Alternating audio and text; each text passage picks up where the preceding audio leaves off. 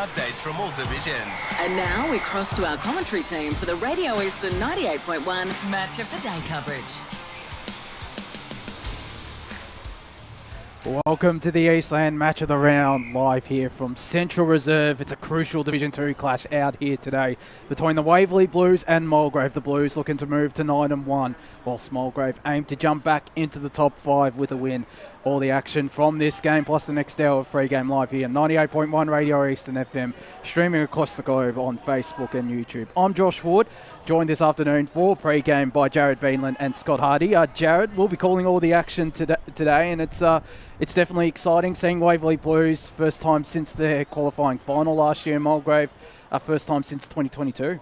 Absolutely. I'm very keen to see the Waverley Blues in action once again. They're probably the team that I've seen the most over my years in the media team, and funnily enough, you've never seen them before, have you? So it's an interesting dichotomy we've got going on here.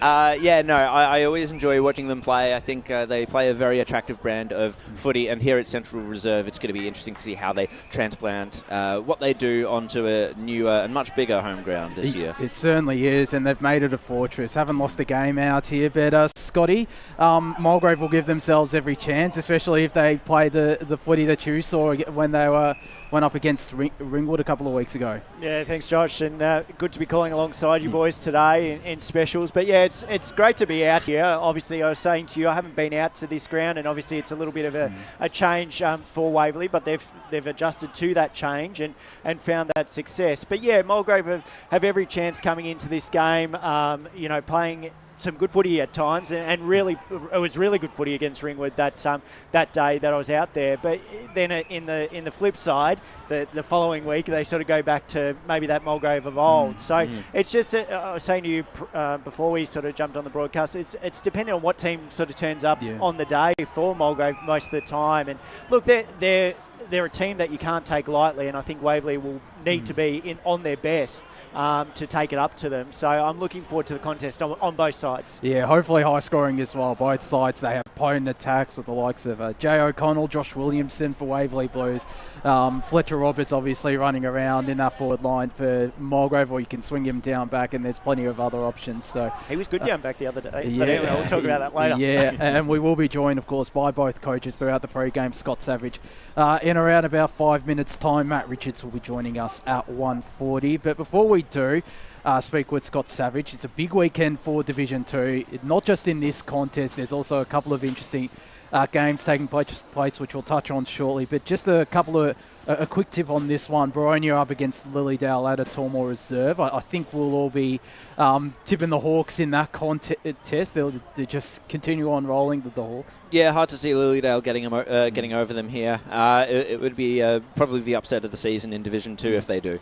Yeah, I agree with that comment. Maybe the decade. Don't know. Yeah. There's an interesting game taking place at the bottom end of the table as well. The Basin against Heathmont. I tipped the Basin yesterday on the weekend forecast. This is a really good opportunity for them against a Heathmont side whose best is really good. It knocked off Eastfield a couple of weeks ago and obviously defeated, was able to knock off the Basin to start the season. But the Bears have slowly been building, I feel, particularly at home. They just need to put in a full-quarter effort, and this is as good an opportunity to do so here, Jared. Yeah, the Bear Cave is a very hard place to go to and play your brand of footy. I think if Heath wanted to win this, they're going to have to really grind it out and take away some of the Basin's ball movement. Having seen a little bit of the Basin in preparation for this game, watching their game against Waverley Blues, I was very impressed with the way they moved the ball at times during that game. And if they can replicate that against Heathmont, they can really put a big score on the board, pull ahead from them, and make it hard for Heathmont to get back into the game, because scoring's been an issue for them this year. Yeah, and I think that the biggest issue for the Basin, though, is just how much they let goals down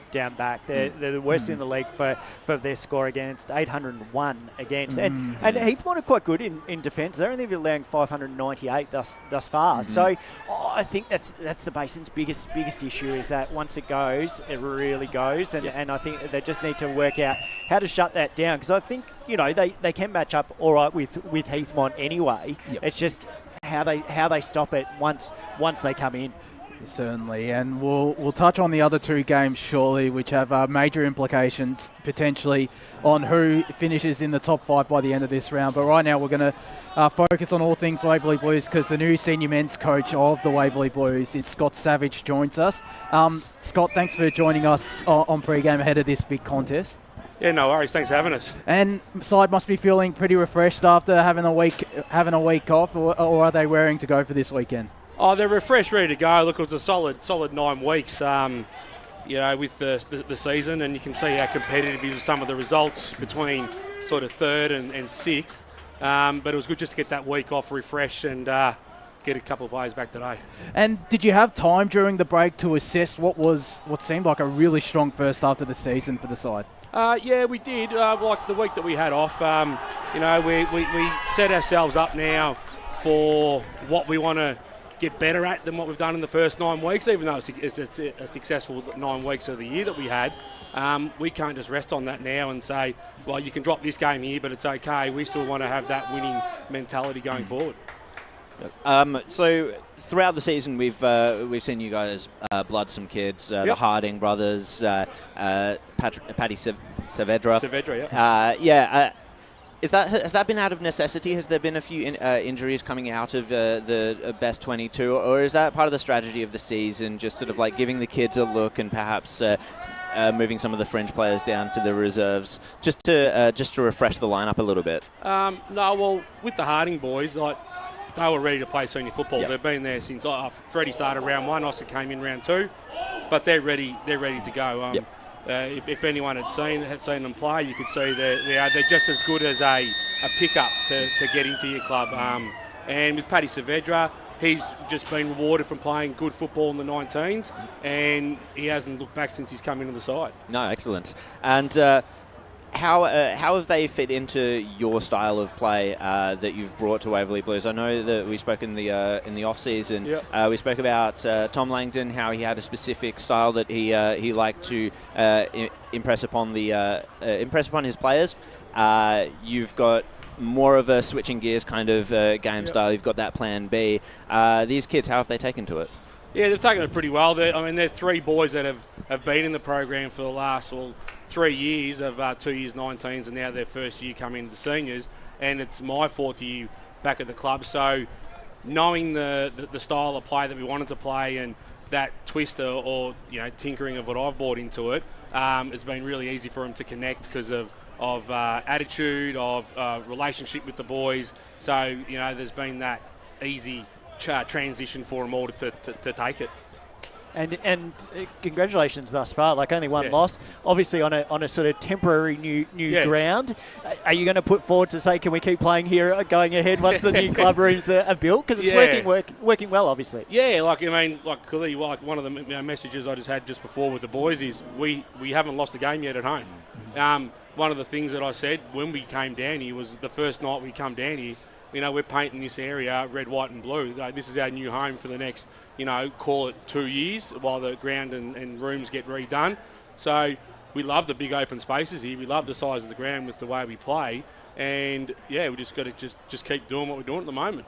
And with doing what you're doing, I saw on socials it was a little bit earlier in the season, but you invited the juniors to join the seniors, like the seniors took coaching for the juniors. Yeah. Is that something you sort of created, or is that the combination between you and the juniors sort of talking side by side and seeing what juniors can bring? Yeah, so we've got a guy by the name of Troy Fairbairn who coaches the junior girls side, and he's our runner in the senior side, and he's heavily involved with the juniors and senior side. And myself, we've done a program where the senior players will go back and train the junior teams and conduct game day with them. So just to trying to keep that connection between the two clubs. Well, I won't say 2 clubs, 1 club, but the 2 age groups. And did you find the seniors enjoyed that aspect of it, and to sort of step onto a little bit of training and whatever else? You get the few and ahhing into them because it's an extra night during the week and a Sunday, but as soon as they get into it, they loved it. Good on you. Yeah, and looking at the list as well, it's mostly Waverley Blues juniors as well, which must be great to be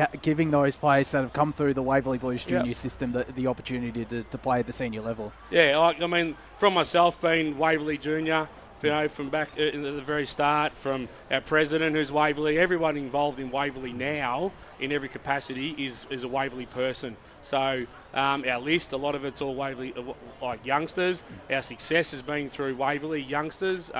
So we hold ourselves in high stead in bringing our junior through and promoting our club people. And just on yourself, obviously taking on the senior coaching role after the last couple of seasons as Langford's senior assistant. How's that? Have you enjoyed the transition from assistant to senior coaching? Look, it is a big step. I do enjoy it. I love it. Footy, I've done footy a long time in my life now, and Waverley Blues have been a special part of my life. And the boys have brought into what I bring to the club. And I guess the real connection between us as a group is that we can communicate. We're able to talk to each other, and the committee's great. They've been a great support so far, and the transition of the ground and everything like that. Everyone's all bought in as one. So there's been no negativity around it all. It's all one. And just on the team today, a couple of handy inclusions with the vice-captain Tyson Hale and Jay O'Connell coming back. Obviously losing Omar Mohammed, but does that strengthen the lineup that little bit more? Oh, strengthen it, yeah. So, both Hale brothers are back in today. Sammy's missed the last couple of weeks and Tyson's missed the last 5, and Jay the last couple. But having those come back in, it bolsters our back half again with Sammy. Tyson coming back through the middle bolsters that up again, and Jay going forward. So, to lose Omar, I mean, obviously... He's done the European trip, as a lot of clubs would understand. But, you can't hold these guys back to it, let them enjoy it. But the ins are just as good as the outs. Yeah, they certainly are. Well, Scott, we really appreciate your time on Pregame. We better let you go. Good luck for today. No worries. Thanks very much, guys. Enjoy the call. Thank you to Scott Savage there, and it's great to see him as the senior coach after the last couple of seasons as Langford senior assistant, and obviously he would have learnt a lot of him, and it's clearly paid dividends to start the season. Yeah, for sure. He's continued what Tom's doing, but has brought his own brand to it, and I think it seems to have worked really well with the actual playing group. It's something that I really admire about the Waverley Blues. They keep it in-house, and they promote and they value the talent that comes through their ranks. They back themselves and the people that are involved with the club, and I think that's really admirable. And one of the reasons why I enjoy coming to Waverley Blues games. And it's just one of those little things, like I was saying to him, like, just having that program to say to the old lads, all right, you're going to coach the juniors. Like, yeah, okay, it may not be everyone's cup of tea, but it makes a massive difference for those kids. They would love it, and it just breeds a successful footy club going into the future to know, and like he's saying, like having the coaching staff and management all being part of Waverley previously, it's obviously got a good feel around it and a good club community that they want to stay around and promote it and continue to make it grow. Yeah, it certainly shows the strength of the community and the strength of the junior club, which has always been. I think there's been sides that have played in the top division of the AFNL from what I've noticed, and the last couple of years, some of those kids like the Harding brothers, Saavedra as well, they're all playing Premier Division under 19. So you're going up against the likes of Ball and Blackburn. That's going to really hold you in good stead for years to come, and they've slotted straight into the senior level. I think it's 15 goals this season for Oscar Harding. Frederick has been absolutely terrific when he's been available. Obviously not playing today, but it's only going to get better from here. And there's certainly a club that can go up the divisions or go up to Division 1. And it's not just those kids either. Like, those were the only ones I mentioned because I don't have a team sheet in front of me. There are others there as well. I do have a look at someone like Christian Casaro or Tyrone Interrogi. Nathan McNamara, who I imagine is probably a relation to Ryan McNamara. I'm guessing so. Not. And it's no surprise that we're seeing a lot of players with the same last names. It seems like a family club as well. It's a very impressive lineup. It certainly does. And Tyrone Interregi, I think he's under 17s and made his senior debut last week, which is just shows the willingness from Savage to go down to that junior program and call upon some of those players. As I mentioned, we'll speak with Matt Richards at around 20 to 2. We'll touch on the final 2 games of Division 2, which have potentially major implications on who finishes inside the top 5 by the end of this week. And first up, Croydon and East Burwood. Now, East Burwood is still a game and a fair bit percentage behind Ringwood, Templestowe and Mulgrave from 4th to 6th. So if they do get a win, they'll at least be equal on points with Ringwood and Templestowe, and who knows, equal on points with Mulgrave. But they take on a Croydon side who found their best form, I reckon, against Heathmont before the bye, and I'm sure they'll be refreshed and raring to go back out at home, Jared. Yeah, you do wonder about what happened to Croydon in the couple of weeks preceding last round. As you say, they seem to have found their form, which they're going to need that in such a tight top 5 lineup. East Burwood, I can see people tipping them as a roughie. And I do wonder, I didn't listen to the podcast on Friday. I was quite busy yesterday. Did anyone tip East Burwood yesterday? I don't think anyone did. Not even okay, Spider. Not even Spider. All right, not even Spider. Whoa. Oh, all right. You're really in territory that we go uncharted territory.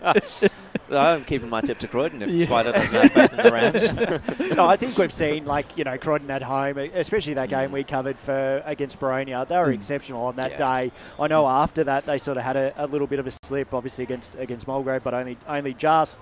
Waverley Blues, it wasn't a sort of great game for either side. So I think the rest probably came at the right time for them. If they had the win, I think that they get the 4 points. But, it's within East Burwood's reach to sort of stay within check. So this is the game that they put on the whiteboard and say this is the must win. So if they don't, it starts to slip a little bit further away from them and makes things a little bit more challenging. It's not out of anyone's grasp. It's still plenty of matches to go. But I think coming off the bye, coming back into it, you really want to make a good statement and stay within that rank of 4, 5, 6. Yeah, because if they lose here, they'll need to win at least 3 games and hope someone like a Mulgrave at Templestowe or Ringwood just really drop off in form. And it's not, again, it's not out of the question because those sides aren't playing probably as consistently as they should or would like to around this time of year. That's true. So I still feel like they can still stay within the grasp, but it does make it difficult. It puts their backs against the wall a little bit further. But the way the numbers work out, it needs to be 2 of those 3 that you mentioned, Josh, to really slip up and form that Mulgrave, Templestowe, Ringwood trio. And that's a really big ask for East Burwood to hope for that to happen and then stay within good form themselves. Yeah, they'll need a big win on the run home as well. I think they would have liked to have potentially gone that against the Basin, but again, the Basin that game, they've proven Battering Reserve is a tough ground to play at. So, it's certainly going to be. They're in a bit of a tough position at the moment, Eastville. We'll see if they can make it up, but I'm still sticking with Croydon. The other game, which is 4th versus 5th, Ringwood and Templestowe. This is a massive game out at Jubilee Park. Before we get stuck into it, of course, there was an unfortunate passing during the week. Templestowe, a former Templestowe Football Club and Templestowe cricket player, Nicky Mustafa, passing away. So we pass on our condolences to the 2 clubs and the Mustafa family. So maybe that'll drive Templestowe today, both the reserves and seniors, to get the job done against Ringwood. Before the bye, they were in really good form. They defeated Mulgrave. I think that was close to 50 points. They come up against the Ringwood side who'll be without Mitch Jackson for the next 6 weeks due to suspension, and that's a really big loss for that Ringwood side. They do regain Jet Latchford, but I find it hard to see Ringwood getting the job done without Mitch Jackson and with the form that Templestowe are in. Yeah, it's an interesting one. Templestowe did lose to Ringwood in round 1 earlier this year. How much we sort of consider round 1 in terms of the form lines now, that's definitely questionable. But goodness me, just looking at their past couple games, they had 31 scoring shots, 28 scoring shots. That's against Lilydale and Mulgrave respectively. They're actually starting to get the scores on the board, which is something that we were concerned about Templestowe. Their forward line seems to be working now. They seem to have the great connection between the midfield and forward line. I wouldn't have predicted that happening with some of the scores that they were posting earlier in the year. So I think Ringwood's going to have to go hard to, especially in defence, to beat them. Yeah, you're right. Like that Templestowe the last 2 weeks, just really good scores, isn't it? Yeah. And, sometimes then you say, for other teams, it's great when the break comes. For them, they probably were like, actually, we're playing some good footy. I would rather not have that little spell. So it's just how they come out and what they have changed to make that a better forward line or a better scoring options, whether that's sort of through mids changing and then up forward. Because before that, they were only kicking like 50 points or something, which just wasn't competitive enough. But if you look at the ladder, both these sides, not just in where they position, but their scores and what they allow is very similar. They really match up very, very similar. Yeah, and it was, as you mentioned, 15 points the last time around, so it could probably be a similar margin. The one thing that holds Ringwood in good stead is the fact that Jubilee Park is a lot bigger than Templestowe Reserve, and and I think it was the Lilydale Sports over the LSO they were playing against Lilydale, so they might not be able to get the ball as quickly inside forward 50. It'll be interesting to see how well they navigate the surrounds of Jubilee Park, but I'm still backing them in here. Wouldn't surprise me if Ringwood do get the job done at home. So. But I'm thinking Tempe. Fair enough. I'd have to go with Templestowe here as well. I just think that, the form that they've shown is perhaps better than what Ringwood might be able to produce in general. Ringwood's more consistent throughout the year. Templestowe, I think they just have a higher ceiling of what they can achieve. And they've proven that against the likes of Waverley Blues in that qualifying final. And they got close to them out here as well, did Templestowe. So... back in the Dockers, and they do regain Jared Healy as well, which is a pretty handy inclusion for their defence. Matt Jessup is also a pretty handy inclusion into their midfield as well. So certainly going to be interested seeing that score from around the grounds throughout that contest. We'll move on to Division 1 now before Matt Richards, the Mulgrave senior coach, joins us. Just quickly, Doncaster Montrose, Wantirna South, Beaconsfield. Montrose regained Ty Galbraith into the lineup. Beaconsfield get a couple of their VFL listed players coming into the lineup. Harrison Corey, Mitch Sisbowski coming in as well against the Wantirna South side, who I think they lose David Lang as well as a potential laid out. So I'm guessing we're both going to be all going to be tipping Beaconsfield and Montrose away from home. Yeah, no upsets on the cards for me there. I think the Montrose Doncaster one perhaps would be the closer one just for mine, but I don't see either of them being particularly surprising results. No. We move on. Yeah, we move on. North Ringwood up against Bayswater. I think it's different this time around because obviously they met in round one, and Bayswater North Ringwood, I should say, comfortably defeated Bayswater by 86 points, which is kind of unfathomable now because North Ringwood, they've only had the one win against Wantirna South since then. Bayswater have knocked off sides like Mitcham. They've gone close to Park Orchards in the last couple of weeks. Yep. North Ringwood do gain some key names though. Robin Nahas, Michael Loco and Harry Flynn into the lineup. So those are some massive inclusions this weekend. I tipped them on the weekend forecast just based on those inclusions because they're going to really help their defence in particular. I don't know if you're going the other way, Jared, to Bayswater? No, I have to go. I think even before I heard those inclusions, I had to go with North Ringwood anyway. I think their form just against the top sides has been really good, and then they've been dropping games that they shouldn't drop. Now they've got Bayswater at home, who's a team that often struggles to score. I'd have to go with North Ringwood, and now with those inclusions, I think it's it makes that a lot easier for me, Scott. I'm going Bayswater on this one. I don't know. I just got a sort of feeling. I think they haven't been far off the mark. It hasn't been sort of from that round one to what they are now. I think it's a totally different side, so it brings a totally different challenge to North Ringwood. Yes, they are massive ins for North Ringwood. So again, Bayswater would have to be bringing their best footy, and have we seen any of that best footy thus far this year? I don't know, but we might today, and I just feel that they could come out firing, and I'm leaning towards them. Well, you could argue they played their best footy against Mitcham out at Walker Park. Yes. And they played 3/4 of really good footy against Park Orchards out at Dominee Reserve when we saw them. So we'll touch on the other Division 1 games shortly. We're joined now by the Mulgrave senior coach in Matt Richards, and he's done a club champion as well, like Scott Savage, who took on the coaching reins last year and has guided them to their first finals appearance, and they're on track to potentially do so once again. Thanks for joining us in the pre-game, Matt. No worries, guys. How is the side feeling? Refreshed and raring to go after the King's birthday break? Yeah, absolutely. That couldn't come along quick enough for us. We struggled to get players on the track, for the last last game of the first part of the season. So yeah, the break was really good. And really noticeable this week how refreshed everyone was. So yeah, and I asked Scott a similar question before. Did you have time to assess the first half of the season during the break? Yeah, absolutely. But it was also just, well, for me personally, it's a long year. Like we go right from November, all the coaches. So I got away for a few days, which was really good. So I was able to sit back and see what we needed to do and talk to the players individually, over the phone or catch up with them, which is hard to do when you're at training all the time, trying to set up drills or, it's an hour and a half really, Tuesdays and Thursdays that you've got them. Otherwise, you've got to try and track them down during their work time and all that. So yeah, the break was great. Is that part of the way you want to bring your coaching style to a new club now?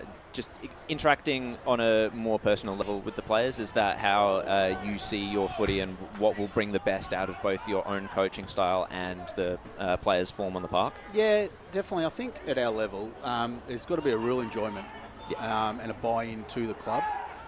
So yeah, we heavily focus on that. We're a real family club. Like I've been there since the 80s as a player. My wife's involved. My son's out there playing in the twos at the moment. So we try and generate that feel around the club that everyone's welcome all the time. And with the boys and their own personal styles of play, I don't try and take that out of them. We've got some guys with good flair. I'm not going to change the way Connor Tilliard plays the game. He's everyone's here to watch him. Let alone the likes of Jongy and Fletcher Roberts. I'm not changing. They know enough. Yeah, exactly. Well, is that just on those two? What have they brought to Mulgrave since coming across? Is it sort of not just their experience, the way they play on the field, but also are they buying in as well to the way you're wanting to, have that more personal connection with the players? Yep. So Jongy's homegrown. So he played a couple of years with Mulgrave, and then he played his junior footy at the Rovers. So he's still got teammates from that era playing and guys he went to school with. So Sammy Cass, one of our captains, they went to school together. Mitch Peddle is out there at the moment. They went to school together. So they're close mates, really close mates. And through that, we got Fletcher Roberts, who he's one of my assistant coaches this year. His buy-in has been off the charts. Lives over the West Gate, never misses training. I speak to him regularly during the week. He's involved in everything. When I first was going to meet him, Sammy Cass said to him, I said, how do you describe this guy? He goes, he's just one of the best blokes. And he is. He's just all in at Mulgrave. He would know every player's name from the guys he's running out with at 2 o'clock to the under-19s. He really puts the effort in to get around our footy club. So fantastic. And with Tilliard and John coming back into the side, are you doing anything different? Are you managing them, sort of seeing how they go into coming back from those injuries and stuff, or is it sort of just keep playing the cause? They were both right to play last week, so really lucky. So they got the extra week with King's birthday, have trained this week in particular. Both desperate to play. Smiles on their faces. Just couldn't wait for this weekend. So, a couple of handy inclusions. So we're going to see 100% from him? Yeah. I just spoke to Scott, and his question was the same. which is understandable. But and one of those conversations when you had your break and rang people was one of those people, Tom Gladman. He just stacks up 150 games today. He's been a big servant of the club, been around since 2012, and he's just heart and soul of your club. He is heart and soul, and it's just been spoken about, but last year he lost his spot in the seniors and to a young ruckman who's just come back from injury, Noah Pokia, and Tom did everything he could to help this kid develop last year, at training, in games, just talking to him, and then Tom won his spot back, and then this year we've got another ruckman at the club, and same thing, Tom just works with them tirelessly to help them improve. They're after his spot. It's pretty simple. They're after his spot, and he just never stops trying to get him to improve. Yeah, great fella. Absolute cracking bloke. And it's people like that to have around the club. And another person, and you probably won't tell me or will tell me, but Boothie was named in the reserves. He's not out there today. Is that just due to just more time management or work commitments and other commitments? Boothie pulled out at 10:30 this morning from the reserves with gastro. Okay. Spewing, literally. And the reserves boys were so excited Thursday night. And the only reason he's missed 3 weeks. Yep. So I'm really good mates with Boothie. So yeah, we just sat there and had a chat, and yeah, he just thought, I'll come back through the twos if I. You talk about great characters and great blokes. It doesn't get much better. He's coming up to 300 games in a few weeks. He's not just a servant of the club. He's just a real important person around our footy club. He'd have to be close to a statue at that club, I reckon, Boothie. Synonymous with Mulgrave, he is. You did mention a young ruckman that Tom Gladman was working with this year. I'm going to deduce that's Bryce Curtis. Yeah, Bryce Curtis. Can you tell me a little bit about him? He's been in great form from what I've seen. Yeah, he has. And he's worked really well tandemly with Tom. So we got him across from Berwick this year. He must be about 22 or 23. So he's just got that energy and the jump in him that Tom hasn't anymore. So he's just changed, a bit of the dynamics of the way we can set up in the midfield. And they're going at about 50, 60, 40% game time. But they just run their own race on and off the bench. And like Tom's there as a coach for him as well. So as I said, we can't thank Tommy enough for the way he's guiding and working so hard with him. So yeah, good young kid, trains really hard. We're rapt to have Bryce, or Big Clutch, as we call him. Okay, great. Clutch. We'll know what to call him during the call now, Josh. might actually have to go with that.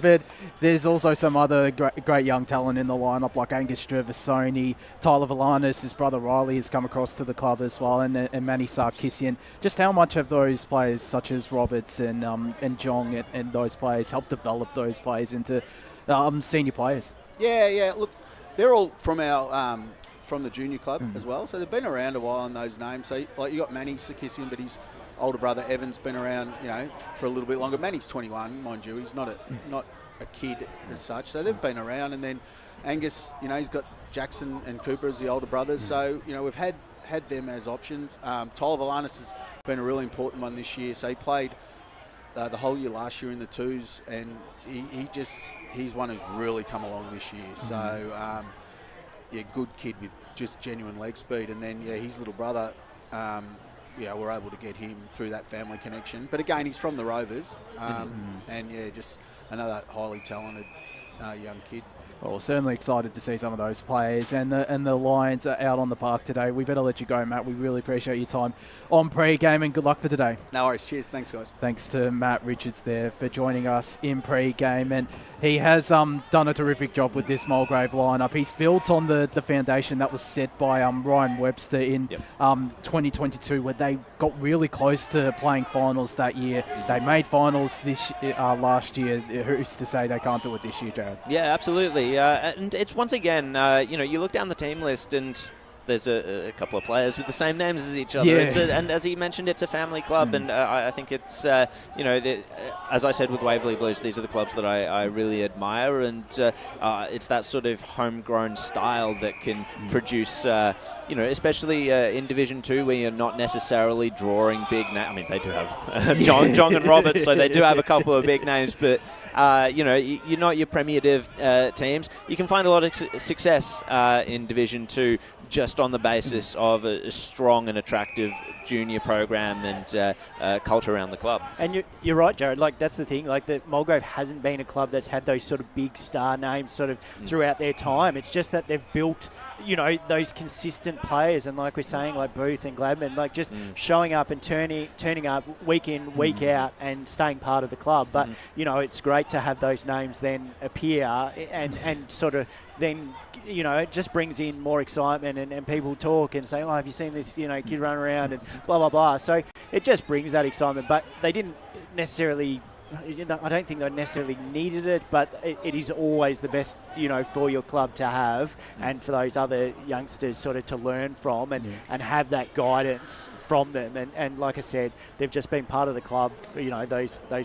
Those two I mentioned in Boothie and Gleben, and there's others, many others, and that's what I think that club brings. Yeah, and I do agree with what you said about Adam Booth before. He does deserve a statue, as does Matt Richards as well. He's been a champion for many years at Mulgrave. So, but I think he's close to the games record holder out there potentially. And it's sorry, I just thinking about Boothie as well. It just shows the individual that he is, like coming through the reserves, and that's not the first time he's done that. Yeah. Like he's had times throughout his whole career where he's had time off and then gone, no, I'll come back into the reserves first, and then I'll play seniors. Like the coaches will say, you can just jump into the seniors, but he obviously understands other players fighting for that position while he's out, and what he can give back in a reserves forward line as well, and giving that instruction, and he's just a beast to have in the reserves anyway. So spewing that he's not out there, as Mulgrave seem to be doing it comfortably. They're at 68-20, and we're into the third quarter, nearly at the end of the third quarter. Oh, if he was playing, he definitely would have added a couple more goals onto the board for Mulgrave. Tom McGowan playing in the reserves as well for Mulgrave, which is if Booth was playing, it's a pretty potent forward line. But we're going to go to our first break here on the Eastland Match of the Round. When we return, we'll talk about all the action taking place around the grounds. Today at Eastland, Lucy's trying on jeans for a momentous occasion. Coffee with the ex. She needs jeans she can move in, because she's definitely moved on. Jeans that get a second look, but don't give any second chances. Jeans that say, why yes, I have spent the last 8 months in a post-breakup juice cleansing, kickboxing, personal training frenzy. And it looks as though she's just found the perfect pair. Bravo, Lucy. For all of life's little moments, there's Eastland. Eastland. Live real. Sprained your ankle bursting through the banner? For bumps, breaks or bleeds, be seen sooner, close to home, at Knox Private 24/7 Emergency Department. You'll generally experience shorter wait times. Knox Private 24/7 Emergency, 262 Mountain Highway, Wanturna.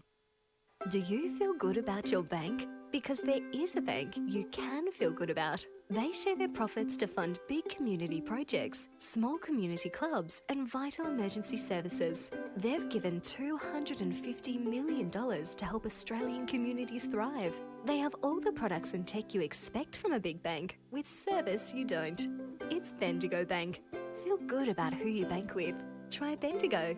Search bendigobank.com.au or search Bendigo Bank near me. Tobin Brothers Funerals wear their heart on their sleeve. Their clear and easy-to-use website and Memory Maker app make it easy for families to make an informed decision. Here's James McLeod, Managing Director of Tobin Brothers Funerals. There's no mystery about our pricing. It is clearly displayed on our website and our app. We have staff standing by 24 hours a day, every day of the year to assist you in your absolute time of need. Visit tobinbrothers.com.au. Tobin Brothers Funerals, celebrating lives. There are only 3 things that should be flushed down your toilet. Pee, poo and paper. Some wet wipes and antibacterial wipes say that you can flush them, but you can't. They clog up the toilet and pipes, causing expensive blockages. Save yourself a truckload of trouble. Put your wet wipes in the bin. To learn more, head to the Yarra Valley Water website, yvw.com.au/wet-wipes. Hi, Dylan Dow from the Baroni Football Netball Club here. When I need to grab a quick coffee or a bite to eat, I'm popping into Eastland. Eastland's more than a shopping centre. They support a range of community organisations and have been a major partner of the EFNL since 2018. Cheers, Eastland.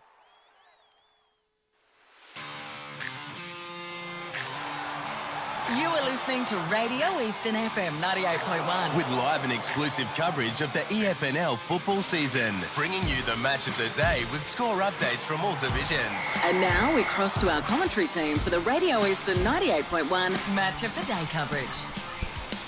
Welcome back to the Eastland Match of the Round out here at Central Reserve. Crucial Division 2 clash out here between the Waverley Blues and Mulgrave. Josh Ward here alongside Jared Beanland and Scott Hardy for the pre-game. We were just talking about what's taking place in Division 1 this weekend. We've got a couple more games to quickly go through.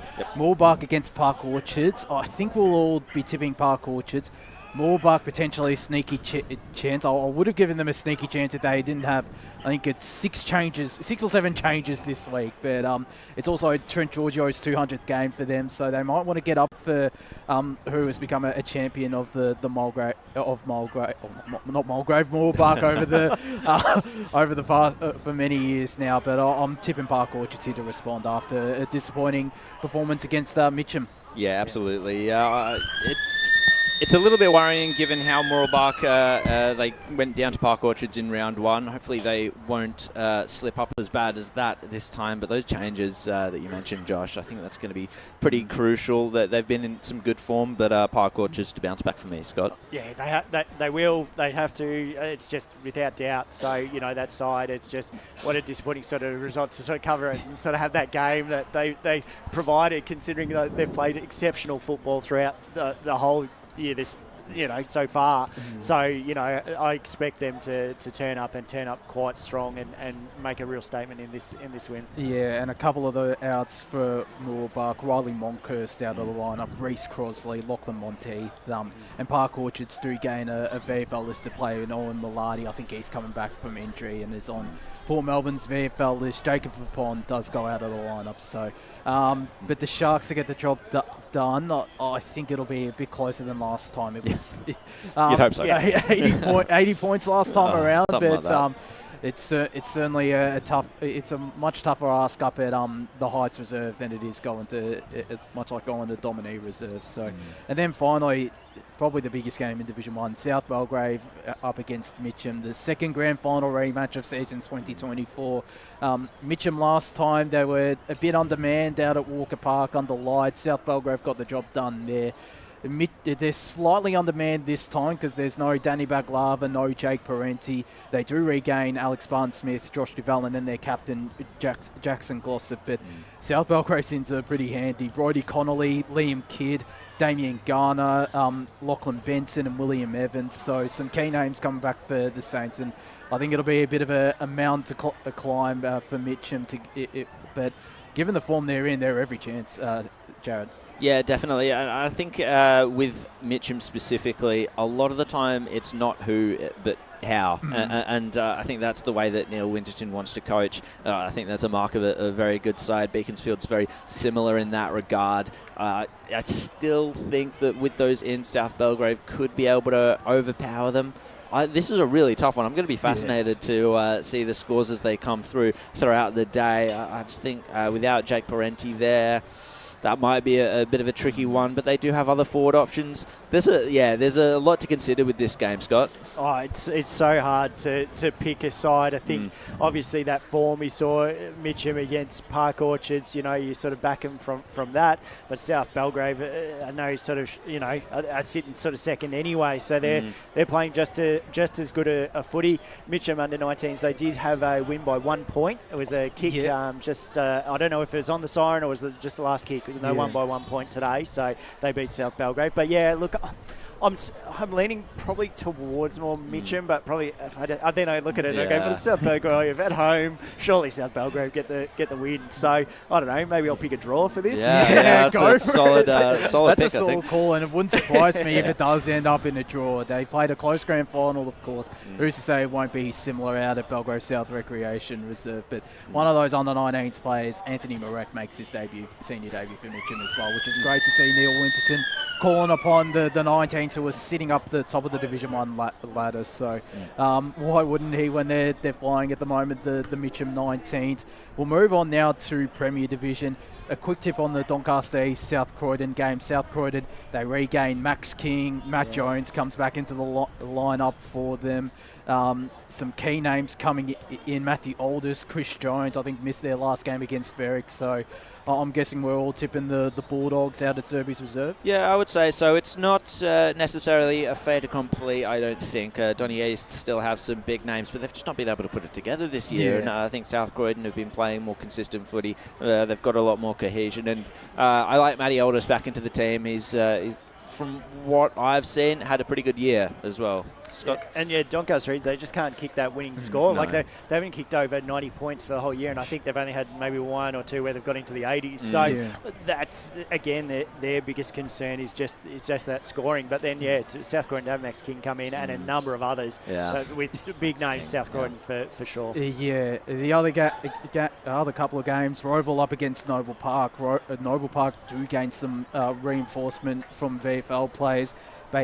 Bailey Lambert, the Nelson brothers are all coming back into the lineup. Logan Young, most of those on VFL list. Roval do get Nick Schoenmakers back after his concussion in that game again, which we saw against Doncaster East. Brain Lepanchi and Mitchell Struck back into the lineup. So I think it'll be still close. Noble showed some promise in that first half on King's Birthday against Ballin, but I just think Roval, too much class would just get over the line. And if it's conditions like this out at Seabeck Oval, I'm sure they'll enjoy playing it out there, the Hawks. Noble Park will have to sustain a very tough, pressure-based brand of footy, and that's difficult to do across 4 quarters. And I think the moment that Roval just get a hold of them, get away from them a little bit, find those open spaces of Seabeck, they can really punish Noble Park on turnover. And I have to go with Roval on this one, Scott. Yeah, I don't know. This one as well sits with me as well, where I go,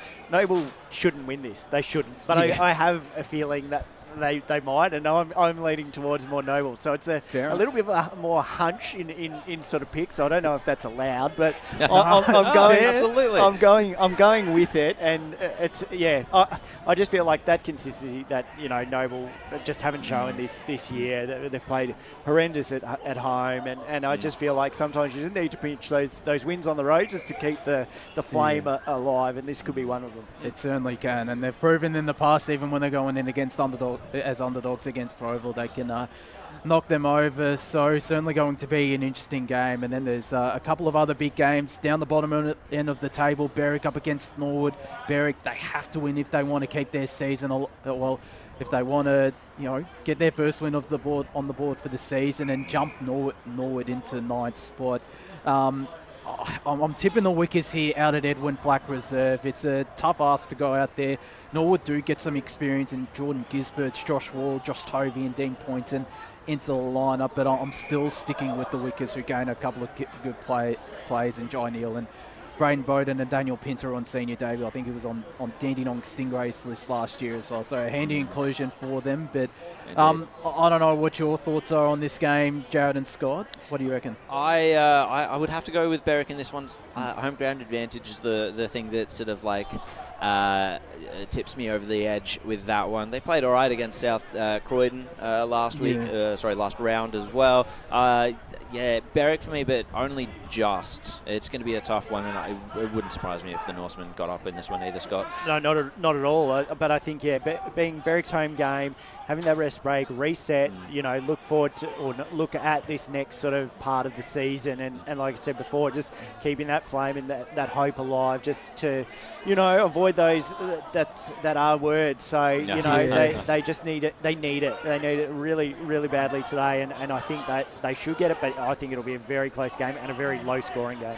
Yeah, it wouldn't surprise me if it's just 7 or 8 goals that gets a side over the line out there at Edwin Flack. But sticking with the Wickers, and then two sides that have massive tests in Blackburn and Vermont. They take on the top 2 sides in Baldwin and East Ringwood. Yeah. Vermont at home against East Ringwood. Blackburn away from home against Baldwin. They do gain Michael Dunn, Samuel Hart and Nathan Philatides through Blackburn.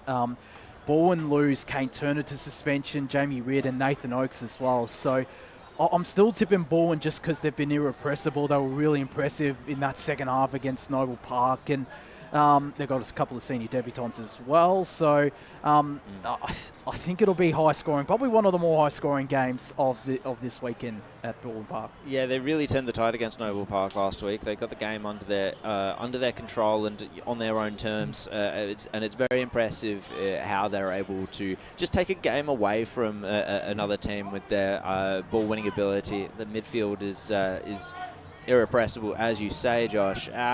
I give Blackburn a shot in this one, though. I think if I had been on the podcast yesterday, this would be my roughie. I would say. I think Blackburn would have been the one that I would have gone with in that regard. I think Spider tipped them as his roughie, actually, Blackburn. Okay. So, but yeah, fair enough. They are a genuine chance, though, Scott. Yeah, look, they've got every chance, but I think at Bowen side at home with undefeated, I don't think this is the game that is going to be the loss for them. I think what can be for Blackburn, though, is that they can apply their game plan, see how it stacks up against Bowen, who's obviously the benchmark this season, and see what comes out the other end. They may surprise me and get a win. Yeah. I think it's just one of those games where you can allow yourself, because you're probably not expected, necessarily to beat them at home, to just play your game style, see where it goes, and go from there, and then you can make changes sort of in that back half of the season. Yeah, it is a free hit for them. Yeah, definitely. I agree. So, and a really great opportunity for them to prove that they are a side that belongs in the top 5, which obviously they've gone into finals previous years, but they just haven't been able to knock off those sides in finals throughout the regular season. But this is a great opportunity to do so, as it is for Vermont out of Vermont Recreation Reserve. Calvin DeRayo, Zach Thiessen and Matthew Wilcox back into the lineup. Some really good inclusions for them. East Ringwood lose Jamie Bennell. I was reading during the week it was a ruptured hamstring he's had, so he could be gone for a little bit there, which is a bit of a blow. They do regain Trey Bennell. Obviously lose Sam Lowson and Harry Nolan to the VFL level. So I'm still tipping the Roos out Vermont Recreation Reserve, though. Yeah. Oh, sorry. I was just looking at the ladder. Like it's just such an interesting round for all these games. Like it just it just sets it up for this back half of the season. Like if they get the win, moving East Ringwood, I'm talking about, go to 32 points.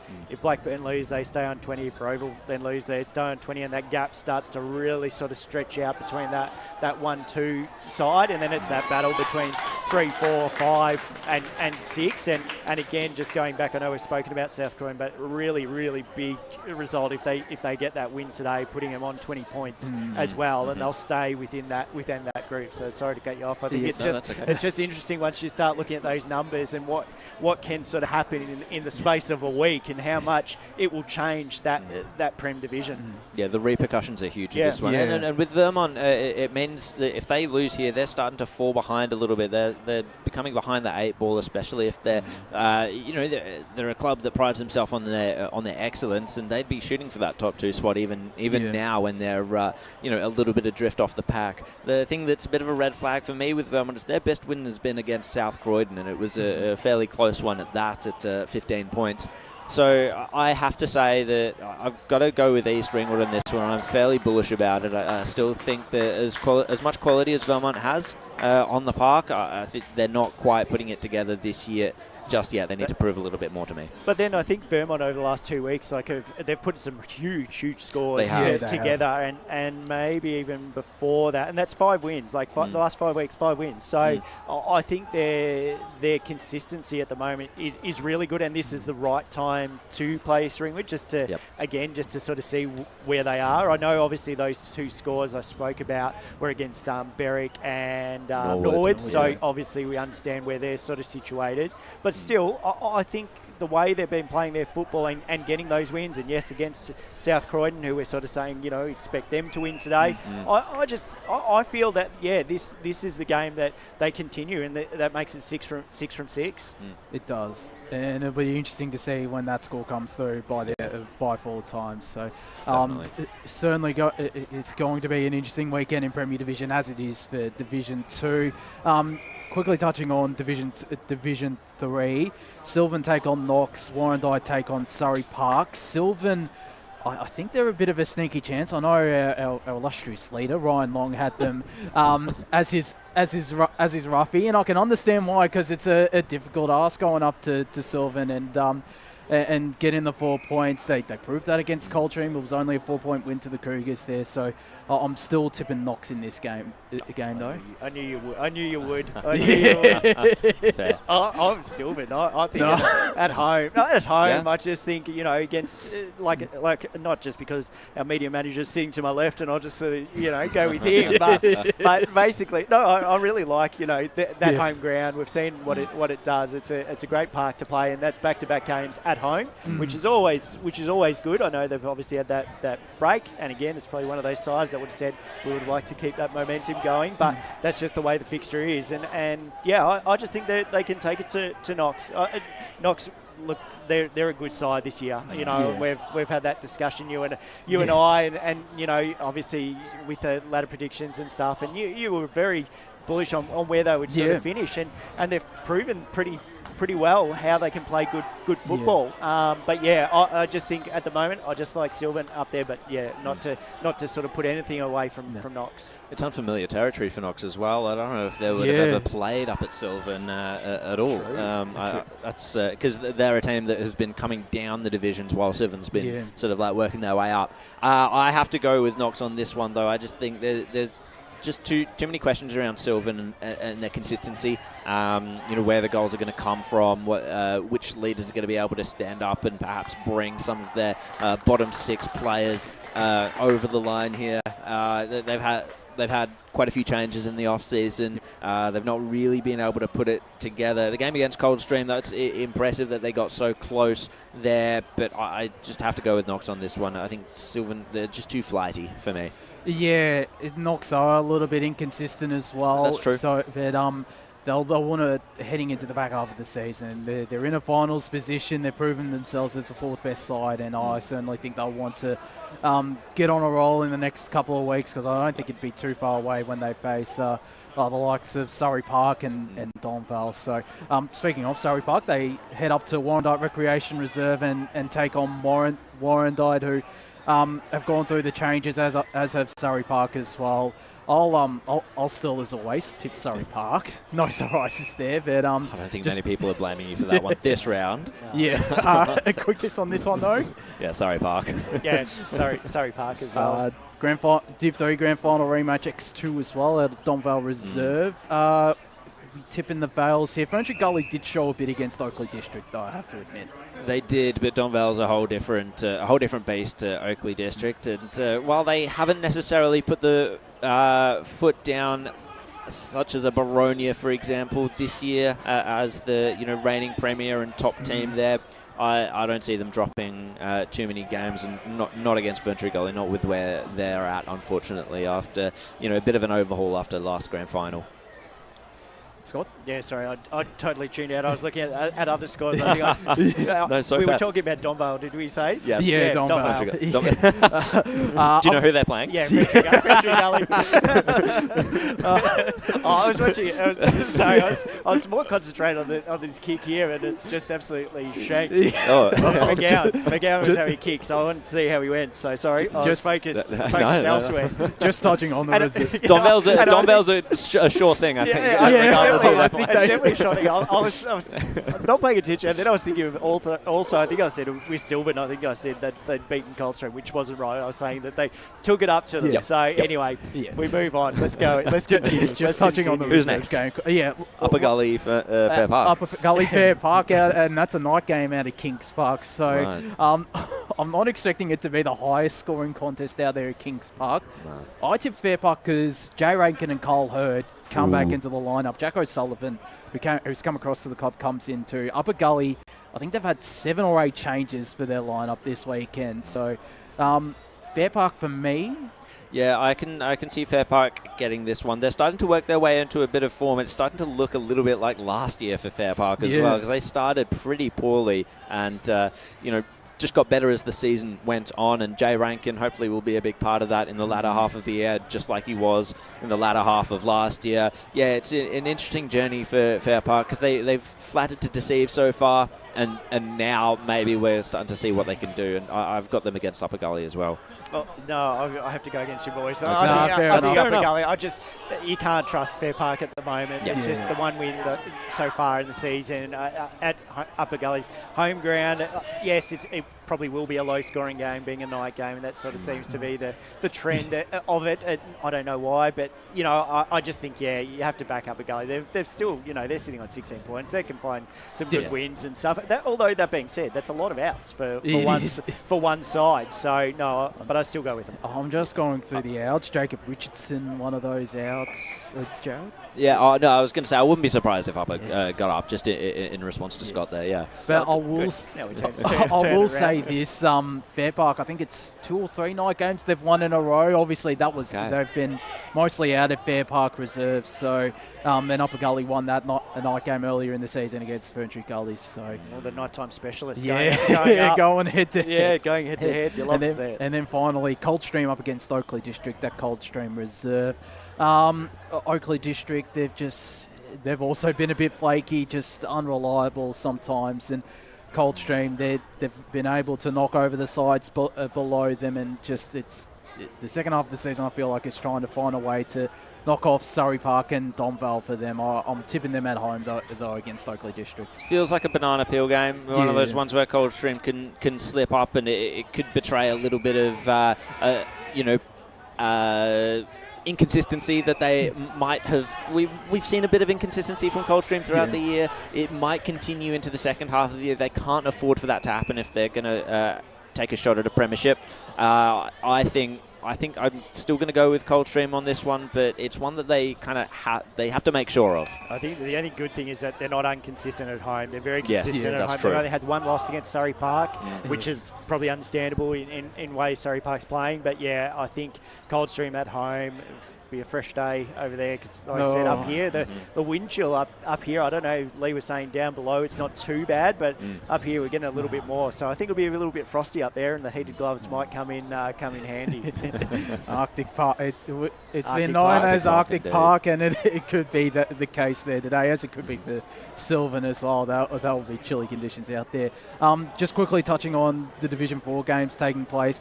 Nunawading against Churnside Park, Forest Hill against Croydon North Emlock. I give Croydon North Emlock a sneaky chance against Forest Hill. Nunawading, it was 30 points last time against Churnside Park. They lost by Kimberley Reserve. I'm still backing Churnside Park and Forest Hill in those games, but I don't think we can discount, especially Croydon North against Forest Hill, because the Zebras, I think they've lost a couple of players. Ben Rudd out of the lineup, Sonny Doherty, Jake Rowe as well, so a couple of key names for them. But Forest Hill and Churnside Park for me. I don't know about you, Scott. Yeah, so last time they played was in round 3, and that was Forest Hill 91-35, and now Croydon North are a different side to that, you know, and I expect them to get the win. I think they will. I think they'll take it up to them. Playing, you know, good enough footy at the moment to try and get those 4 points. Had a really good win against Nunawading only 2 weeks ago. Weren't terrible against Scoresby, and Scoresby is obviously, you know, the best side so far. I'm backing them. Yep, I'm not tipping an upset in either of these ones. I think it will go as according to what we'd expect. Yeah. And then finally, Scoresby against Kilsyth, the Magpies. Kilsyth proved their premiership credentials in their win against the White Horse Pioneers, who were missing a couple of key players. But I think at home, the home ground advantage in Division 4 is very crucial. I'm tipping the Magpies here. Yeah, Scoresby in this one for me. I just don't think Kilsyth can score enough. Yeah, it's just how hungry Kilsyth are to match up with that top side, but I think Scoresby. It'll be interesting to see how many goals Adam Amin kicks. He's got 50 goals for the season in 8 games. But nice. So it'll be interesting to see if he can get to that 100 mark. We're going to go to our final ad break here. When we return, the call team will assemble for this Eastland match of the round between the Waverley Blues and Mulgrave. As Sarah opened her best friend Jackie's wedding invitation, she was overcome with a wave of emotion. While her 2 young boys wrestled on the floor, tears of happiness rolled down Sarah's cheeks as she saw the words she'd been longing to see. Please note, this wedding will be a child-free event. Well, Sarah, looks like we're off to Eastland for a new frock and some heels. And let's book in that babysitter. For all of life's little moments, there's Eastland. Eastland. Live real. At Yarra Valley Water, we know reducing your shower time, or show time, to 4 minutes can save you an average of $200 a year on water and energy bills. Shower shorter. Save water. Authorised by the Victorian Government, 1 Treasury Place, Melbourne. Sprained your ankle, bursting through the banner? Broke a finger, high-fiving the ruckman? Or did you run into the goal post again? For bumps, breaks or bleeds, be seen sooner, close to home at Knox Private 24/7 Emergency Department. The preferred provider of emergency care to the Eastern Football Netball League, you'll generally experience shorter wait times. You don't need private health, but there is an out-of-pocket fee. Be seen sooner, close to home at Knox Private 24/7 Emergency Department, 262 Mountain Highway, Wanturna. Do you feel good about your bank? Because there is a bank you can feel good about. They share their profits to fund big community projects, small community clubs, and vital emergency services. They've given $250 million to help Australian communities thrive. They have all the products and tech you expect from a big bank, with service you don't. It's Bendigo Bank. Feel good about who you bank with. Try Bendigo. Search bendigobank.com.au or search Bendigo Bank near me. The first time I met the team at Tobin Brothers Funerals, I felt like I'd known them for years. They're so caring, honest and passionate. James McLeod, Managing Director of Tobin Brothers Funerals, sums it up best when he says, Every day our people get out of bed to assist client families in their absolute time of need. Our people love what they do, and you will not find a more highly trained group of people than those at Tobin Brothers. Visit tobinbrothers.com.au. Tobin Brothers Funerals, celebrating lives. Hi, I'm Ben Desson from Montrose Football Netball Club, and when I need a new kit for a night out, I head over to Eastland. But Eastland is more than a shopping centre. They support a range of community organisations and have been major partners of the Eastern Football Netball League since 2018. Thanks, Eastland. You are listening to Radio Eastern FM 98.1. With live and exclusive coverage of the EFNL football season. Bringing you the match of the day with score updates from all divisions. And now we cross to our commentary team for the Radio Eastern 98.1 Match of the Day coverage. Eastland Match of the Round action out here at Central Reserve. A crucial Division 2 clash out here between the Waverley Blues and Mulgrave. All the action live on 98.1 Radio Eastern FM, streaming on Facebook and YouTube as well. Pre-game run and done.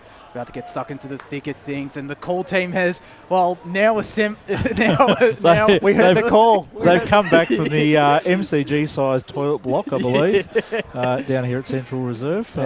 And my co-caller for today, Jared Beanland. Great to be calling alongside you once again, Jared. Yeah, it's been a while, Josh, hasn't it? I think the last time would have been maybe Anzac Day last year or something like that. I reckon it was, actually. Yeah. So either way, it's going to be a great game today, I think. It's a fantastic calling position here. A wonderful day for footy weather-wise, and a couple of teams that I'm very excited to see play.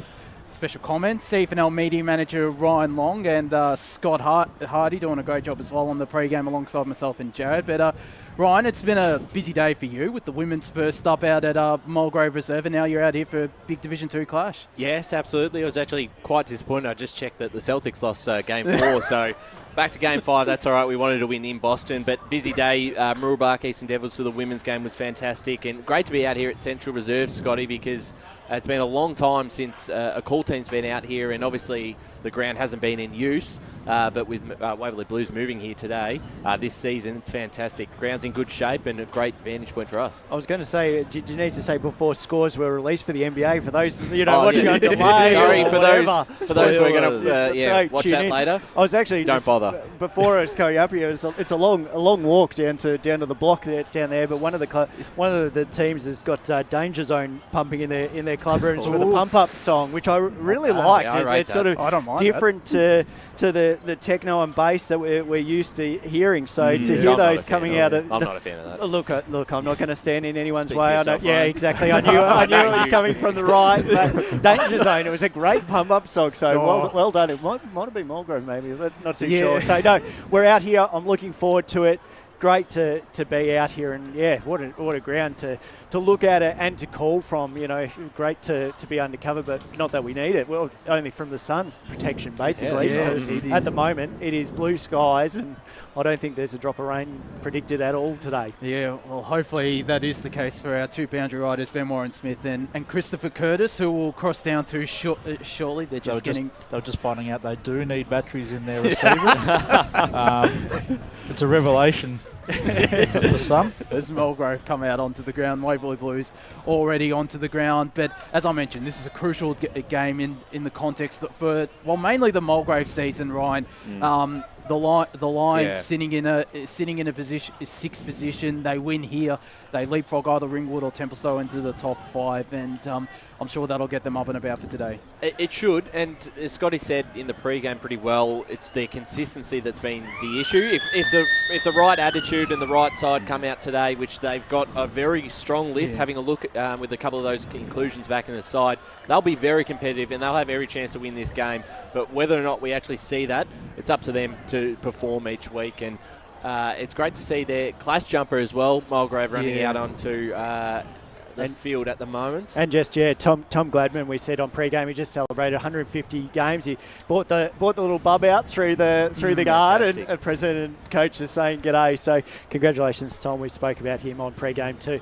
To Mulgrave's coach, and what a servant of the club, and just his attitude. Spoke about his attitude and what he brings to this young group is exceptional, and credit to him. Yeah, and he's such a crucial player. Been around for many years, alongside the likes of Adam Booth, who unfortunately didn't play in the reserves. I don't know if you saw that. Ryan didn't play in the reserves. He was laid out due to gastro.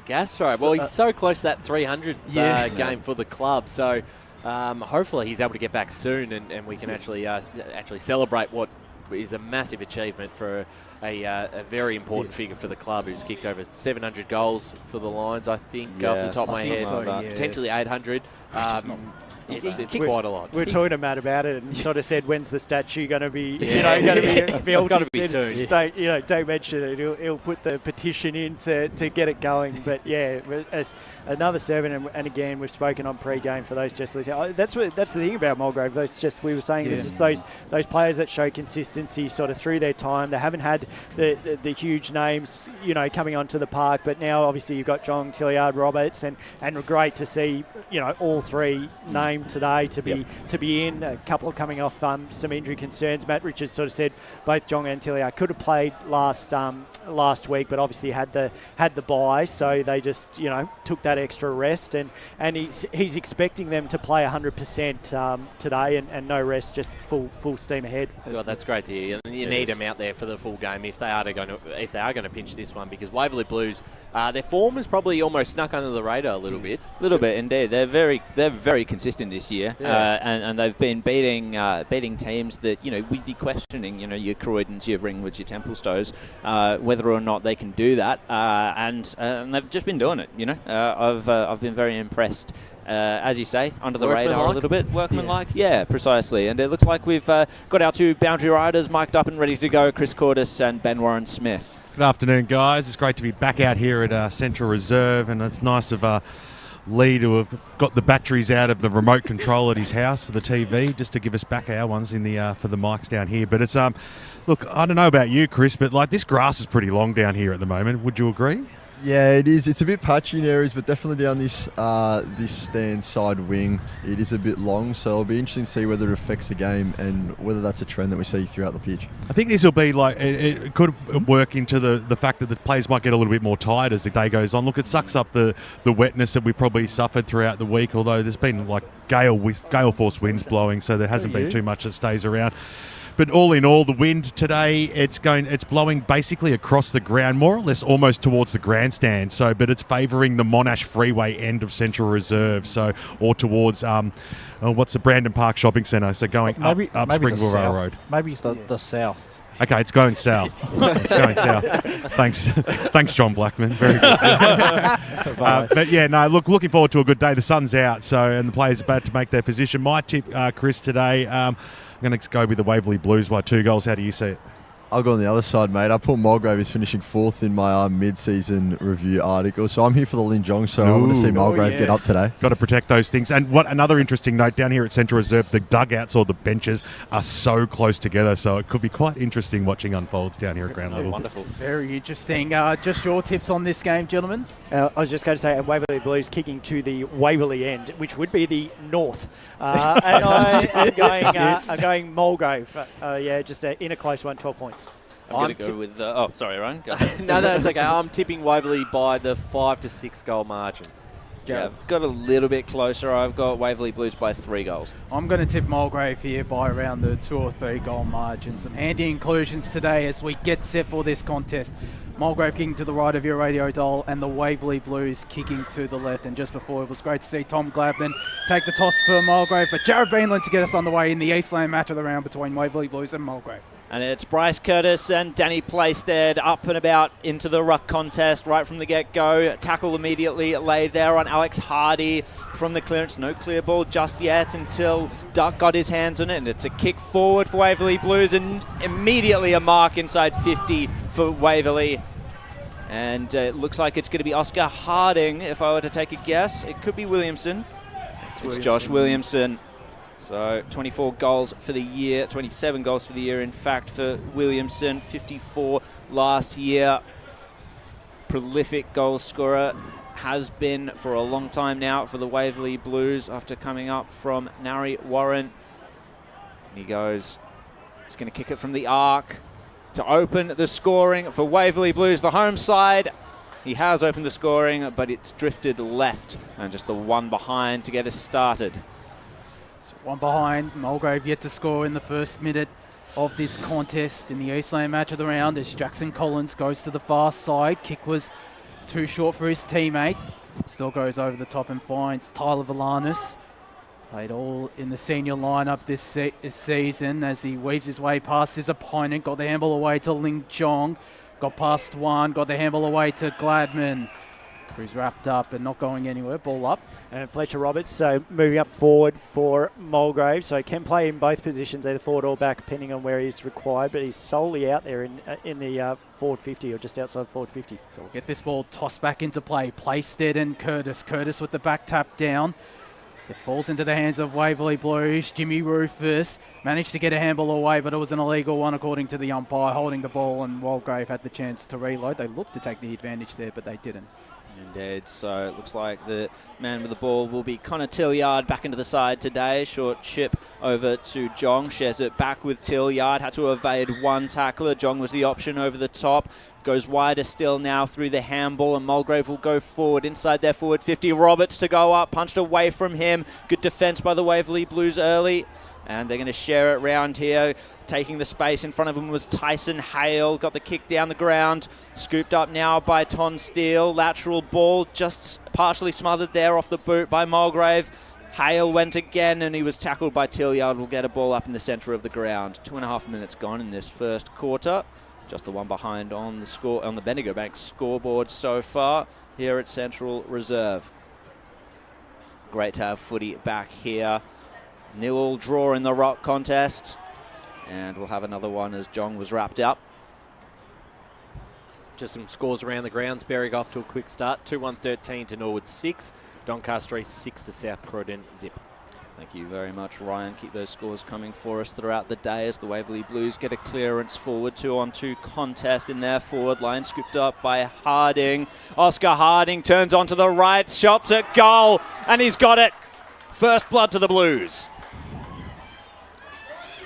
And that's what he can do, the young man, Oscar Harding. He's very mobile down in that forward line. He knows where the goals are. What a find he's been for this young Waverley Blues outfit. He has, and it wasn't really pressured very well. He had plenty of time to be able to choose not to pass it off, spin round, and then have the set shot on goal. So fantastic start for him. He's one of your favourite players, Jad. You always talk about it, don't you? Oh, yeah, I've just noticed him throughout the... And I like Frederick Harding as well. It's always nice to see when a couple of brothers make their way into a senior lineup at the same time and have a big impact. And that takes his goal total to 16 goals for the season so far, Oscar Harding. Certainly made an instant impact alongside his brother Frederick, who both played key roles for the Waverley Blues under-19s lineup in Premier Division last year. As we go back up in the middle, Curtis with the tap down looking for Jong, who eventually finds it but was wrapped up by Jimmy Rufus. Umpire will call for where it started. So 4 minutes played here. Waverley Blues with the early ascendancy in this Eastland match of the round as Playstead took it out of ruck. His kick was nearly intercepted by Jong. The tackle applied there by Alex Hardy. And we'll get this ball thrown back up forward of centre for the Waverley Blues. Curtis again with the Backhanded tap down, eventually finds the hands of Angus Gervasoni, and a good tackle applied there by Jay O'Connell back into the lineup this week, and this ball will be thrown up once again. A couple of stoppages the last couple of minutes as Tilliard tried to scoop it out, couldn't. Instead it falls out here to Austin Dean, who fumbled the football, and Angus Gervasoni was taken high. So Mulgrave have it's Connor Tilliard, in fact, with the free kick. Handballs it immediately to Ling John, goes straight through the spine, looking for Fletcher Roberts. Didn't get hands on it. Bailey Thompson on the ground. Waverley Blues defending this ball really well. They get it out to the captain, Ryan McNamara. His looping handball over the top. They work it out well, and Samuel Hale, his kick will be intercepted by Austin Dean. Got Fletcher Roberts calling for it deep inside forward 50. He heads in that direction. Pushed out his opponent legally. It's seen out of bounds, though, by Jack Strongman, and it's going to go for a boundary throw. And as we cross down boundary side to Ben Warren-Smith. Just interesting to note, we've gone 5.5 minutes in this first term. Neither side has made one interchange. Jack Strongman got the match-up on Fletcher Roberts as well. Back into play, placed Eden Curtis. Curtis gets the tap down, dangerous spot here for Mulgrave. Could kick something from here, but roved by Waverley Blues, and it's Duck to get the clearing kick. No mark taken there by Fresher, but it's spilt out to Vickers. Interesting to see Carl Vickers out there, of course. And Saavedra takes the relieving mark after a chain of handballs. Now goes inboard. Mark taken. Turning around now is Miller. He's going to go further laterally. Out to Hatch. Joel Hatch looking for options inside forward 50. Lowered the eyes and found a good one, and it's Williamson again. Yeah, looking dangerous early, leading to the ball very nicely, and their delivery inside 50 has been a lot better than Mulgrave's in the opening 6 minutes. For certain. I thought it was a well-placed kick by Austin Dean earlier. It just hung in the air a little bit too long for his forwards to take it, and now we can see the transition and the difference it makes when you've got a nice short, sharp ball inside forward 50 that the Waverley Blues do so well. Williamson will line up. Blemish early, and he pushed it out to the left again. So 2 behind so far for Josh Williamson. 1 goal, 2 for the Waverley Blues. We've gone 6 3/4 minutes in this first quarter. Jared, he's such a quick moving forward too, so you just cannot give him that space in front of him to lead into. Collins goes to this broadcast side. Back pocket, finds Sam Cassiano, the captain. He goes direct to Tyler Valanas. They look to initiate the switch out to Jackson Collins on the far side. Williamson manning the mark and trying to pressure him as much as possible. The kick was a very dangerous one, and it'll be turned over. The mark taken, I think that is Oscar Harding, whose eyes are darting all across the ground. Will go with the short chipping ball inside 50. He's got a teammate all by himself.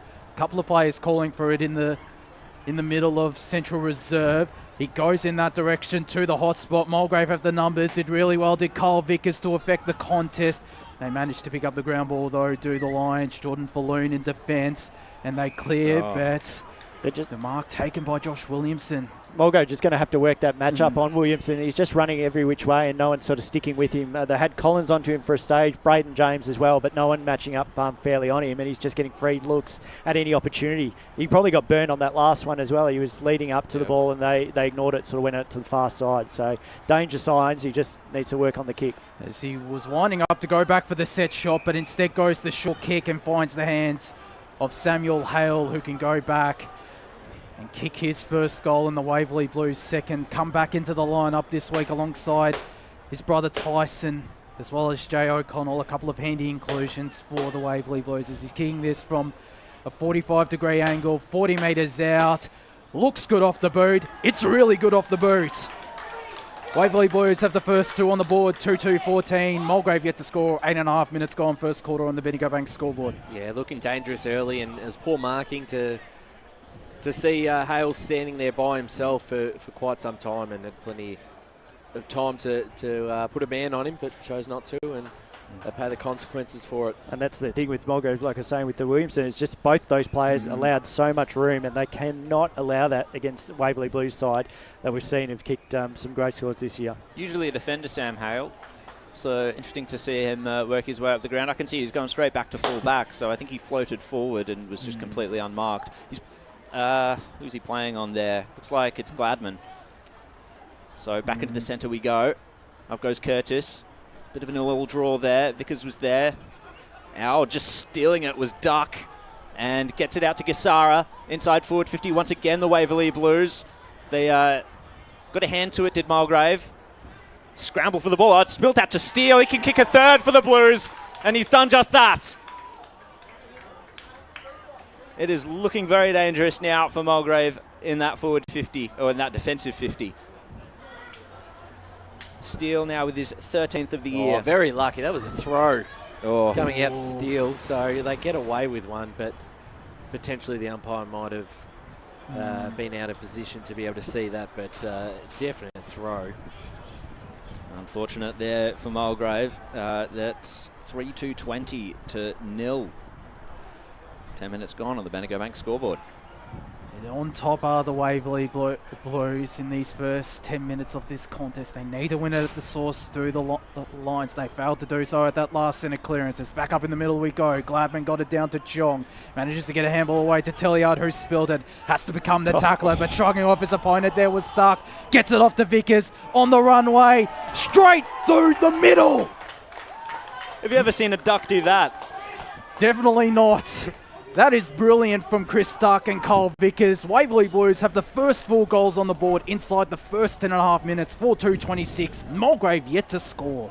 Yeah, they've fallen asleep early. To have that much room for someone of the quality of Kyle Vickers and the tackle against Duck just wasn't strong enough as we go boundary side to BWS.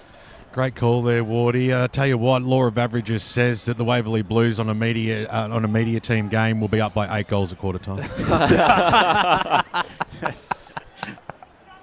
Mulgrave need to find that response and quickly. So back into the centre we go. Waverley Blues sharp and on form. Mulgrave, they can still taste the toothpaste in their mouths. But we can see if they can get a clearance here. Jong hands it out. Hardy back to Jong. Sharp hands. Tackle though. Great tackle by Waverley Blues. Jong again. That's his third possession in this run of play. It was a poor one though, and they're going to have to shove it forward through Villanis. That's Riley this time. Fresh area at the ball there. Was able to pick it up regardless. High ball inside forward 50. It's mostly Waverley Blues here. Crunch they go. Strongman at the bottom of the pack there, along with Connor Tilliard. And it's a ball up. Some scores around the grounds. North Ringwood lead Bayswater 3-1-19 to 1 straight 6. Park Orchards 2-1-13. Mooroolbark 1 behind. Back we go. Playstead slaps it down. We'll have another stoppage though. Some more scores around the grounds. Montrose lead Doncaster 12-6. And back in Premier Division, Berwick 26 to Norwood 6. Doncaster East 19 to South Croydon 7.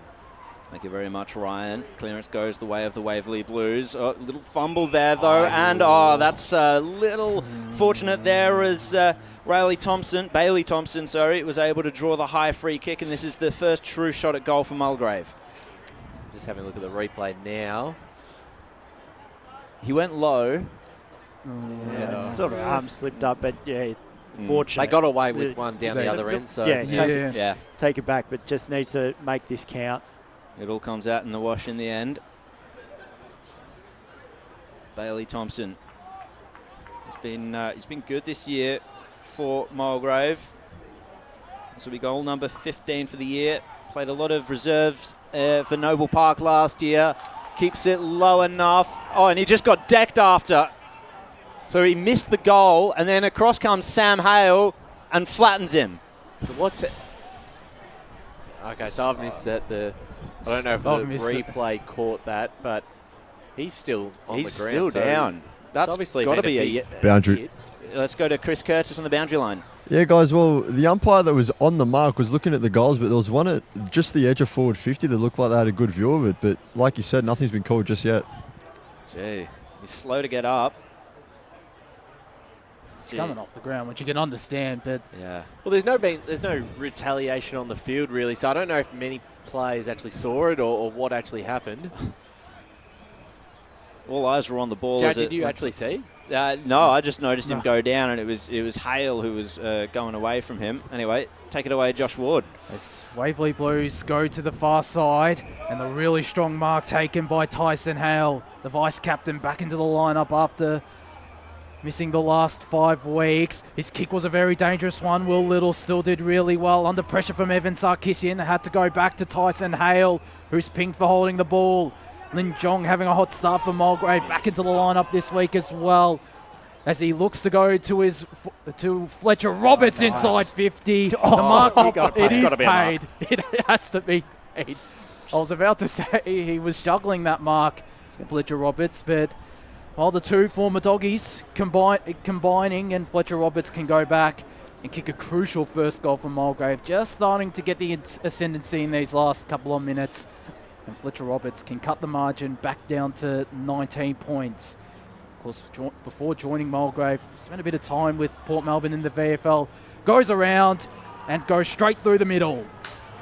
Mulgrave get there first. 1-1-7 plays 4-2, 26 Waverley Blues. 15 minutes gone in this first quarter on the Bendigo Bank scoreboard. It was an interesting move there by Roberts. He sort of pointed to the mark and then sort of to take their distraction and then snapped it around the body, and then the umpire obviously played on. But I was surprised that not an earlier mark. I thought the whistle was broken by the umpire there. Right. Well, and that's the experience as well of someone who has played at the top level. And if there's one big positive from the first 15 minutes, there's not many for Mulgrave. It's probably Lin Jong's start. Obviously doing quite well after that hamstring injury. As we go down to the boundary side, thanks to Tobin Brothers, Ben Warren Smith. Just watched Bailey Thomas come off the ground earlier. I can't believe he didn't get a free kick for that. He's very groggy. He's got back up on his feet, but he'll be just trying to walk this one out. I think he'll definitely come back on pretty soon, though. Yeah, very interesting situation there, especially without the retaliation. That's what strikes me. Anyway, back into the centre after a crucial goal for Mulgrave. Good tap by Plaisted, and it's fallen for the Waverley Blues here. The kick was pressurised, however. Mitchell went in, and Mulgrave will win it back. Bouncing ball towards centre half forward, scooped up. That was really well done by Sam Hale. Was able to evade a tackle. High up and under to Plaisted. He's going to play on. Now over to Miller, keeping it low, short kick. Now to Fresher. Fresher inside forward 50, and guess who? It's Williamson. Just punched away from him in the end, though. That was good defence by Mulgrave. They're going to work it out through handballs. Gervasoni couldn't handle it, however. In went Williamson again, and they're going to wrap it. No, they're not going to wrap it up. Little short chip by Mulgrave. Didn't go particularly far, and Waverley Blues are now back inside forward 50 and Plaisted. They're calling for a touch there in the marking contest, but that's not going to get called, I don't think. And Daniel Plaisted will walk back and try and sink the Waverley Blues fifth. So it's kicked 8 goals for the year as Daniel Plaisted, of course, played his 200th game for the side recently. You'd back him with all the experience that he's had. Plenty of goals along the journey. And it looks like the wind may have affected that one. Just the one behind, so they're not really making the most of all their opportunities, the Waverley Blues, but still looking very dangerous. 7 scoring shots to 2, so concerns for Mulgrave. They have to find out at quarter time. Boundary. Yeah, guys, Bailey Thompson, who took that, it is now gone into the rooms in the hands of the club doctors, so I want to keep an eye on. So 4-3, 27 plays, 1-1-7. 7.5 minutes gone in this first quarter on the Bendigo Bank scoreboard as the kick in for Mulgrave goes short to this broadcast side back pocket. They go now down the line looking for Tom Gladman. Riley Valanis with the kick out of thin air, really. Gervasoni tried to spin his way out of trouble, couldn't. Umpire pings him, and it'll be Nathan McNamara. Another young gun for the Waverley Blues getting this free kick in defence. Goes back to his captain in Ryan McNamara. To Jack Strongman, who's under pressure there from Todd Kenny, but manages to get a kick away. It just got over the top of Jack Davidson. Link John again out the back, was under plenty of pressure from his Waverley Blues opponents. In fact, that was Manny Sarkisian. And we'll get this ball thrown up inside forward 50 for the Waverley Blues. As Tom Gladman got that tap down. Gervasoni moving it through handballs, Mulgrave, but they turn it over. Mitchell looking for Williamson, who pushed out his opponent. He might still run onto this ball. He does. Really good pickup. Gets the handball away. The shot on goal from Saavedra. And Waverley Blues have their fifth. 5-3-33 plays 1-1-7. We've played 19 minutes here in this first quarter on the Bendigo Bank scoreboard. The difference in intensity from a Waverley perspective to a Mulgrave, they just want it a lot more, and they're getting open. And It's just so worrying. And just even that from Williamson, didn't score the goal, but created that goal with that pace that he burnt them with. So to find the open man, and even out on the back here for Waverley Blues, they had so much space to switch it across. So it doesn't matter whether it's in their forward line or back line, they've just got space everywhere. Mulgrave needs to shut that down. The other big thing is they're not laying their tackles. They've been able to break through tackles very easily, Waverley, so that's something they're going to have to get a lot better at as this game continues. Paddy Saavedra kicking his second goal in his senior career at the Waverley Blues, so good on him. Made his debut this year. And it's Gervasoni trying to spin away from a tackle. Valanis was there to help out, but it's just a turnover immediately. First to the ball, Waverley Blues. On all occasions, it seems, target was Steele. Inside forward 50. Doesn't matter. Came to ground, and Harding just completely flushed his lines and kicked it out in the full. Jared, some scores around the grounds. Berwick 27, Norwood 7, Blackburn 17, Baldwin 7, and Roval lead Noble Park 21-13. Boundary. Let's go to Chris Curtis on the boundary line. Bailey Thompson now out of the room, boys. Seems very reserved, keeping to himself a bit, but he's back on the bench, so we'll keep an eye on whether he gets back out there or not. Hope to see him back out there as long as it's at no risk to his health. Brian, you got more scores? Yes, Vermont also lead East Ringwood 25-20. Thank you very much. Very interesting Premier Division scores around the grounds there. Definitely keeping an eye on the Blackburn, the Baldwin game. So finally, Mulgrave kick it back in. Curtis is there as the target. McNamara, though, roved it at ground level. Got the handball away. Whistle's gone. And advantage paid. So Mulgrave will take it down the field. Fletcher Roberts had absolutely no one in front of him. So Kenny's going to have to go hard here. Scooped up, though, by Miller for the Waverley Blues. And he's got the outlet kick in Strongman. He's going to go further laterally to the goal kicker, Saavedra. Takes the mark.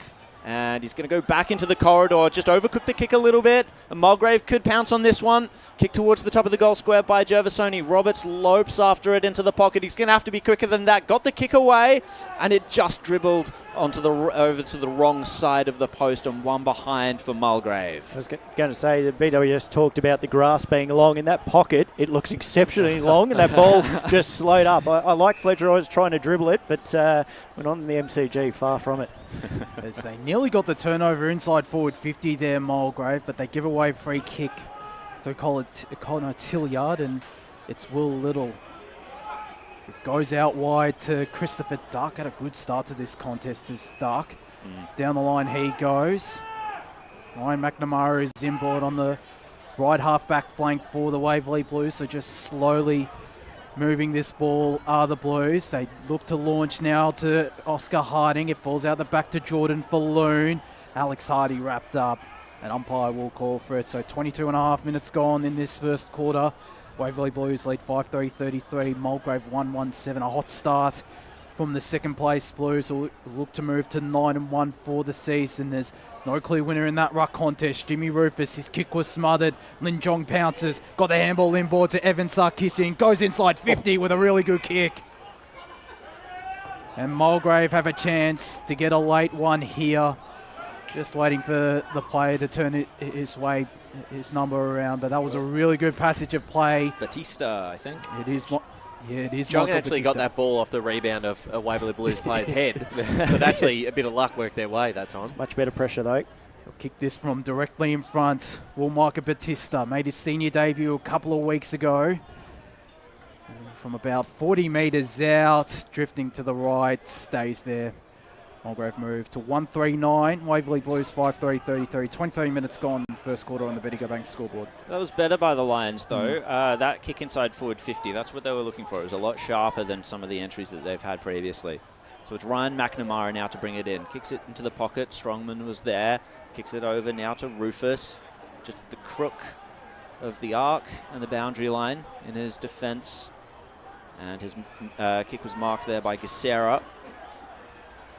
So moving the ball slowly here as we've ticked well into time on, and Gissara has just turned it over to the dangerous man. Jong hands it off. Lost handle on the ball, however. Holding the ball, it seems. So Waverley Blues will take advantage, go down the line, play stead. Gee, it would hurt if the Mulgrave concede a late one here. Leading towards it is Williamson, and he's just drawn the free kick. They're getting nervous down there, and it was Jackson Collins, in fact. It's just the pace. You can't keep up with him. I think they have to look at that matchup sort of at quarter time. How long until Roberts goes down onto him? And he's picked out a target in the pocket who is completely unmarked. And so the distance is better, but the angle's a little bit harder now. And I believe this is Chris Duck. It's happened multiple times, Jared, as well. That's how they got the goal through Hale before, just not marking players. I should hold my tongue before guessing which player this is. I'll wait for him to turn round. He's kicked the goal, I think. Indeed he has. And he'll probably just run all the way to the bench without turning around. Completely lost him. I think it is Chris Duck. It is Chris. I should have backed myself. Yeah. It did look an awful lot like Christopher Ducker, who has had a really impressive start to this contest, as have the Waverley boys with 6 of the first 7 goals. He deserves a goal, the Duck, because he's been excellent out of the middle. Certainly has. Waverley Blues 6-3-39, Mulgrave 1-3-9. Already a mountain to climb for the Lions out here at Central Reserve. 25.5 minutes gone in this first quarter. It's back up in the middle we go. Miller thrown into ruck, got the tap down. John nearly ran onto it. Miller just went to kick off the ground, and then John picked it up really nicely. Goes to the half-forward flank on this broadcast side. The Waverley Blues man got the spoil in. The bounce favours Tyson Hale, who did really well. Got a handball over the top to Jimmy Rufus, who's wrapped up by Ling Jong. That was impressive play from the Waverley Blues. Just getting the fall of the bounce as well, but... One on two. Yeah, strong. You just have to win those ones. You do, and it results in the ball up, so a chance for both sides to reset as Miller got the tap down. Dean read it well, looks to go straight through the middle, trying to find Alex Hardy, and does. Turns around, goes inside 50, looking for Fletcher Roberts. The kick just sat up.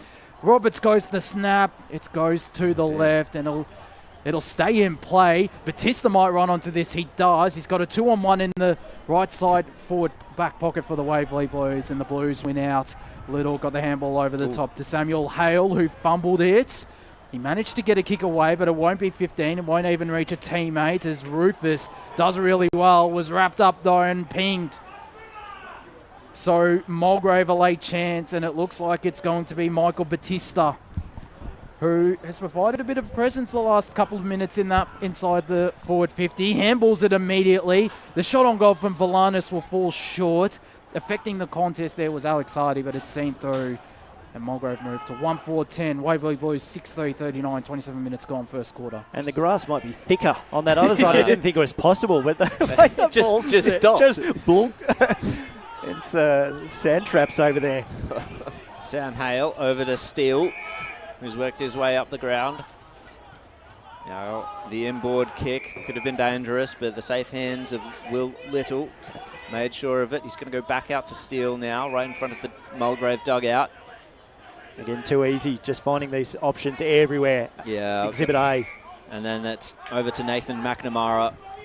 But they're not gaining too much territory. They're just trying to spread Mulgrave's defence and find a hole through there. And it's Strongman who pulls the trigger. Roberts was there, but he couldn't challenge for the mark. It was Rufus, and he just miskicked it straight down the throat of Sarkissian. He's going to go straight into the corridor.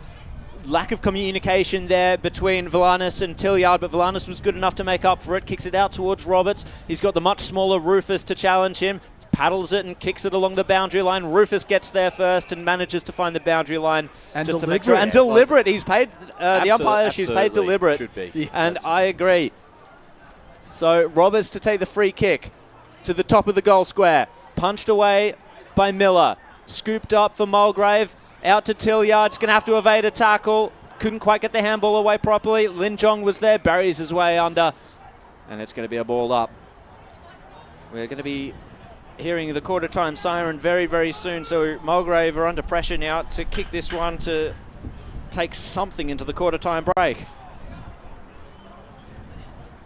Tapped down by Miller for the Waverley Blues. Ball ricochets and there ends the chances of Mulgrave in this first quarter. 6-3-39 for the Waverley Blues, 1-3-9 Mulgrave. It's quarter time here at Central Reserve. That was the Bendigo Bank scoreboard, of course. Here's Josh Ward with the goal kickers. So all single goal kickers throughout the contest. Ton Steele, Kyle Vickers, Sam Hale, Oscar Harding, Patrick Saavedra and Chris Stuck as well for the Waverley Blues. Fletcher Roberts, the only goal kicker for Mulgrave. We're going to go to our first ad break here for the Eastland match of the round. When we return, we'll have one of the coaches join us ahead of the second quarter out here at Central Reserve. As Sarah opened her best friend Jackie's wedding invitation, she was overcome with a wave of emotion. While her two young boys wrestled on the floor, tears of happiness rolled down Sarah's cheeks as she saw the words she'd been longing to see. Please note, this wedding will be a child-free event. Well, Sarah, looks like we're off to Eastland for a new frock and some heels. And let's book in that babysitter. For all of life's little moments, there's Eastland. Eastland. Live real. Sprained your ankle, bursting through the banner? Broke a finger, high-fiving the ruckman? Or did you run into the goal post again? For bumps, breaks or bleeds, be seen sooner, close to home at Knox Private 24/7 Emergency Department. The preferred provider of emergency care to the Eastern Football Netball League, you'll generally experience shorter wait times. You don't need private health, but there is an out-of-pocket fee. Be seen sooner, close to home at Knox Private 24/7 Emergency Department, 262 Mountain Highway, Wanturna. Do you feel good about your bank? Because there is a bank you can feel good about. They share their profits to fund big community projects, small community clubs, and vital emergency services. They've given $250 million to help Australian communities thrive. They have all the products and tech you expect from a big bank, with service you don't. It's Bendigo Bank. Feel good about who you bank with. Try Bendigo. Search bendigobank.com.au or search Bendigo Bank near me. Tobin Brothers Funerals wear their heart on their sleeve. Their clear and easy-to-use website and Memory Maker app make it easy for families to make an informed decision. Here's James McLeod, Managing Director of Tobin Brothers Funerals. We pride ourselves on being the most transparent funeral company. All pricing on goods and services are available on our website. It's all there for you to see and make very informed decisions when planning a loved one's funeral. Visit tobinbrothers.com.au. Tobin Brothers Funerals, celebrating lives. At Yarra Valley Water, we know reducing your shower time, or show time, to 4 minutes can save you an average of $200 a year on water and energy bills. Shower shorter. Save water. Authorised by the Victorian Government, 1 Treasury Place, Melbourne. Sprained your ankle, bursting through the banner? For bumps, breaks or bleeds, be seen sooner, close to home at Knox Private 24/7 Emergency Department. You'll generally experience shorter wait times. Knox Private 24/7 Emergency, 262 Mountain Highway, Wanturna. You are listening to Radio Eastern FM 98.1. With live and exclusive coverage of the EFNL football season. Bringing you the match of the day with score updates from all divisions. And now we cross to our commentary team for the Radio Eastern 98.1 Match of the Day coverage. Welcome back to the Eastland match of the round out here at Central Reserve. It's the Waverley Blues getting off to a hot start, 6-3-39. Place Mulgrave 1-3 in not a 9 at quarter time. A dominant first quarter from the Blues. Josh Ward here alongside Jared Beanland, Scott Hardy, Ryan Long, along with Ben Moran Smith and Chris Curtis on the boundary. Just the Waverley Blues at their best in that first quarter. The quick transition, the couple of centre clearance goals as well, just right on top of Mulgrave. It was, and their key players probably looked very dangerous in Williamson. Guys like Duck through the middle. I don't want to be harsh on Mulgrave, but I thought it was pretty soft football in that first quarter. The amount of missed tackles, Waverley just seemed to want the footy a lot more. Every sort of one-on-one contest, a Waverley player would win out. There's been a few highlights of Mulgrave, and it probably comes back to Lin Jong as well. Scott Hardy, who was very impressive in that first quarter, not having played in a few weeks, and probably gave him a little bit of a spark, but they've really got to lift across the board in all areas of the ground. Yeah, they do, and I think you're right. It's not harsh. It's just that's the reality of it. They're just not playing sort of that hard attacking sort of footy. As we're going to go boundary side. Well, maybe not. No, maybe not. Maybe. I was going to say. Oh, there we go. Here's Chris Curtis. Yeah, boys, I've just gone up to senior coach Matt Richards and he said, nah, not now. But some of the things he brought up in that quarter time huddle was definitely accountability when tracking runners. He felt that at times the effort wasn't good enough when their players are running off him. So I was told by the medicos as well in that huddle, Bailey Thompson is out and it looks like he's making his way back to the rooms now. So he's done for today. Yeah, really interesting, that knock. Obviously, it's a fairly decent knock to get concussed to that point. We go boundary side with BWS. Well, it was a happy team at Waverley Blues at quarter time. Scott Savage really up and about around the boys. Really impressed with the work rate of the boys and the uncontested marks. They outnumbered them 22-8 in that quarter. They were squeezing them up. They were forcing the turnovers. And really, they just put them on the ropes. What he wants in this quarter, he wants them to concentrate on the execution. He doesn't want goal-for-goal football. He wants to go on with it. He wants to see where they're at half-time. And he said, it's all about what you do when you don't have the footy, boys. I'm sure Scott would have been happy to chat to you, BWS, on that. Unfortunately for Matt, but I was going to say he'd be very, very angry and obviously proven in that. Well, he should be. Absolutely. Let's see what Mulgrave can do in this second quarter as we head back into the centre of the ground. Playstead tried to wrestle his way out for the clearance, but wrapped up. I think that's Tillyard. Certainly going to be interesting if they switch the magnets as well, Mulgrave. Williamson's still got Jackson Collins for company, so that's one magnet they haven't switched. Indeed. Curtis got the tap down this time, but Playstead roved his opponent. Ruckman's ball, kicked it out, and Mittel off the ground, kicks it into the forward 50, follows up his work, gets tackled, but got the handball away regardless. Hale was there for backup. That's Tyson Hale. Jimmy Rufus back now to Mittel. Inboard kick inside forward 50 and strong. Standing under the flight of the ball was Manny Sarkisian. He's going to play on with it. They don't want to mess around here, Mulgrave. Time is sort of against them at this point. Jack Davidson into the centre of the ground. It comes back to Sarkisian. Chain of handballs now. Curtis back to Sarkisian. Inside forward 50. Oh, great intercept mark by Miller. And Waverley Blues will play on from there. As he goes to the far side, the kick wasn't all too great. It just went underneath Jimmy Rufus and he turns it over. Austin Dean with a nice pick-up and gets the free kick for tripping. So Austin Dean, who's shown glimpses of promise on a wing. He was on this broadcast side wing in the first quarter. He's now out on the far side and he looks like he's going back for the set shot here as he does the traditional thawing of the grass. We'll kick from around a 45-degree angle, 40 metres out. Another player coming, another terrific young talent for this Mulgrave lineup as he sets sail for home, drifting to the left and stays there.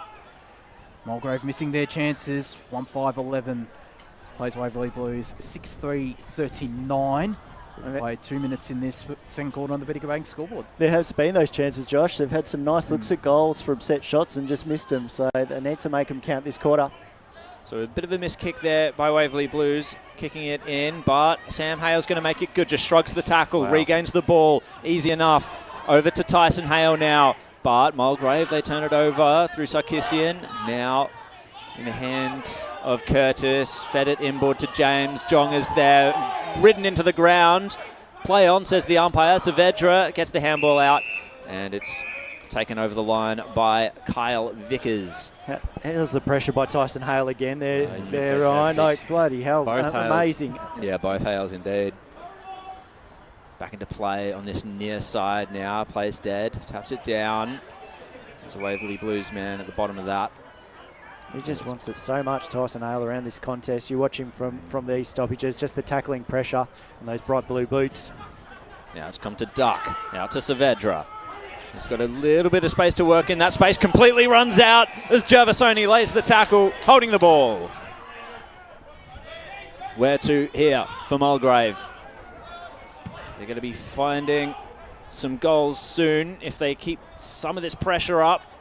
So it's spilled out to Villanis. Duck is in there. Villanis lays the tackle. Ball up. Well, you're right, Joe. That pressure's much better there. The chase down was good, and that's what was really missing in that first term. Gladman taps it down. Inboard. Jong is there. Look at the class. Look at the speed as well. And the vision. The kick was just a little miscued out to Villanis. He had to run back with it. And it gave Waverley Blues players time to get there and affect the contest. Miller was one of those players in a wrestle now with Dean. And it's a ball up. Smart play by Miller there. He knew exactly what he wanted to do. He didn't want to get that ball out. He had a 2-on-1 against him. He did well to trap it and not give away the holding the ball free kick. 4 minutes gone on the Bendigo Bank scoreboard. Large margin for Mulgrave to try and peg back. The kick inside forward 50 miscued once again, and a safe mark taken by the Waverley Blues in defence. It's the captain, Ryan McNamara, high starting all across the ground. He decides to go to this broadcast side and move it out of their defensive 50 to the Waverley Blues, albeit temporarily. Getting the intercept there was Baxter Leach, probably his first touch of the game. Goes short to Tom Gladman, the 150 gamer, looking for Fletcher Roberts, who was almost taken out of the contest, but legally. And the intercept mark taken by the big ruckman, Daniel Playstead. Down the line he goes, because he's got a player who Nick Fresher all by himself. Bumped into his teammate in Tyson Hale, who managed to get a handball away, but it's to Angus Gervasoni, and the kick inside 50 is a really good one, but the mark was dropped by Davidson. Goes the snap, there's Austin Dean, and misses to the right. Another chance gone begging for Mulgrave, 1-6-12. By 6-3-39, 5 minutes gone in this second quarter on the Bendigo Bank scoreboard. They're looking better though. Yeah, absolutely they are. Around the ground, Surrey Park 35, Warrandyte 6, Knox 43 leading, Sylvan 26, Ferntree Gully early lead over Donvale 21-8. Look at the Gully. So back into play for the Waverley Blues.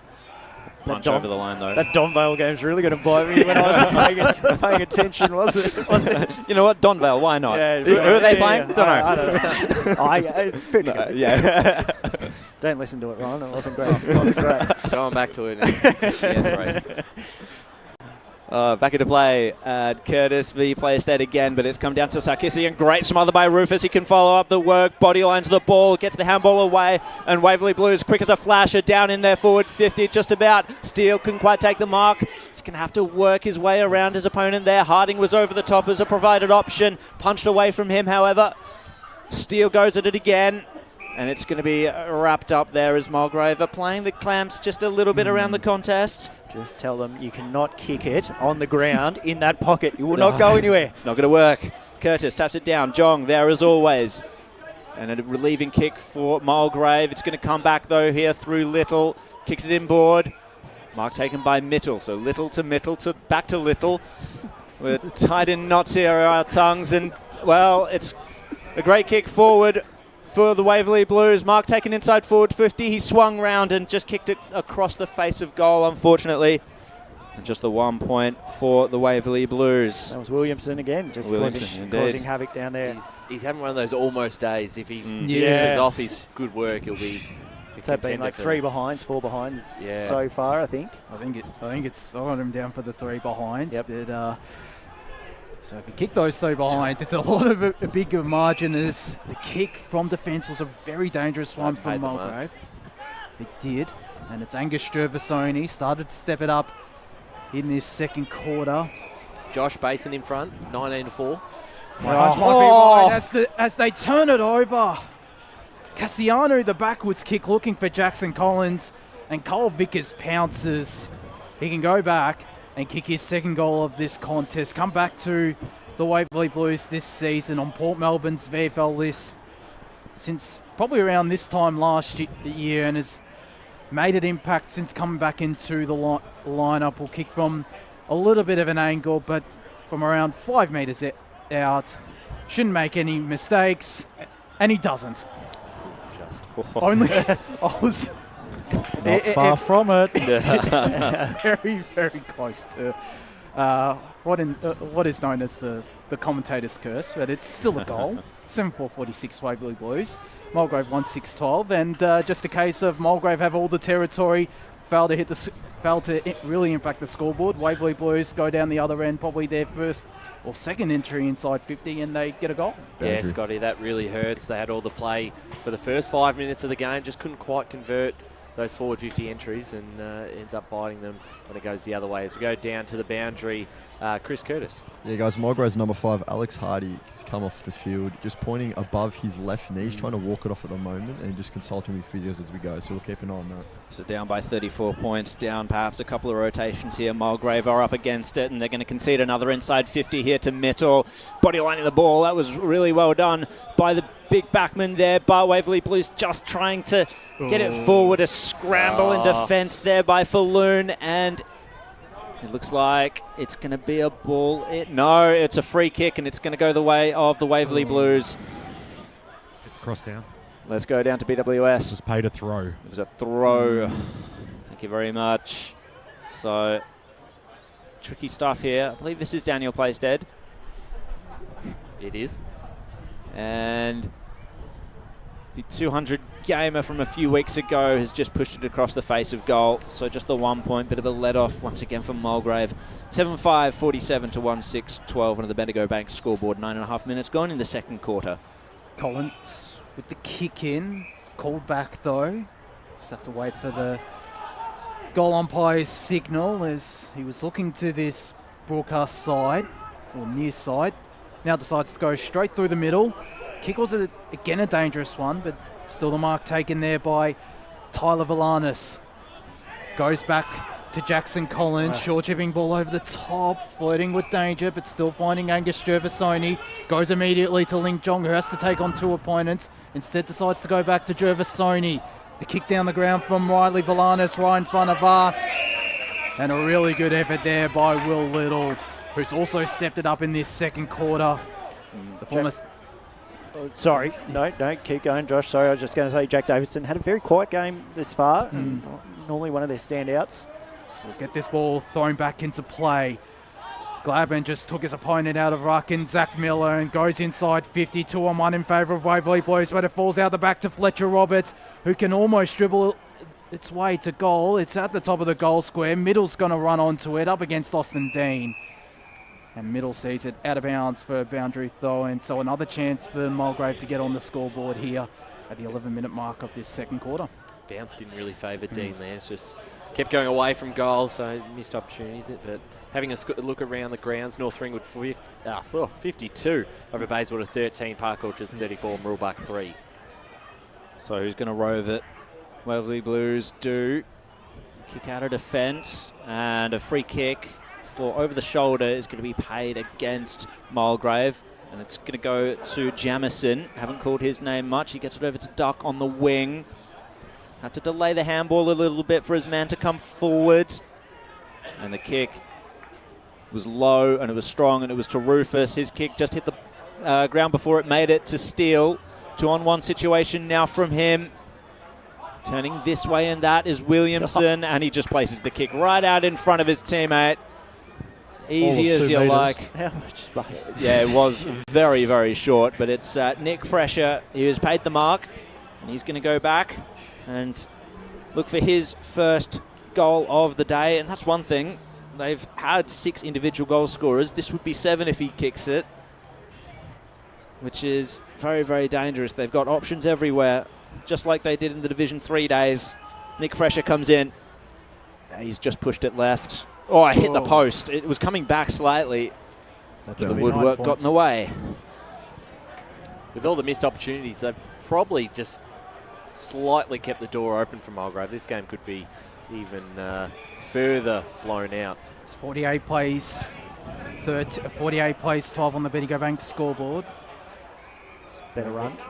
This is really good run. It ends in the hands of Tyler Valanish. Smart chipping ball over the top, finds Austin Dean. Been very lively in this second quarter. Jason Miller came in from the side and got the spoil in under plenty of pressure from Angus Gervasoni, but just shrugged him off. Got it to Saavedra, whose handball was an errand one.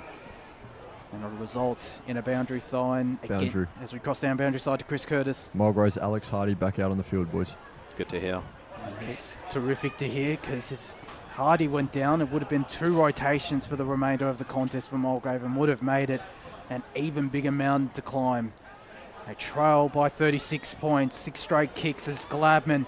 His tap was a really big one. Gervasoni on hands and knees, got it out to Sarkissian of the Evan variety and misses to the left.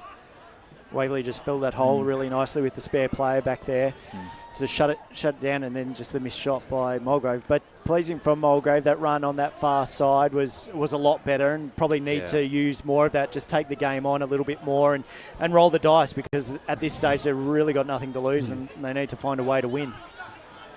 Long high ball. Target was Harding from the kick in. Spilt to ground. Heavy work done on Vickers there as he went to ground, but the ball's come forward for Waverley Blues. Kick by Rufus. It's found Jamison, and he's going to lower the eyes, and Williamson just drops it. Mulgrave needed reinforcements. Hardy was one of those. Collins now. He's just going to kick it in hope. Duck's the only man in the area. He's going to scoop it up. He's got time and space. Villanis was in front of him, and Saavedra was just over the top. Takes the mark. And it looks like he's going to go back and look for his second goal of the day. Williamson was calling for that early on, but... And, well, he's just kicked it in the middle of a couple of options. So in two minds, it seems. So Mulgrave will pounce on this opportunity. Duck is there in a one-on-one situation. Out the back was Little. He gets the safe kick backwards, and Waverley Blues are happy to just work this one out without going too overzealous. Well, he's turning this way and that. Gets the handball over the top. Good thing he had an option there because he was in trouble. Miller kicks it forward for the Blues. Williamson overran it. And Mulgrave defence, well, they were able to win the ball that time, and Jong, a safe kick out of defence, and it's going to end up with Sarkisian. He's going to play on with it. Jong kept running for it. The handball made him wait a little bit, out to the other Sarkisian. Little handball over the head was clever, a little bit Lairish. But Sarkisian, now he's going to share it around with Gervasoni. He's walked his way into a little bit of trouble, had to find the outlet kick to Hardy. Gee, they're dancing on the edge of a knife here at Mulgrave. Hardy inside forward 50. Over the top goes Roberts. Takes a flying mark. And he's going to go back, and that deserves a goal, if nothing else. Oh, that was their best transition work as well. They weren't rushing it. I know a couple of times they looked like they were in a bit of a panic, but they made the right choices, hit up the right targets, and a Ringwood Mazda Mark of the Week contender. I was about to say, that is a genuine contender, that one from Roberts. Can Fletcher Roberts finish it off with Mulgrave's second goal of the day? Yes, he can. And yes, he can. Sigh of relief there as Roberts gets his second goal of the day as well. 2-7-19 to the Waverley Blues, 7-6, 48, 16 minutes gone on the Bendigo Bank scoreboard in the second quarter here from Central Reserve. Thank you for joining us. Hope you're enjoying the broadcast here on Eastern 98.1 or the Facebook and YouTube streams, the Eastland Match of the Round. It's pleasing from a Mulgrave perspective that they can find that transition. Like you said, sort of through the middle, Jong leading the charge. He's been exceptional for Mulgrave today, and thank God he's out on the park for them because they'd really struggled with it there. He used it probably about 3-4 times, found the right options, and then moved forward. They're right. Across down boundary side. Just the beauty of being able to watch the replay even when you're not up in the grandstand, just watching it there on YouTube, and great camera work there by Megan Green from LM Media, the best in the business. And a great call there by Jared Bainland as Mulgrave look to get the clearance. They do now through Baxter Leach, looking for Evan Sarkisian up against it, and turning it over there was Samuel Hale. His kick was a really good one to Matt Jamison. Onto his left he goes. His kick flirted with danger, but still was taken by Nick Fresher, who looks for options inside 50. Got a couple of leads. Got a player calling for it deep. Decides to go short to this broadcast side, half forward flank. And taking the mark there, Christian Gisara, who's worked his way up the ground. Now goes inside 50 to the hot spots, and Mulgrave have the numbers. The intercept mark taken there by Mitchell Prosser, also back into the lineup this week. Goes lateral to Sam Cassiano, his captain. Also came back in the lines, lost to Templestowe. Now forced to go down the line to a 2-on-1 in favour of Waverley Blues. The one was Roberts, did really well to affect the contest. And there's a throw been paid in the direction of Evan Sarkisian. Handballs it immediately to his brother Manny. Got it to Angus Gervasoni. Goes down the line looking for Austin Dean. Again on 2-on-1 in favour of Waverley Blues. Nathan McNamara. In fact, it's Jack Strongman who sees it out of bounds for boundary throw and forward to centre for Mulgrave on the far side. I think that's been the thing with Waverley Blues as well, right? Like that pressure. It's always been a 2-on-1 or there's like a 3-on-1, and they've just found that extra space that Mulgrave just does not have at all. The space that they have for the kicks as well, and probably that's the difference is the effectiveness of their kicks being a lot cleaner than Mulgrave. That's right, and it's a side who knows this ground very well now after the 7 weeks that they've played here. So after Hardy laid a tackle on Saavedra from that clearance, we'll have another ball up, and Jong just about to get the clearance, couldn't quite do so. Upended was James. Waverley Blues, numbers at the ball. Duck, the strength of the Duck, got it out to, well, Mitchell nearly had it, but Mulgrave were able to turn it over, and they turned it over themselves, kicking it down the throat of the intercept marker, the defence of Waverley Blues. They're going to run on with it. This is Joel Hatch. Kicks it into the pocket. Tonsteel's going to have to bust a gut to get to it. Does so. Got it on the bounce. Evaded one. Dismissed the other. Back to Hatch, though. And Hatch is going to load up once again. A little bit of a miss kick there. Saavedra had to make it work. And Mitchell, well, he just took a hold of it. Took a hold of the game by the scruff of the neck. Not quite. Lined up. Nearly got the goal. And it was Sam Cassiano taking the intercept mark in defence for Mulgrave. Gervasoni has it on the right back pocket for Mulgrave. How easy did he find it middle just to be able to boundary get past everyone? Cross down boundary side to Chris Curtis. Josh, we heard that one about 3 times down here, once from the headset and a couple of times from the echo, but the boys on the Waverley bench are absolutely loving your work, mate, so keep it up. Absolutely loved it. As Connor Tilliard takes the mark on the half-back flank for Mulgrave. Goes straight through the middle, taking the game on once again, but turning it over. Inside 50 goes the Waverley Blues. Vickers spun his way out of trouble nearly. Had a really good tackle applied by his Mulgrave opponent, and we'll have a ball up. 20.5 minutes gone in this second quarter. We're into time on in the Eastland match of the round between Waverley Blues and Mulgrave. 48 plays 19 as Vickers just stuck his way out of one. Got it to Chris Stark, who tried the don't argue. Handball over the top to Playstead. They're working this through handballs, and they get the shot on goal, but miss. Nick Fresher with the behind, his second. How's the space that he had as well? He just ran again, just unmarked. That's all they need to do. Just man up, stick with your man, and see where it goes from there. They're just allowing so much space. 7-7-49 plays 2-7-19, 21 minutes gone. Bendigo Bank scoreboard in this second quarter. Collins with kicking duties. Fresher was able to interfere with Mulgrave's path forward. Ryan with some scores on around the grounds. Yes, Berwick still lead Norwood 36-17. Blackburn 44 to Baldwin 21, and Vermont also 13 points in front of East Ringwood. My roughie, but not a roughie because I wasn't on the podcast. Blackburn looking good. So back into play, scrapping it out. Mulgrave got the kick forward onto the wing. Standing under it was Gladman, but good defensive work over the top by the Waverley Blues. Blackburn would have to be a bit of a riser in your power rankings this week if they pull this one off. I think so. I think they'd have to go over Rowville potentially, depending on what happens in their game today. Anyway, back at the ranch, back at Central Reserve, in fact. The clearance goes the way of the Waverley Blues, but Prosser got in the way of that, hands it out, and they're working it out. Sarkissian just upended there. And now Waverley Blues to feast on him. And holding the ball, Jimmy Rufus to take the free kick, kicks it inboard. Over to centre half forward, Hatch. Well, he's going to dodge one. He's going to have to dodge another as Dean was pressing from behind into the goal square. What a one-handed mark by Tonsteel. Just juggled it and took it down into his chest. And this man, he's kicked one for the day. 13 for the year.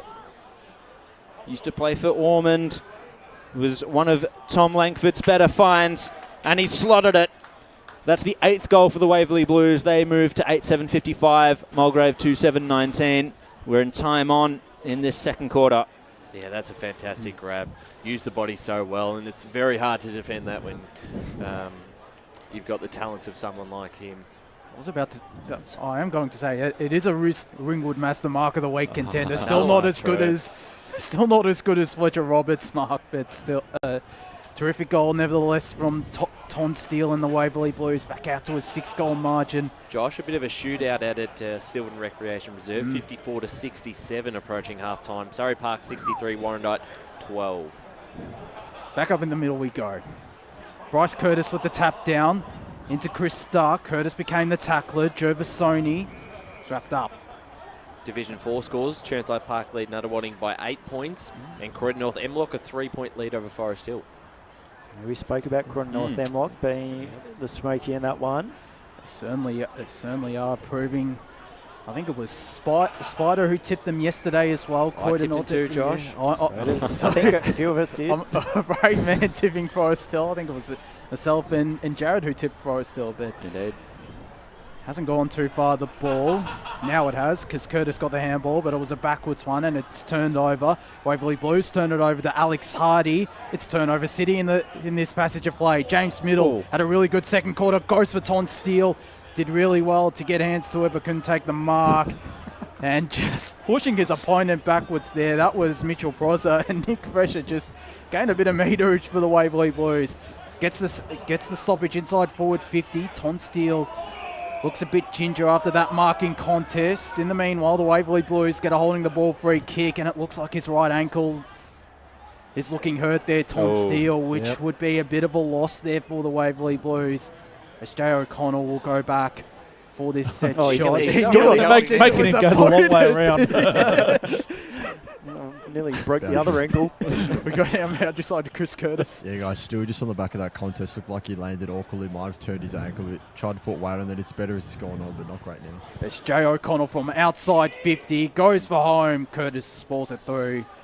8-8-56 the Waverley Blues. Mulgrave 2-7-19, 25 minutes gone, second corner on the Bendigo Bank scoreboard. Jeez, Jay really didn't have any sympathy for He wanted the goal. further away from the interchange. Didn't want to ruin his momentum, his run-up. So back into play. And it was Davidson for Mulgrave, turned it straight over. And Waverley Blues kick lateral to Miller. Right in the centre of the ground. He's got pressure coming from behind. Got the handball away just. And they're going to work it out again. Waverley Blues, McNamara. There's a long kicking option over to Sam Hale. This is. Lowers the eyes once again as the Waverley Blues do so well. Mulgrave read that, however. Punched it away, and it's now fallen into their hands. It was a 2-on-1 situation, and Gladman just a little too big to bend down and pick it up in that. Gisara received the handball, was under pressure, just fumbled it at the last moment as he tried to give the handball off, and Mulgrave didn't give him any quarter for that. So it's come back to Tilliard, tripped over, and they'll take the free kick and advantage. Villanis, this is Tyler, steps one man, hands it over to his brother. Riley sends it forward. Roberts is one out against Strongman. Strongman gets the punch away. Miller's here for backup. And he's going to affect the little chip over the top of the head of McNamara, so it wasn't perfect, but Zach Miller was there to clean it up. Back to McNamara and now to Little. They're working it out well. Little to Mitchell. They're just making things hard for me. And Mitchell made it hard for his teammate Miller. Fresher. And he was tackled. Just held him up with that handball there, and Mulgrave's pressure, one out. The ruck contest now, the ball just completely clean bowled everyone and found its way over the boundary line like it had a mind of its own. Boundary throw-in, 27 minutes gone in this second quarter in the Eastland match of the round. Some scores around the grounds in this division. Croydon lead East Burwood by 9 points. Ringwood trail Templestowe by 30. As Hardy got the clearance, Jong on the runway, looping handball over the top. It eventually finds his teammate. Jong gets the ball back from... That was Todd Kenny, goes backwards to go forwards, but they won't get a chance to get a goal on the board at Mulgrave because the half-time siren has gone. And they trail by 37 points, 8-8-56 the Waverley Blues, 2-7-19 Mulgrave. Jared Bainland with the goal kickers. Two multiple goal scorers for the Waverley Blues. Ton Steele, unfortunately, off with that ankle injury. He has 2 so far, 1 in each quarter. Carl Vickers has 2, Sam Hale with 1. Oscar Harding 1, Chris Duck and Paddy Saavedra join them. And Fletcher Roberts, the only goal scorer for Mulgrave, he's got 2. And so we'll be back after this break with a halftime show Thank you very much for joining us on 98.1 Eastern FM, the YouTube and Facebook pages. We'll be back for the halftime show after this. As Sarah opened her best friend Jackie's wedding invitation, she was overcome with a wave of emotion. While her two young boys wrestled on the floor, tears of happiness rolled down Sarah's cheeks as she saw the words she'd been longing to see. Please note, this wedding will be a child-free event. Well, Sarah, looks like we're off to Eastland for a new frock and some heels. And let's book in that babysitter. For all of life's little moments, there's Eastland. Eastland. Live real. Sprained your ankle, bursting through the banner? Broke a finger, high-fiving the ruckman? Or did you run into the goal post again? For bumps, breaks or bleeds, be seen sooner, close to home at Knox Private 24/7 Emergency Department. The preferred provider of emergency care to the Eastern Football Netball League, you'll generally experience shorter wait times. You don't need private health, but there is an out-of-pocket fee. Be seen sooner, close to home at Knox Private 24/7 Emergency Department, 262 Mountain Highway, Wanturna. Do you feel good about your bank? Because there is a bank you can feel good about. They share their profits to fund big community projects, small community clubs, and vital emergency services. They've given $250 million to help Australian communities thrive. They have all the products and tech you expect from a big bank, with service you don't. It's Bendigo Bank. Feel good about who you bank with. Try Bendigo.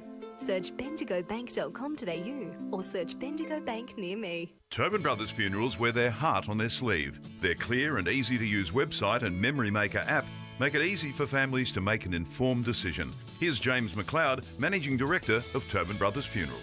We pride ourselves on being the most transparent funeral company. All pricing on goods and services are available on our website. It's all there for you to see and make very informed decisions when planning a loved one's funeral. Visit tobinbrothers.com.au. Tobin Brothers Funerals, celebrating lives. Do you want to study at the #1 sports science school worldwide? Study sport at Deakin and benefit from the most advanced sports facilities available, from running tracks to biomechanics labs, and decked out gyms to a climate chamber. Deakin have what you need to graduate ahead of the pack. Discover endless opportunities in sports science by visiting deakin.edu.au/sport. Deakin, proud sponsors of the EFNL.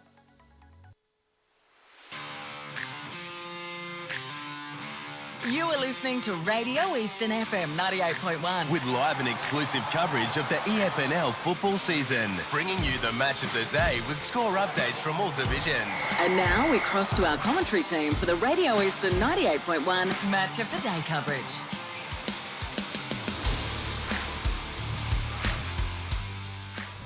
Welcome back to Central Reserve. Take number 3 here at the Eastland Match of the Round. Waverley Blues 88-56 to the Lions 2-7-19. I'm Ryan Long, joined by Chris Curtis and Ben Warren-Smith. It looks like we're doing this a bit of COVID style, the way we're spread out on the table, or we just don't like each other. But boys, you've been down at the boundary and watching all the action in the first half. Very strong first half from the Waverley Blues. Chris, I'll start with you. Mulgrave certainly picked up their intensity a little bit in that second term, but the way they use this ground, they've been able to find targets all by themselves. It's been a very dominant display so far. Yeah, definitely. I mean, you boys up here mentioned Josh Williamson just getting tons of the footy early on in that game. It seemed like he had free roam in the forward 50. His impact's kind of dropped off as the quarter and the half eventually went on, but like you said, players like Vickers and Saavedra through the middle just really putting the pain to Mulgrave and making their shots count. I've noticed when they're going forward, it's a lot of set shots, a lot of good chances, when Mulgrave are really looking to just convert on half chances. What's impressed you about this side the most, Ben? They've been able to kick 8 goals in the first half and potentially probably should have 10 to 12 goals with some missed opportunities as well. What's really impressed me, and it'll go a long way for the rest of their season, is the work rate of this side. They are not stopping. They are just going. Every contest, to even watch them when they're using the interchange really well, and we've got a good spot for that. And they know when they need to come off. They're making those changes and they're bolting into position. They're just squeezing up Mulgrave at every single contest. They are forcing turnovers turnover after turnover. Mulgrave are working their way through where they might link up once or twice, but once it gets to that third or fourth time, the pressure from the Waverley Blues is right there, and they are just forcing the turnover time and time again. Yeah, absolutely right. And the way they move the ball so quickly that they catch Mulgrave out of position on the transition multiple times once they get the turnover, and it's really hurt the line so far. Did you see any sort of improvement in that second term? Oh, the biggest thing for me in that first quarter, there were multiple occasions where missed tackles, they were able to break through tackles so easily, especially through the middle of the ground, and then present themselves up forward. I thought they got a little bit better in that second quarter, but still it seems to happen a fair bit, Chris. Yeah, well, look, we said, Beto just said Waverley had the work ethic and they were running the hardest, and that's what they were doing great. But you got to look on the other hand, and for a quarter-time huddle speech that was really about accountability and sticking with your runners and not just letting them have a free roam through the middle, there was really no improvement on that behalf from Mulgrave from what I saw. A lot of the time when the Blues pushed the ball forward, they had the numbers advantage in forward 50 and somehow still had the numbers advantage in the defensive 50. We talked about the what was said by Savage at quarter time with how much they dominated in the uncontested marks. I thought Mulgrave pulled that back a fair bit in the second quarter. I'm not too sure what the stats were, but leaving men unattended, especially in that back line, like sort of shrunk, I would think. But like the improvements really got to come through the midfield and that work rate really, and you're not going to get yourself back in the game unless you have got you start to match and like improve on what Waverley Blues have shown in that first half. Then it's going to be really hard for the Waverley Blues to sustain that for like 4 quarters, especially on this cow paddock. Like Monash City Council, like get some mowers down here or invest in a couple of cows. It is like ridiculous down at some of these forward pockets. The grass is ridiculously long. To the right-hand side of the screen, that ball a couple times in the pockets just drops into the pockets. It's not the worst it's ever been here, though. It used to be inches high. Yeah, right. It's an interesting one, but they've got coin. Monash City Council lift your game. We'll leave that conversation till a later date. But, hand over to our sponsor, Monash City Council. Well, they got to plug a few times. Yes, they did. Just on their forward 50 entries as well, the Lions. Besides going to Roberts, I don't think they have too many other options. At least they're not using them, Chris. Every time they seem to look likely, it's through the hands of Fletcher Roberts. Yeah, exactly right. And again, it comes down to that numbers advantage that Waverley Blues have set up in defensive 50. But really, you feel like apart from Alex Hardy and Ling John going through the middle, there isn't an awful lot of service going to players like Roberts or anyone else in that forward line, for example. There was a few times we saw when they were kicking to the right of screen, for a big guy like Roberts, it was almost comical because the ball just wouldn't quite sit up for him when they got it to him. But you feel like they need to start winning the ball in the middle a bit more to get that supply and really diversify their attacking line. Certainly right. We're going to go around the grounds before we go to our last ad break here. Looking at Premier Division, Blackburn still leading Baldwin by 10 points, 6-8, 44 to 5-4, 34. Berwick lead Norwood 42 to 17 at halftime. The Lions and the Dogs, it's a Dogs 44 to Doncaster's 28. Roval and Noble Park all tied at halftime, 7-5 apiece. And East Ringwood have hit back with the last 3 goals to lead 51 to 46 Vermont. Ooh. So that's a close one out there. In Division 1, Montrose have kicked away 11-4, 70 to Doncaster, 6 straight 36. Park Orchards lead Mooroolbark 48 to 9. North Ringwood 77 to Bayswater 27. Going into Division 2, Boronia had a close lead over Lilydale at quarter time by less than a goal. Getting an update now, they've stretched that out to 49 to 14 at half time there. Jumping back into Division 2 games, Ringwood versus Templestowe. Templestowe a 5-goal lead over the Redbacks at half time. Heathmont with a 1-point lead over the Basin, and Croydon lead by 9 points over East Burwood. Division 3 footy, Coldstream big leaders over Oakley District 54 to 27. Donvale back in front of Ferntree Gully by 5 points. Sylvan versus Knox, a 13-point lead to the Falcons in an 18-goal first half from the two sides. Surrey Park big leaders over Warrandyte 73 to 12. Upper Ferntree Gully versus Fair Park is a night game, 6:30 p.m. under lights out there at Kings Park. You'll be out there, won't you, Ben Warren Smith? Good luck to that. in Division 4, Croydon North Hemlock 3-point leaders over Forest Hill, and Churnside Park a goal leading Nutter wanting 39-33, boys, before we let you go, and getting back to the boundary. Can you make any sort of case for Mulgrave just to get back into the game at somewhat, or is this going to be a big blowout? Oh, I liked him going in. I really did. But yeah, I mean, just off what that first half has shown us, I don't see it happening. You know, we said, can Waverley Blues, can they sustain that kind of work ethic, that kind of intensity for the whole half? Do they really need to if they're up 37 points already? So I reckon Waverley Blues see this through comfortably. They'll be looking to at least, they need to win each quarter, right? And they need to peg it back by a minimum of 3 goals in this quarter. This is like the main 30 minutes of the game for them. They really need to step it up. They'll be motivated from what they've heard in the rooms there. This is their time to shine, and if they can't do it, well, then the margin could get ugly. Certainly right. We're going to go to our last break here for the Eastland match around halftime. Today at Eastland, Lucy's trying on jeans for a momentous occasion. Coffee with the ex. She needs jeans she can move in because she's definitely moved on. Jeans that get a second look, but don't give any second chances. Jeans that say, why yes, I have spent the last 8 months in a post-breakup juice cleansing, kickboxing, personal training frenzy. And it looks as though she's just found the perfect pair. Bravo, Lucy. For all of life's little moments, there's Eastland. Eastland. Live real. Sprained your ankle bursting through the banner? For bumps, breaks or bleeds, be seen sooner, close to home, at Knox Private 24/7 Emergency Department. You'll generally experience shorter wait times. Knox Private 24/7 Emergency, 262 Mountain Highway, Wanturna. Do you feel good about your bank? Because there is a bank you can feel good about. They share their profits to fund big community projects, small community clubs and vital emergency services. They've given $250 million to help Australian communities thrive. They have all the products and tech you expect from a big bank, with service you don't. It's Bendigo Bank. Feel good about who you bank with. Try Bendigo. Search bendigobank.com.au or search Bendigo Bank near me. Tobin Brothers Funerals wear their heart on their sleeve. Their clear and easy-to-use website and Memory Maker app make it easy for families to make an informed decision. Here's James McLeod, Managing Director of Tobin Brothers Funerals. There's no mystery about our pricing. It is clearly displayed on our website and our app.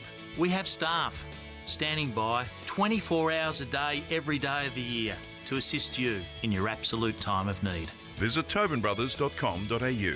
Tobin Brothers Funerals, celebrating lives. There are only 3 things that should be flushed down your toilet.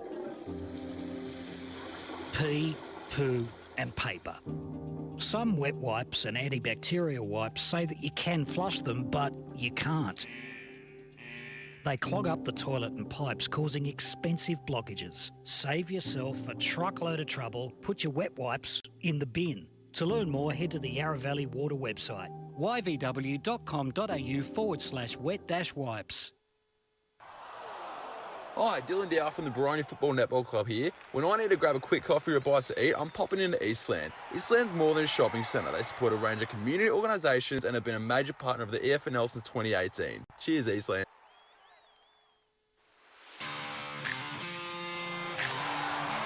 You are listening to Radio Eastern FM 98.1. With live and exclusive coverage of the EFNL football season, bringing you the match of the day with score updates from all divisions. And now we cross to our commentary team for the Radio Eastern 98.1 Match of the Day coverage. Welcome back to Central Reserve for the Eastland match of the round. Waverley Blues 8-8-56 leading Mulgrave 2-7-19. We're just about to get started in the third quarter out here in this crucial Division 2 clash. Josh Ward here alongside Jared Beanland, Scott Hardy, Ryan Long, Chris Curtis and Ben Warren-Smith. What do Mulgrave need to do in this second half, fellas, to get really back into this contest? Pressure's got a lift for one. Their work through the midfield probably hasn't had enough contributors. Johns really fought hard, I thought. But when you look at Waverley, there's not a single person on that ground that hasn't performed their role. They find their space. Once they turn over the footy, they use it well in transition, and they've caught Mulgrave out of position quite a lot. So if they can pick up their work, particularly through the midfield, that might be able to put Waverley back on the back foot, Scott, and potentially just change the game a little bit. The thing that's impressed me the most about Waverley Blues, just their sort of extra efforts, the second, the third, like even when they don't have the ball, the tackling pressure, their sort of openness to try and prop in space. And obviously Mulgrave need to find that themselves. They just can't find space. They can't find an effective kick. I think their effective kicking has killed them when you compare it to Waverley Blues. But when we have seen them run with the ball, they've done very well. So I think they've just got to take on the game a little bit more and put a bit more pressure around that centre stoppage. As we're about to get set for the third quarter out here, Jared Beanland to get us underway. So let's see if Mulgrave can put some more score on the board this time. Jong from the centre, that's what they need. He's just going to burst away from Duck. Gets the handball forward to Dean, and the kick inside forward 50. Sorry, that's Dean down there right now. Takes it in the pocket, centering ball towards the top of the goal square. The mark needs to be taken, just wasn't quite. Sarkissian's there to help out.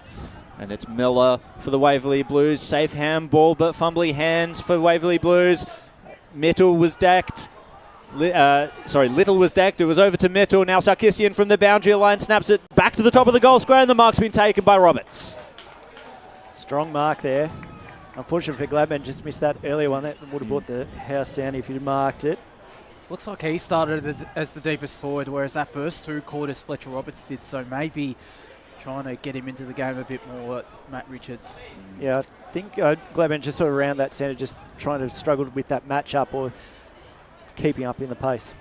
For his third goal, Fletcher Roberts. He's the sole goal scorer for Mulgrave so far today, and he continues that trend, 1 on each quarter. But this one comes very early in this one, and that's important for Mulgrave. Well, they're on the board.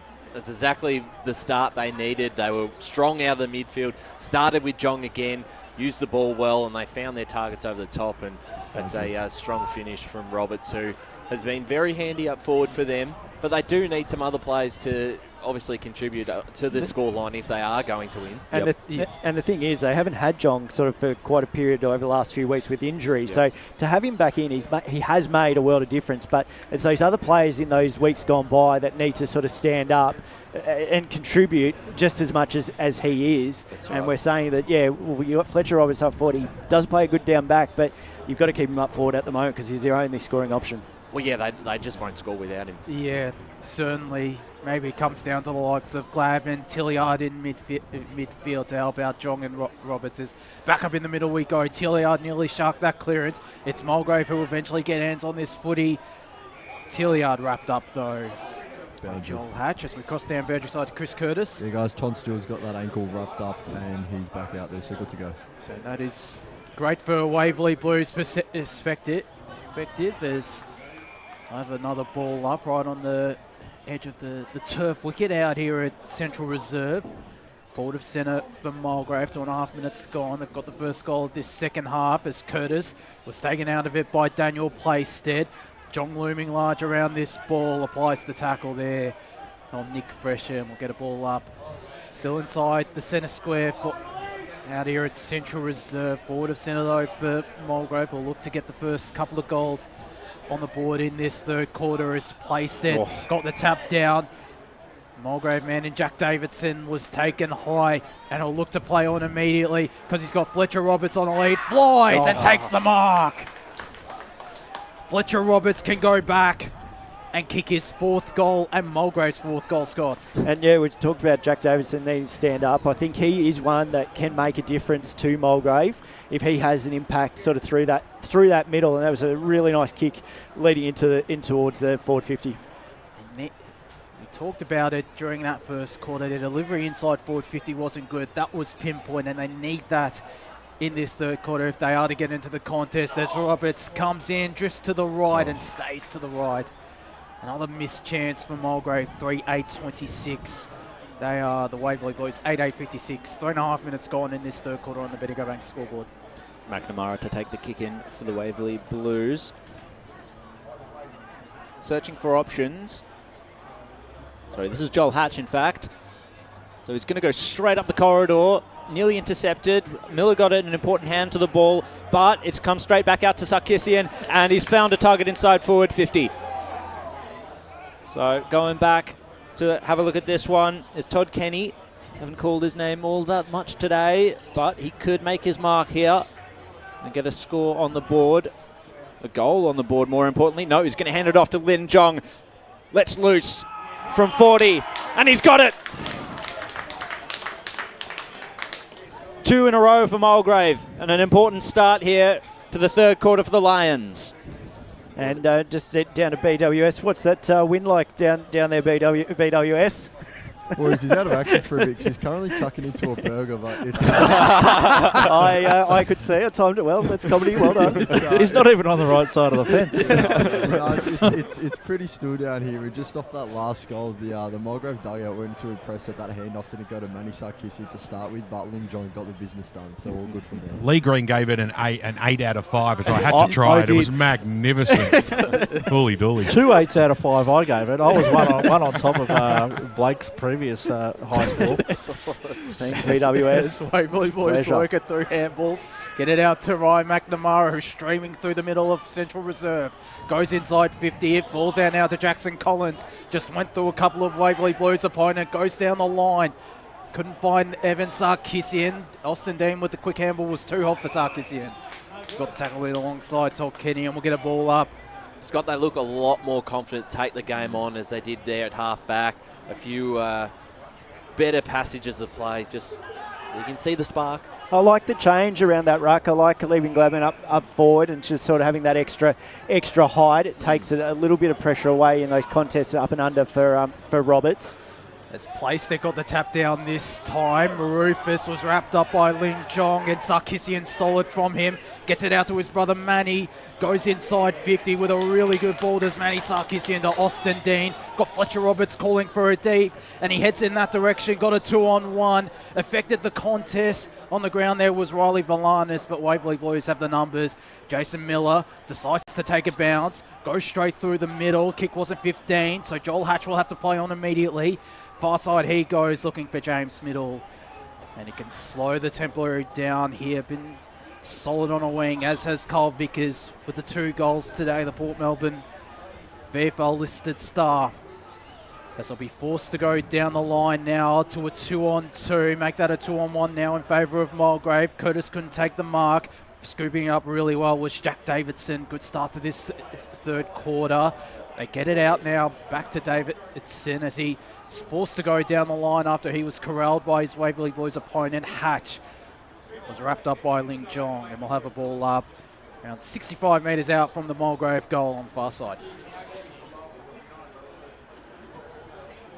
Let's see what Mulgrave can muster from this contest. Curtis taps it down, roved well by O'Connell, who's just gone to ground. We'll have another stoppage. Much better pressure around the centre or around these sort of clearances from Mulgrave, just to sort of trap it in, not allow Waverley Blues that easy access out. Yeah, the repeat stoppages are a good sign here for Mulgrave, showing that they are applying pressure as Gervasoni gets the kick inside forward 50. It came off hands. Waverley Blues defence are going to hold true here. It's come to Little and now out to Mitchell. Stop it. Down the line for the Waverley Blues. Bouncing ball, it's in dispute right now. Meeting it hard there was Ton Steele. No fear from that ankle injury before. Good to see him back out on the ground. He's an exciting player. He was wrapped up. We'll have a stoppage. Go ahead. No, I was just going to say, the only thing I would like to see Mulgrave more so from their forwards, just that tackling pressure. Waverley Blues seem to get it out a little bit easy through hands.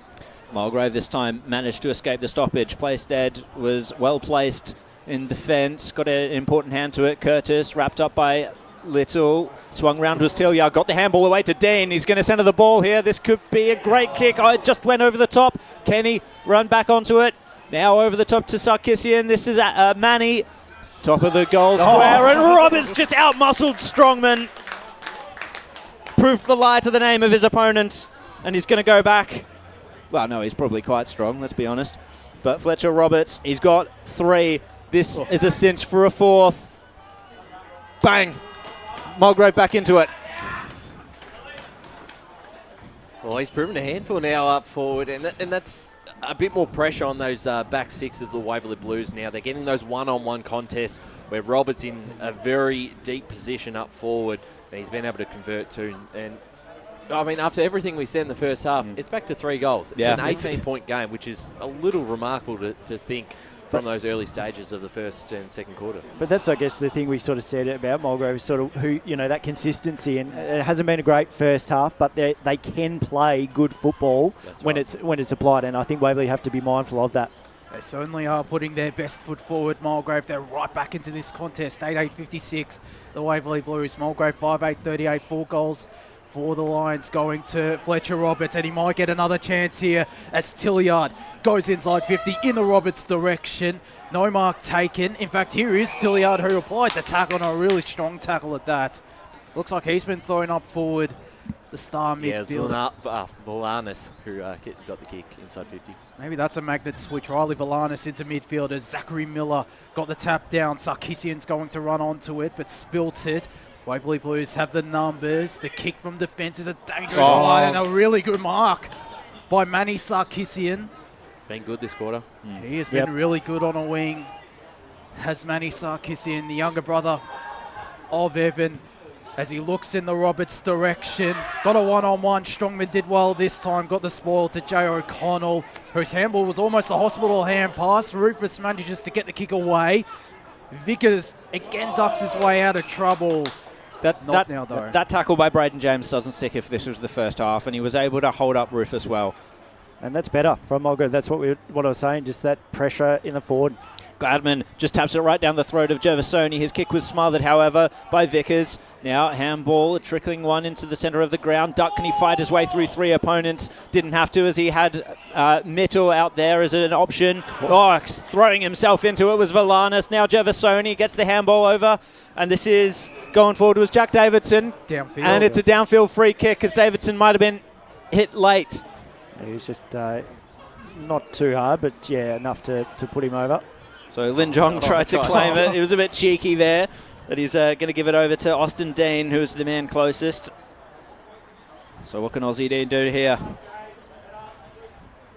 He didn't look too confident in terms of lining up the shot, so he's going to go to the top of the goal square. Roberts was the obvious target. Vickers there to help out, though. Miller now is just going to desperately try and find the boundary line. They're all claiming it was out in the full. Just deliberate, they were trying to get. Yeah, I guess the hands out were in appeal rather than trying to mimic the umpire's symbol. It's called the Wayne Brasher of deliberate appeal. So handball out from the Waverley Blues. They're in the pocket there. Vickers just had to try and shrug the Dean tackle. Can he tackle, in fact? Wasn't able to do so. We'll have another ball up. So Mulgrave really threatening here.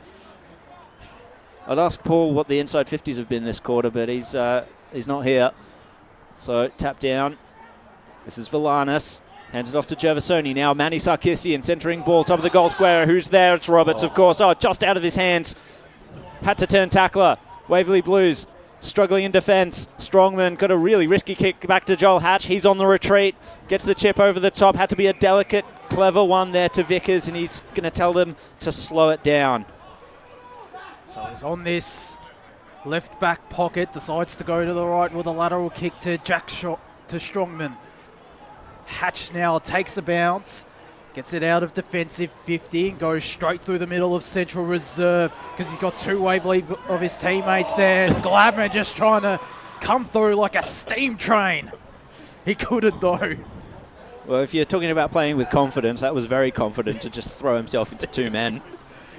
So get a ball up in the centre square, forward off centre for Waverley Blues as they'll get this clearance. Christian Jasara, his kick was nearly smothered, still got it away in time. Batista affected the contest, and a really good tackle applied by James Middle, who has certainly impressed me on a wing with his delivery and his work rate across the ground. There's this ball thrown back up. Gladman was nearly taken out of it. It falls into Mulgrave hands now, but not going anywhere. And we'll get a ball up. 13.5 minutes gone in this third quarter. In the Eastland match of the round, Waverley Blues 8-8-56, Mulgrave 5-8-38. The Lions have come charging in this third quarter. Can they continue to build on the momentum they've gained?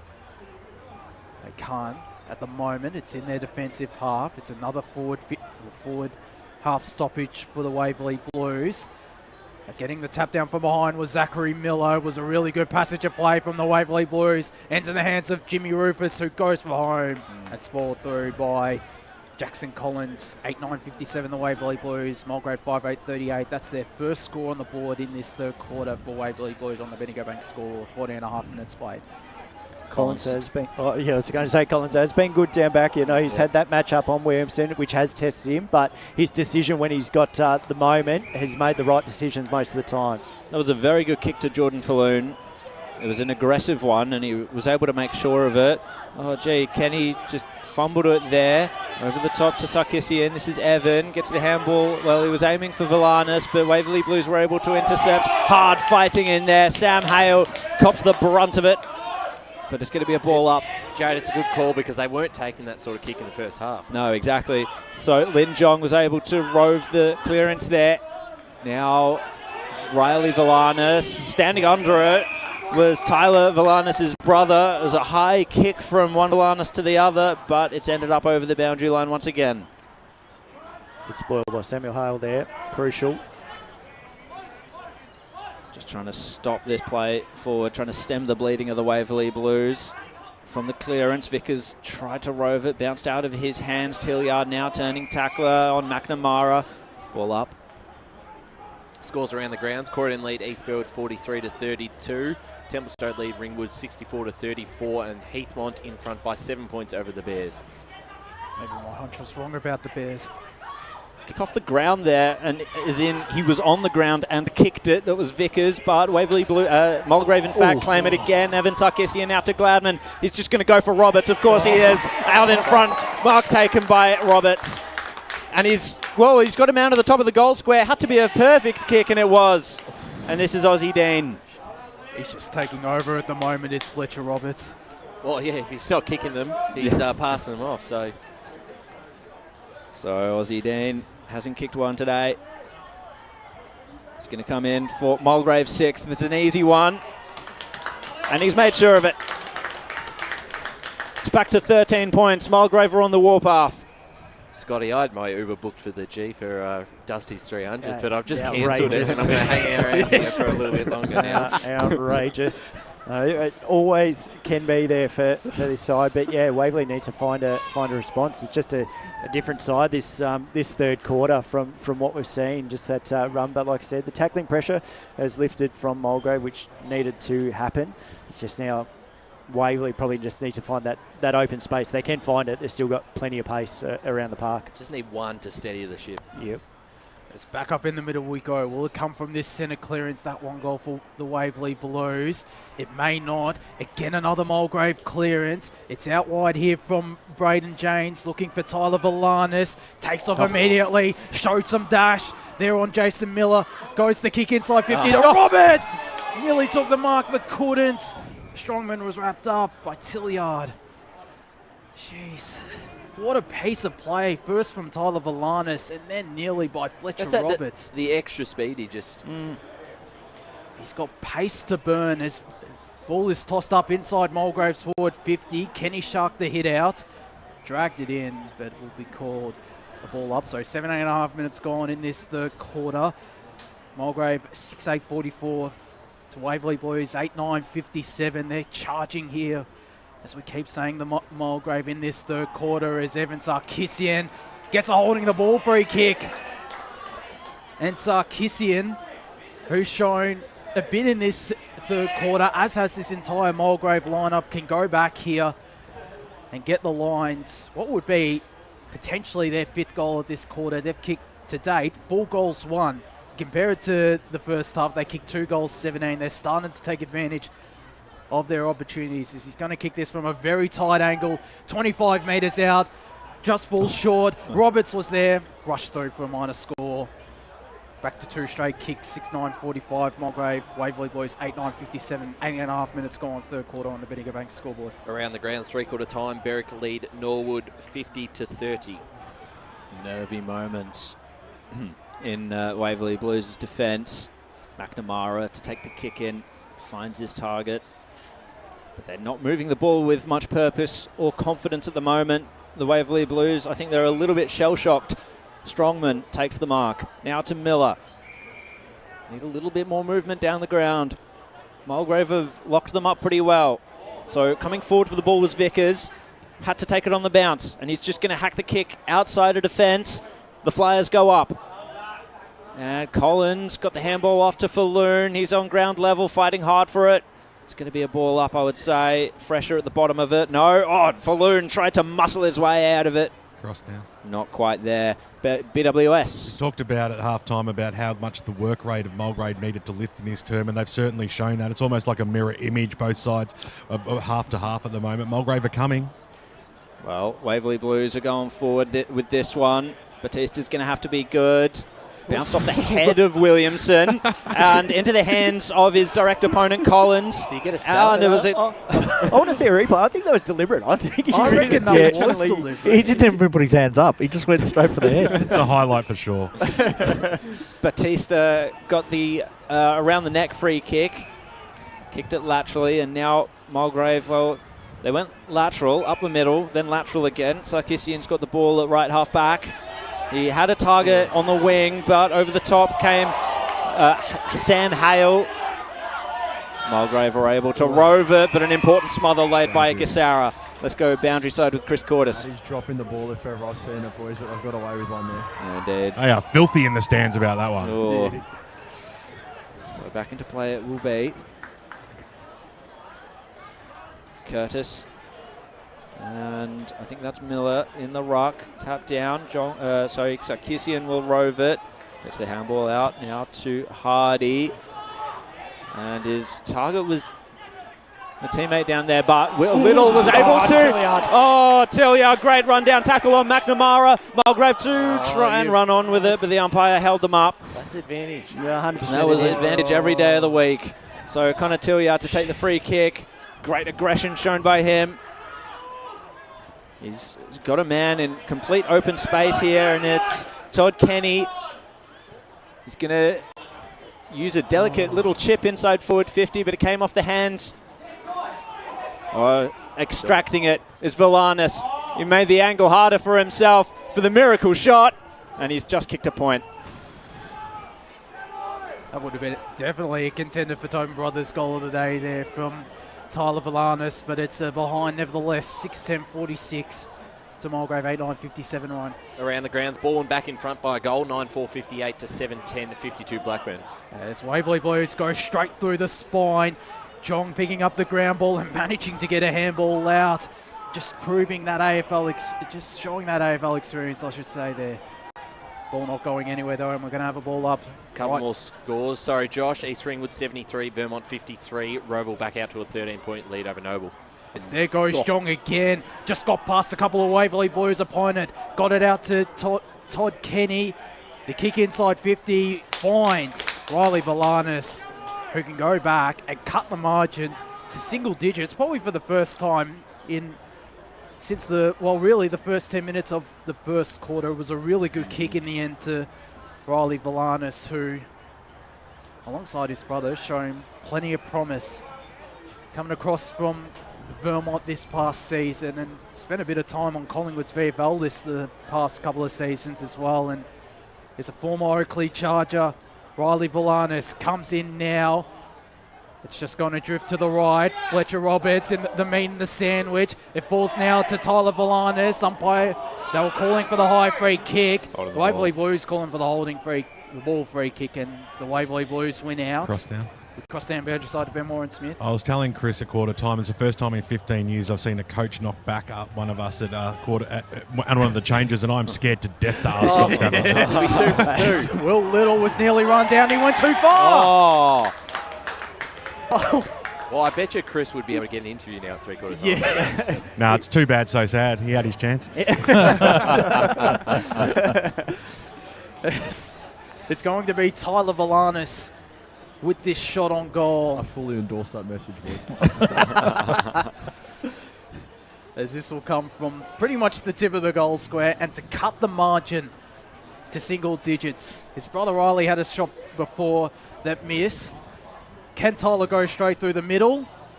He can't. He misses everything. And missing chances the last couple of minutes, the Villanis brothers. Remains 57-46. 24 minutes gone, third quarter on the Bendigo Bank scoreboard. Well, we're going to have to wait for the next quarter to see whether or not these wasted opportunities will bite Mulgrave. Back into play go Waverley Blues. We've got some scores around the grounds as we've got a slow play on our hands. Around the grounds, North Ringwood lead Bayswater 90-36. Park Orchards lead Mooroolbark by 10 goals. And Montrose 23 points over Doncaster. Big mark by Baxter Lease. As we hear the step ladders called from the crowd, I like that. So up we go. High ball inside forward 50 once again for Mulgrave. It was only a shallow entry and Waverley Blues were able to get numbers to it. Saavedra targeted the handball, but it's gone over the boundary line. So we're coming up to 25 minutes gone in this third quarter. Waverley Blues 8-9-57, Mulgrave 6-10-46. It's getting closer and closer now. 11-point margin. Mulgrave, they looked absolutely nowhere in this contest not long ago. But Batista, well, he had a lot of Waverley Blues numbers to deal with, but had help in the form of Casanau. Now the looping handball over the top, found to Sarkisian, and, well, great tackling by Waverley Blues just to hold that up because it was just about a surefire entry for Mulgrave as Gervasoni took handle of it. Punch by Playstead towards the boundary line. Sarkisian copped a poke in the eye here, but it's Gervasoni inside forward 50. And the kick to the spare man was excellent. Great vision. Good patience as well by Gervasoni just to make sure there was an option there before firing away at goal. And it's Connor Tilliard, the captain, had a great rundown tackle earlier. And guess who started it? It was Lin Jong. Yeah. Again. On the three-quarter time siren. This to reduce the margin to 5 points. We would not have seen this coming at half time, but Mulgrave have dug their heels in and they've shown what they can do. Connor Tilliard has missed. And that would be an absolute relief for the Waverley Blues because they can now go into the huddle, reset, and just plan for this final quarter. Josh Ward, you've got the goal kickers here. So the only multiple goal kicker for Mulgrave, Fletcher Roberts with 4, Lin Jong and Austin Dean, the other goal kickers for Waverley Blues. The goal kickers remain the same. Ton Steele with 2, Cole Vickers with 2, singles to Samuel Hale, Oscar Harding, Christopher Duck and Patrick Saavedra. We're going to go to a break here in the Eastland Match of the round. When we return, we'll bring you the fourth quarter of action in what is set to be a grandstand finish out here between the Waverley Blues and Mulgrave. As Sarah opened her best friend Jackie's wedding invitation, she was overcome with a wave of emotion. While her 2 young boys wrestled on the floor, tears of happiness rolled down Sarah's cheeks as she saw the words she'd been longing to see. Please note, this wedding will be a child-free event. Well, Sarah, looks like we're off to Eastland for a new frock and some heels. And let's book in that babysitter. For all of life's little moments, there's Eastland. Eastland. Live real. At Yarra Valley Water, we know reducing your shower time, or show time, to 4 minutes can save you an average of $200 a year on water and energy bills. Shower shorter. Save water. Authorised by the Victorian Government, 1 Treasury Place, Melbourne. Sprained your ankle, bursting through the banner? Broke a finger, high-fiving the ruckman? Or did you run into the goal post again? For bumps, breaks or bleeds, be seen sooner, close to home at Knox Private 24/7 Emergency Department. The preferred provider of emergency care to the Eastern Football Netball League, you'll generally experience shorter wait times. You don't need private health, but there is an out-of-pocket fee. Be seen sooner, close to home at Knox Private 24/7 Emergency Department, 262 Mountain Highway, Wanturna. Do you feel good about your bank? Because there is a bank you can feel good about. They share their profits to fund big community projects, small community clubs, and vital emergency services. They've given $250 million to help Australian communities thrive. They have all the products and tech you expect from a big bank, with service you don't. It's Bendigo Bank. Feel good about who you bank with. Try Bendigo. Search bendigobank.com.au or search Bendigo Bank near me. The first time I met the team at Tobin Brothers Funerals, I felt like I'd known them for years. They're so caring, honest and passionate. James McLeod, Managing Director of Tobin Brothers Funerals, sums it up best when he says, Every day our people get out of bed to assist client families in their absolute time of need. Our people love what they do, and you will not find a more highly trained group of people than those at Tobin Brothers. Visit tobinbrothers.com.au. Tobin Brothers Funerals, celebrating lives. Hi, I'm Ben Desson from Montrose Football Netball Club, and when I need a new kit for a night out, I head over to Eastland. But Eastland is more than a shopping centre. They support a range of community organisations and have been major partners of the Eastern Football Netball League since 2018. Thanks, Eastland. You are listening to Radio Eastern FM 98.1. With live and exclusive coverage of the EFNL football season. Bringing you the match of the day with score updates from all divisions. And now we cross to our commentary team for the Radio Eastern 98.1 Match of the Day coverage. Welcome back to Central Reserve for the Eastland Match of the Round. It's Mulgrave who cut the deficit to just 10 points at the three-quarter time break, 6-11-47 to Waverley Blues, 8-9-57. Josh Woody alongside Jared Beanland, Scott Hardy, Ryan Long, Ben Warren-Smith and Chris Curtis. Well, we talked about at the start of the quarter, they needed to lift their pressure, did Mulgrave, and well, they certainly did. They took advantage of most of their opportunities, but still, they missed some opportunities. They kicked 4 goals for in the end that quarter to the one behind to Waverley Blues. So got right on top of the contest, Jared. Yeah, absolutely. And it has to be said that Mulgrave's defence, unsung heroes in this game. I've been very impressed with Jackson Collins, his game. But as you said, the pressure around the contest has been the main feature for Mulgrave in that. They showed a lot of class, didn't they, Scott? Yeah, but I guess it's only been in that sort of second half. I think that first half, that pressure just didn't exist, did it? And to sort of turn it around and change that scoreline and what is now going to be a really interesting last quarter. Cross down. I can't wait as we go boundary side with BWS. Standing here with Scott Savage, the senior coach of Waverley Blues. Scott, look, the first half was a fantastic performance by you boys, but you let them back in the game in that quarter. What happened? Oh, obviously, we just lost that hunt, that want for the football. Just try to be too cute that quarter, to be honest. The discipline dropped, the desire for the football to win it just dropped. And, credit to Mulgrave, they handed it up to us that quarter, and you can see what happens. They had more want, they had the clearances, they won it out of the middle, and they put it on the board. The best part about having another quarter to play is there's time to rectify it all. Yeah, exactly right. I just put it on them, they got the spray that they needed, and let's hope they respond. Good luck, mate. Thank you there to Ben Warren-Smith. And I can understand. Was it a good spray, BWS? Oh, it was one of the best. We could hear it. Did you hear that? No. I wish I could have, but I can understand why they got right, as Scott mentioned, they got right back into the contest. Did Mulgrave. It's 10 points the margin. All those late missed chances, though, come back to bite them in this final quarter. 6-11 to Waverley Blues, 8-9. So certainly going to be an interesting game as the Mulgrave faithful up here are definitely up and about and very confident. Haven't they? They've loved it. Decked it out here. Jared Beanland to get us on the way in this final quarter. So what can Waverley Blues do to stem the bleeding in this quarter? They can get this clearance, but it was smothered off the boot of Playstead. Hunting for it is Mitchell. Where is that hunt that Scott Savage was talking about that they needed? There it is from Little out to... Yep, Mitchell out to Little. It's got me all day. Gervasoni now sends it back Mulgrave's way, but a good intercept mark taken by Hale. Hands it off to Miller. They're going fast here, the Waverley Blues, maybe a little frantic. Little again wrapped up by Gervasoni, and we'll have a ball up out on the wing. Can I say the absolute obvious? First goal is very important. Very important indeed. Let's see, Gervasoni out now to, that was Prosser, or Hardy, sorry. No mark taken in forward 50 for Mulgrave. Waverley Blues to rebound once again. Tyson Hale. No, it was Bryce Curtis. Put his body on the line and managed to create a stoppage there at the bottom with Sarkisian. But he was good in the third quarter. The barometer sort of for Mulgrave plays right on the edge. Contender for MEGT Rookie of the Day. Curtis got another tap down, but another stoppage.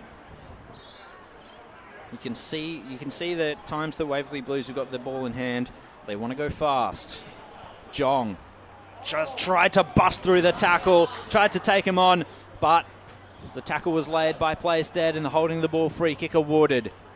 So Playstead, all the experience, for the Waverley Blues, and a good kick as well. Sticky hands by Harding. Swings round onto the right, but playing off his man was Collins. That was really well read by Jackson Collins, and he took the intercept mark there for Mulgrave. Just had to go and did exceptionally well. And he's going through the middle here is Jackson Collins. And you called it, Jared. You said that, just that pace that Waverley are trying to play with. I do like it. It just hasn't worked for them so far in this quarter. As they get pace on the ball here to Mulgrave, through Alex Hardy to Fletcher Roberts. And this, for the crucial first goal of this contest, brilliant play from defence to attack.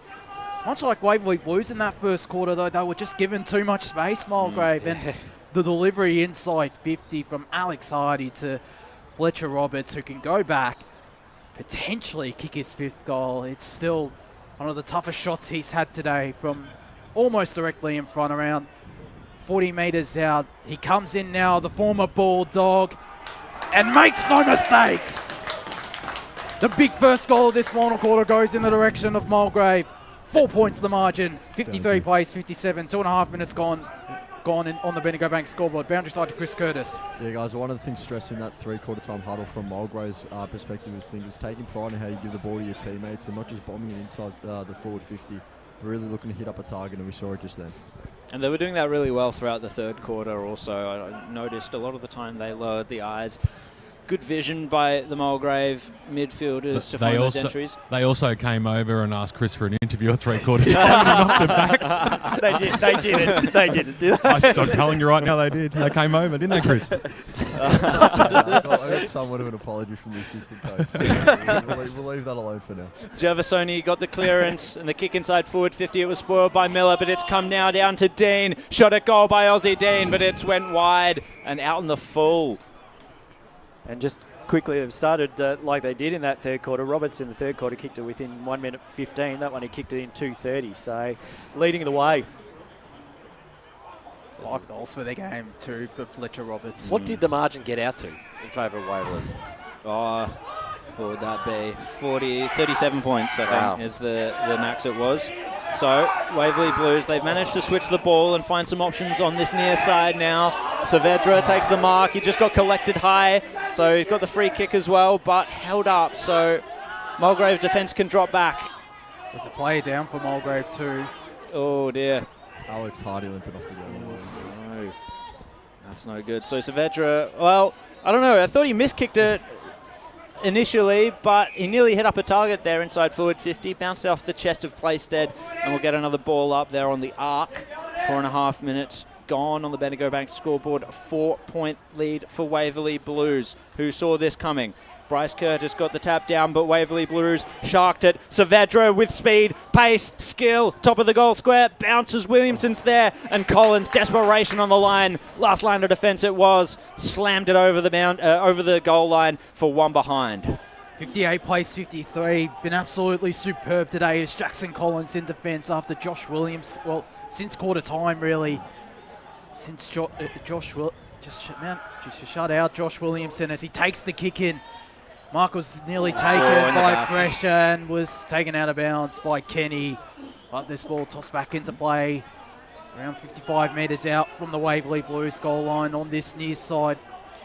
They need to kick a goal sometime soon. Mulgrave have all the momentum as Playstead decides to take matters into his own hands. Kick was smothered, bursting his way through Tyson Hale, but he's going backwards. Mulgrave applying really strong pressure. Rufus to Miller, the kick inside 50, looking for the leading option, and Williamson, who'll pick it up. Collins corralling him well, but Williamson wins out. Goes the short chipping ball inside 50. It's turned over though. And the captain, Sam Cassiano, stands up, but his kick wasn't all too great. Mitchell has to become the tackler. I'll let this ball thrown back up, far side. Half-back flank for Mulgrave. They trail by just 5 points now. 6 minutes gone into this final quarter. Collins has been big. Definitely changed it. Taking out of the ruck was Oscar Hardy. Saavedra, target of the handball. Was upended, though, by Mulgrave. Lin Jong now gets it out to Gladman. They're working in a phone box here, the Lions. The kick out of defence, though, by Lease. Mark nearly, no, not quite taken.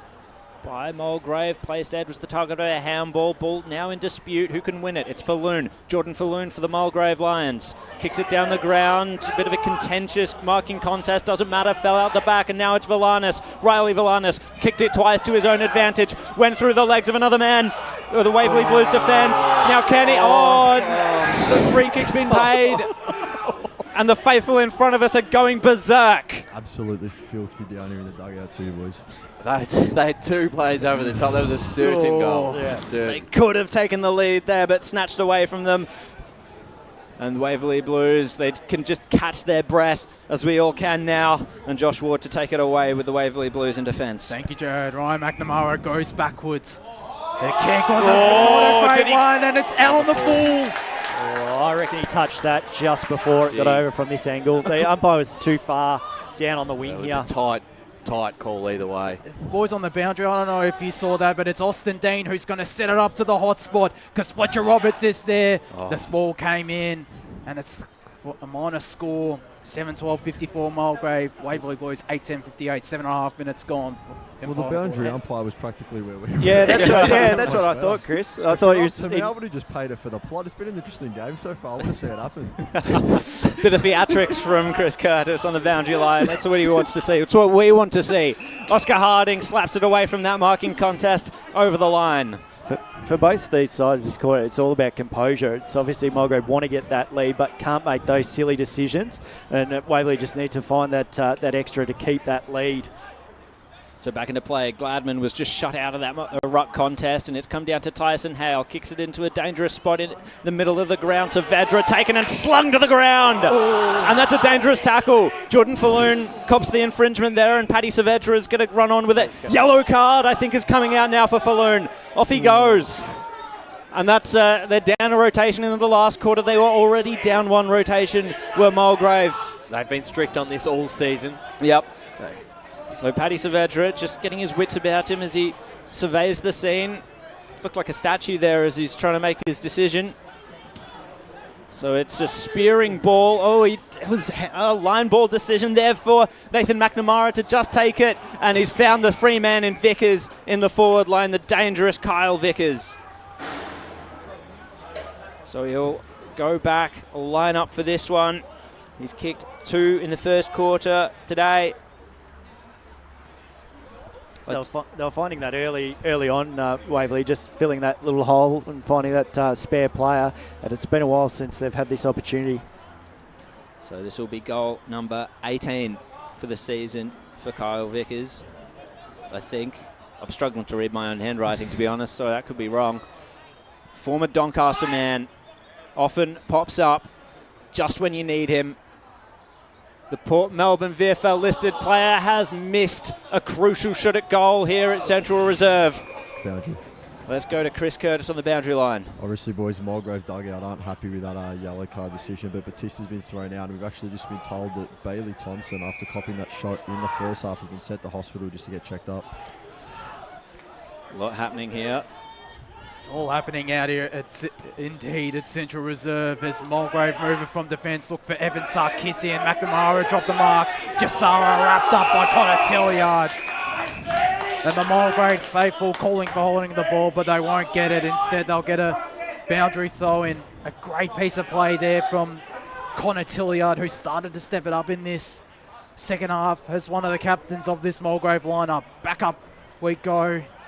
On this broadcast side, Miller with the two-handed tap down. Tilliard once again to Villanis, to Evan Sarkisian, turned it over though. Jimmy Rufus, kick just went over the top of Angus Gervasoni, and it's seen out of bounds by Michael Batista.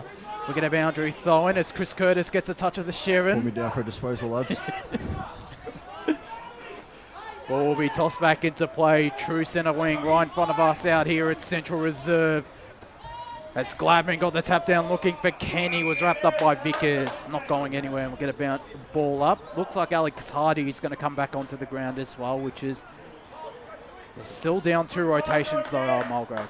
It's good news though, with Falloon and Thompson off.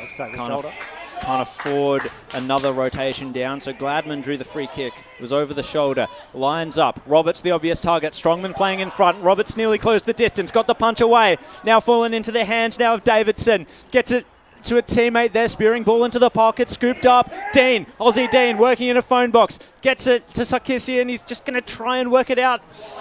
Oh, Tilliard was the option that was free in the centre of the 50.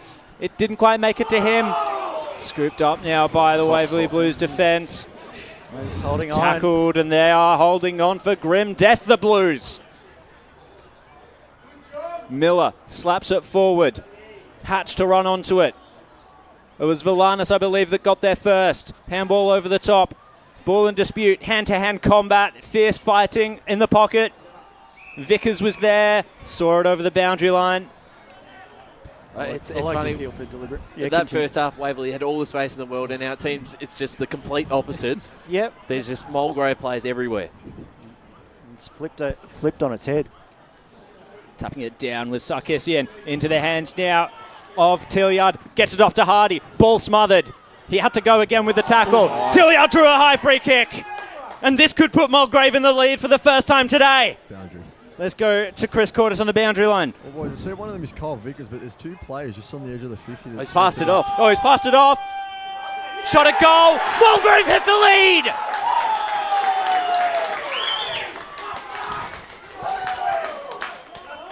I reckon that was Manny Sarkisian. It was. Manny Sarkisian gets the all-important lead maker for Mulgrave. We talked about the marking in the first quarter with Waverley Blues players doing that multiple times down that end of the ground, and now it's Waverley who have left Mulgrave playing Sarkisian all by himself. Unbelievable. 37 points, did you say that were? They have, I think it was, yeah. They haven't kicked a goal since the 22-minute mark of the second quarter. Wow. Just remarkable from Mulgrave. 8-12-60. Waverley Blues 8-10-58. They've only kicked the two behinds in this second half. Have the Blues. The Lions have come charging. As we go back up in the middle of Central Reserve. Curtis with the tap down looking for Angus Jervisoni. It's Tilliard who runs onto it. Gets the handball away. Under pressure was Jack Davidson. As Waverley Blues look to move the ball forward. Christopher Duck got it away to Ton Steele. Got the don't argue on one. Handball away to James Mattel. Inside 50 looking for Chris Duck. Who nearly dragged it in. Umpire will call for a ball up though. But inside forward 50. In a good position if you're a Waverley Blues fan. They trailed 58-60. 14 minutes gone. Gee, Chris Duck's really dropped off. He has. He was terrific in that first half. The veteran as Mulgrave win the hit out. Trying to keep it in front of him was Jervisoni, but he had to become the tackler there alongside Braden James, and we'll get another ball up. So just a moment to catch our breath, for the fans to catch their breath out here at Central Reserve. The Lions have come from 37 points down, a 39-point turnaround, and force another stoppage. They won't want to go into their shells though, Mulgrave. Waverley Blues definitely won't, because if they do, it could be all over. Curtis with the tap down. Sharking it was Oscar Harding. Got the handball away. The shot on goal is through! What a goal that is! Came almost out of nowhere. It was Harding who got the handball away. I think that's Chris Duck. It is!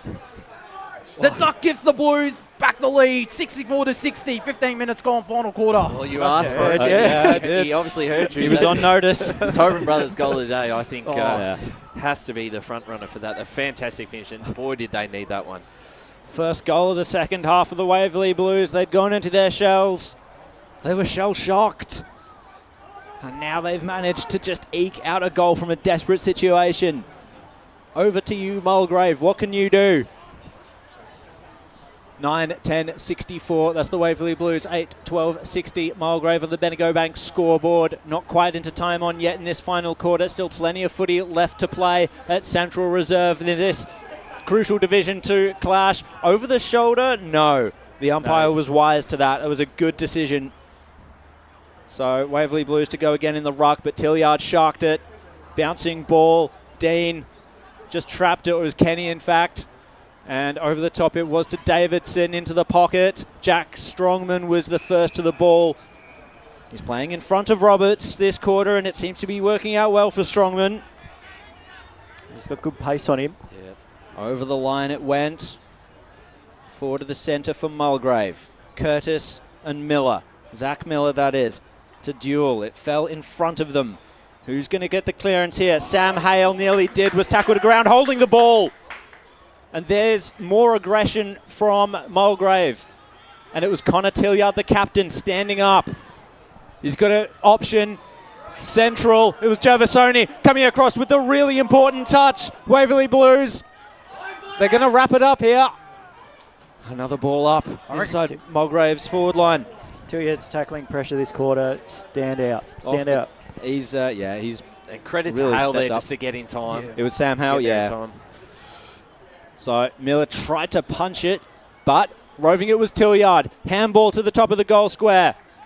Having to turn tackler was Fletcher Roberts. Sarkisian was upended. Mitchell's going to have to stand strong as the other Sarkisian. It was Manny. Got it to ground. James into the pocket. And Will Little just sees it over the boundary line. Quickly around the grounds, Berwick winners 9-10-64 to Norwood 6-10-46. First win for the Wickers. And Jong just waiting to get back on. Really need him back on the park. They're doing pretty well without him, Mulgrave. They're really holding Waverley Blues' feet to the fire. Tilliard turns and snaps the goal. Mulgrave back in front. Wow. Or we can just leave Tilliard on. That's fine as well. That's fine as well. He'll do it to you. Oh, that's another Tobin Brothers goal of the day contender. That is an unbelievable finish. And he has stepped up in this second half. Yeah. And they needed him to, and that's the class that he is. He's still such a young player. Already won a couple of best and fairest of the club, and what a game he's turned this into as we go down to the boundary. Lin Jong just got back on, guys, so big things coming. What a goal that was. That was a spectacular goal. Connor Tilliard only played his 50th senior game this season. It's remarkable to think he's become a key player, Scott. Which one, BWS, you reckon was better, Ducks or Tilliard's then from down boundary? Tilliard's, there was a lot of pressure around that football, and just to get it off the pack and to put that through under that pressure, unbelievable. Yeah, I think I'm with you on that. There's back up in the middle of Central Reserve we go. The tap down from Curtis. Jong another clearance. Jack Davidson sets Mulgrave inside 50, looking in the direction of Roberts. Strongman came from behind and got the spoil. It spills out now to Todd Kenny, who's under plenty of pressure from Joel Hatch. And he sees it out of bounds. Just the biggest thing now that they've got the lead, they still have to keep playing the way they are at the moment. They've been so dominant when they've attacked the ball and taken the game on. Got to keep taking those risks. And they know that, Waverley, they will take it on and can find that space. As Curtis takes the game on, inside 50, looking in the Roberts direction. It spills out now to Austin Dean. Got Evan Sarkisian, or Manny Sarkisian, that is. Handball back to Dean, who gets the shot on goal! And Mulgrave have an 8-point lead! 10-12-72, 9-10-64. Brilliant play from Austin Dean. And we probably haven't spoken just how good he has been today. Even in the first half when they were under the pump, he's given them an option, and that's a great finish on goal.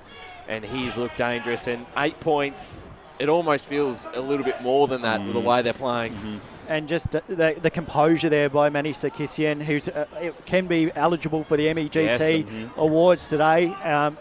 Exceptional, smart, clear head for a young player. Well done. Welcome Waverley Blues. Let's go boundary side with Chris Curtis. Waverley Blues dugout still very calm, boys. No stressing yet.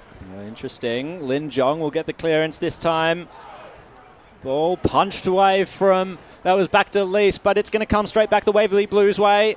James is there, wrapped up, double tackle there by Waverley Blues, and it's going to be a ball up inside their forward line. They've kicked one goal in this second half. So what can they muster for the last few minutes? Saavedra upends himself and goes to ground. Another ball up. Tense times. The Mulgrave defence are going to have to hold strong here. Batista goes to ground. Another ball up.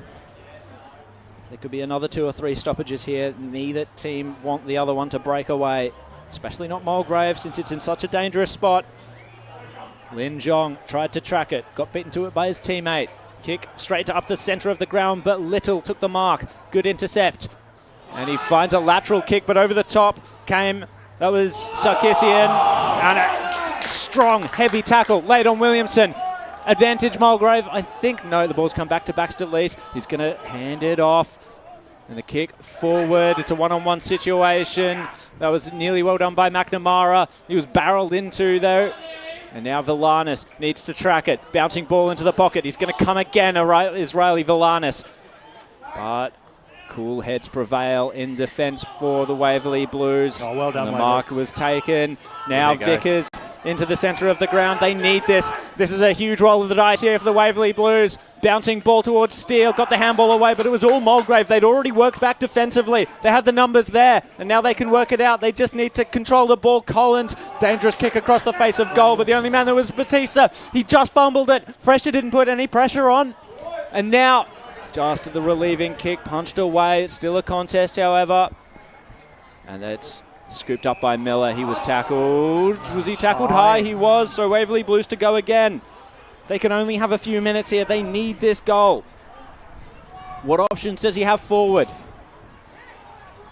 Well, he's got that short one wider. It's Gassara. They're going to have to... Well, they don't want to give it away. They don't want to take too much of a risk. So they're going to go straight to the pack. Inside forward 50. Bounces out. Picked up by Fresher. Handball around. Snap around the corner. No mark taken in defence for Mulgrave. It just spilt out. And it stacks on in the Waverley Blues forward line. Mulgrave defence under massive pressure now. Unlucky by Batista not to take that mark. It was a hard mark to take, but he had hands on it. Can they get a crucial goal here, the Waverley Blues? It's Curtis with the tap down. Vickers sharking it. And they do! Another twist in the tail potentially out here at Central Reserve. Back to 2 points the margin. 10-10-70 Waverley Blues. Mulgrave 10-12-72. 23 minutes gone. Final quarter. Oh, it was how's that? It read the ruck so well. It was Mulgrave won the ruck contest through Prosser, but just read it exceptionally well there. Like I said, just cannot go in their shells now. They've got to keep attacking. 3 goals to Kyle Vickers. Let's go to BWS. Halfway through the first term, I'm like, Ryan Long, how did you pick this bloody game? This is sensational. I saw this one. He did all right. He did all right. Yeah. I saw this. Yeah, you had full faith in Mulgrave at halftime, didn't you, Ryan? Absolutely. I called it. Playstead gets the tap down, trying to bury his head into his opponent was Alex Hardy. It's not going to move from there. 24 minutes gone. 2-point lead for Mulgrave. Division 2 on notice from this second half by Mulgrave. They've looked excellent. Gervasoni, throw going the way of Waverley Blues. They're not going to take advantage. It's going to go back to Ryan McNamara. So he finds Joel Hatch once again trying to build the ball. They're calm, they're cool, they're collective. And up goes... Oh, it was a high ball. It was Jamison that nearly got it. Lin Jong, however, all the class in the world, was able to read it off. But the intercept mark taken. It was Little. He's going to go lateral. There's so many Waverley Blues players on offer, but that means that Mulgrave's defence is stacked behind the ball. So Miller, what's he going to kick it to? The man standing out in the middle of nowhere was Chris Duck at centre half forward. Hands it off. Joel Hatch to put the Waverley Blues back in front. It's just going to fade out towards the right, but the mark's been taken. Daniel Playstead, the experienced Waverley Blues man through and through, has taken the mark to try and save this game from absolute... And before that kick, 0 players in the Mulgrave side of the ground. Playstead to line up. It could have been stolen by Mulgrave in this second half. Playstead to save it. It's a short kick and a tight angle. He's missed it. Oh. He can't have missed it. He liked it off the boot. The umpires are going to talk to one another about this one. It's a behind. It is a behind. Let's watch on the replay. 1 point game. Let's go to BWS to sort this one out. That was a goal. Yeah, I thought so too. I thought that was... Megan calling for a draw here. No. She loves a draw. As Jackson Collins just launches into one. Tilliard out the back. Got two bites at the cherry, but couldn't take the mark. Ball wrapped up. Jeez, that's a... I thought the big fella had done it. I thought he did too, but Umpire still didn't pay it. It's Mulgrave with this clearance. Gervasoni to Evan Sarkisian to Riley Valanis. They're moving it through hands. Tyler Valanis now shows some dash. Takes the bounce. Goes for goal. It's what a goal! Tyler Valanis would have just sealed the game for Mulgrave. 11-12-78. 10-11-71. Oh, unbelievable. Tilliard, you had goal of the day until that happened. What a piece of play from Tyler Valanis. And he's bent it like Beckham too. See that? Wow. They came from all corners of the ground to celebrate that one, did Mulgrave. What a 7-goal margin. Down here at the dugout, boys. They're up and about. If that isn't the definition of a 12-point play as well, then I don't know what is. And how was the chase, though, by Tyson Hale? It just, exceptional for... Yeah, you're absolutely right. But just couldn't get it just at that last little second. Waverley Blues have to throw everything out of the kitchen sink, the dishwasher, everything, all the appliances you can think of. Over to O'Connell. He's stopped from being able to rip it away as Mulgrave feast on the ball now. Over the top now, it's Strongman who's come up the ground. He ran into the Hardy tackle and it was wrapped up. Ball up. And that's a big tackle as well because they had running players, Waverley Blues there. Good tackle by Hardy just to trap it in. Surely seconds left in this game. Waverley Blues need 2 scores at least to steal it from Mulgrave.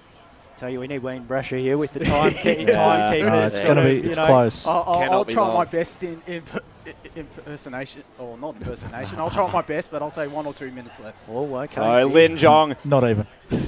All he needed was a little bit of space to find a kick, and it's Sarkisian who took it. This one's Evan. Short little chip over the top, but it was intercepted by Miller. Takes a bounce. He's going to have to take all the space in front of him before he kicks it. Did so. And now over to Mitchell.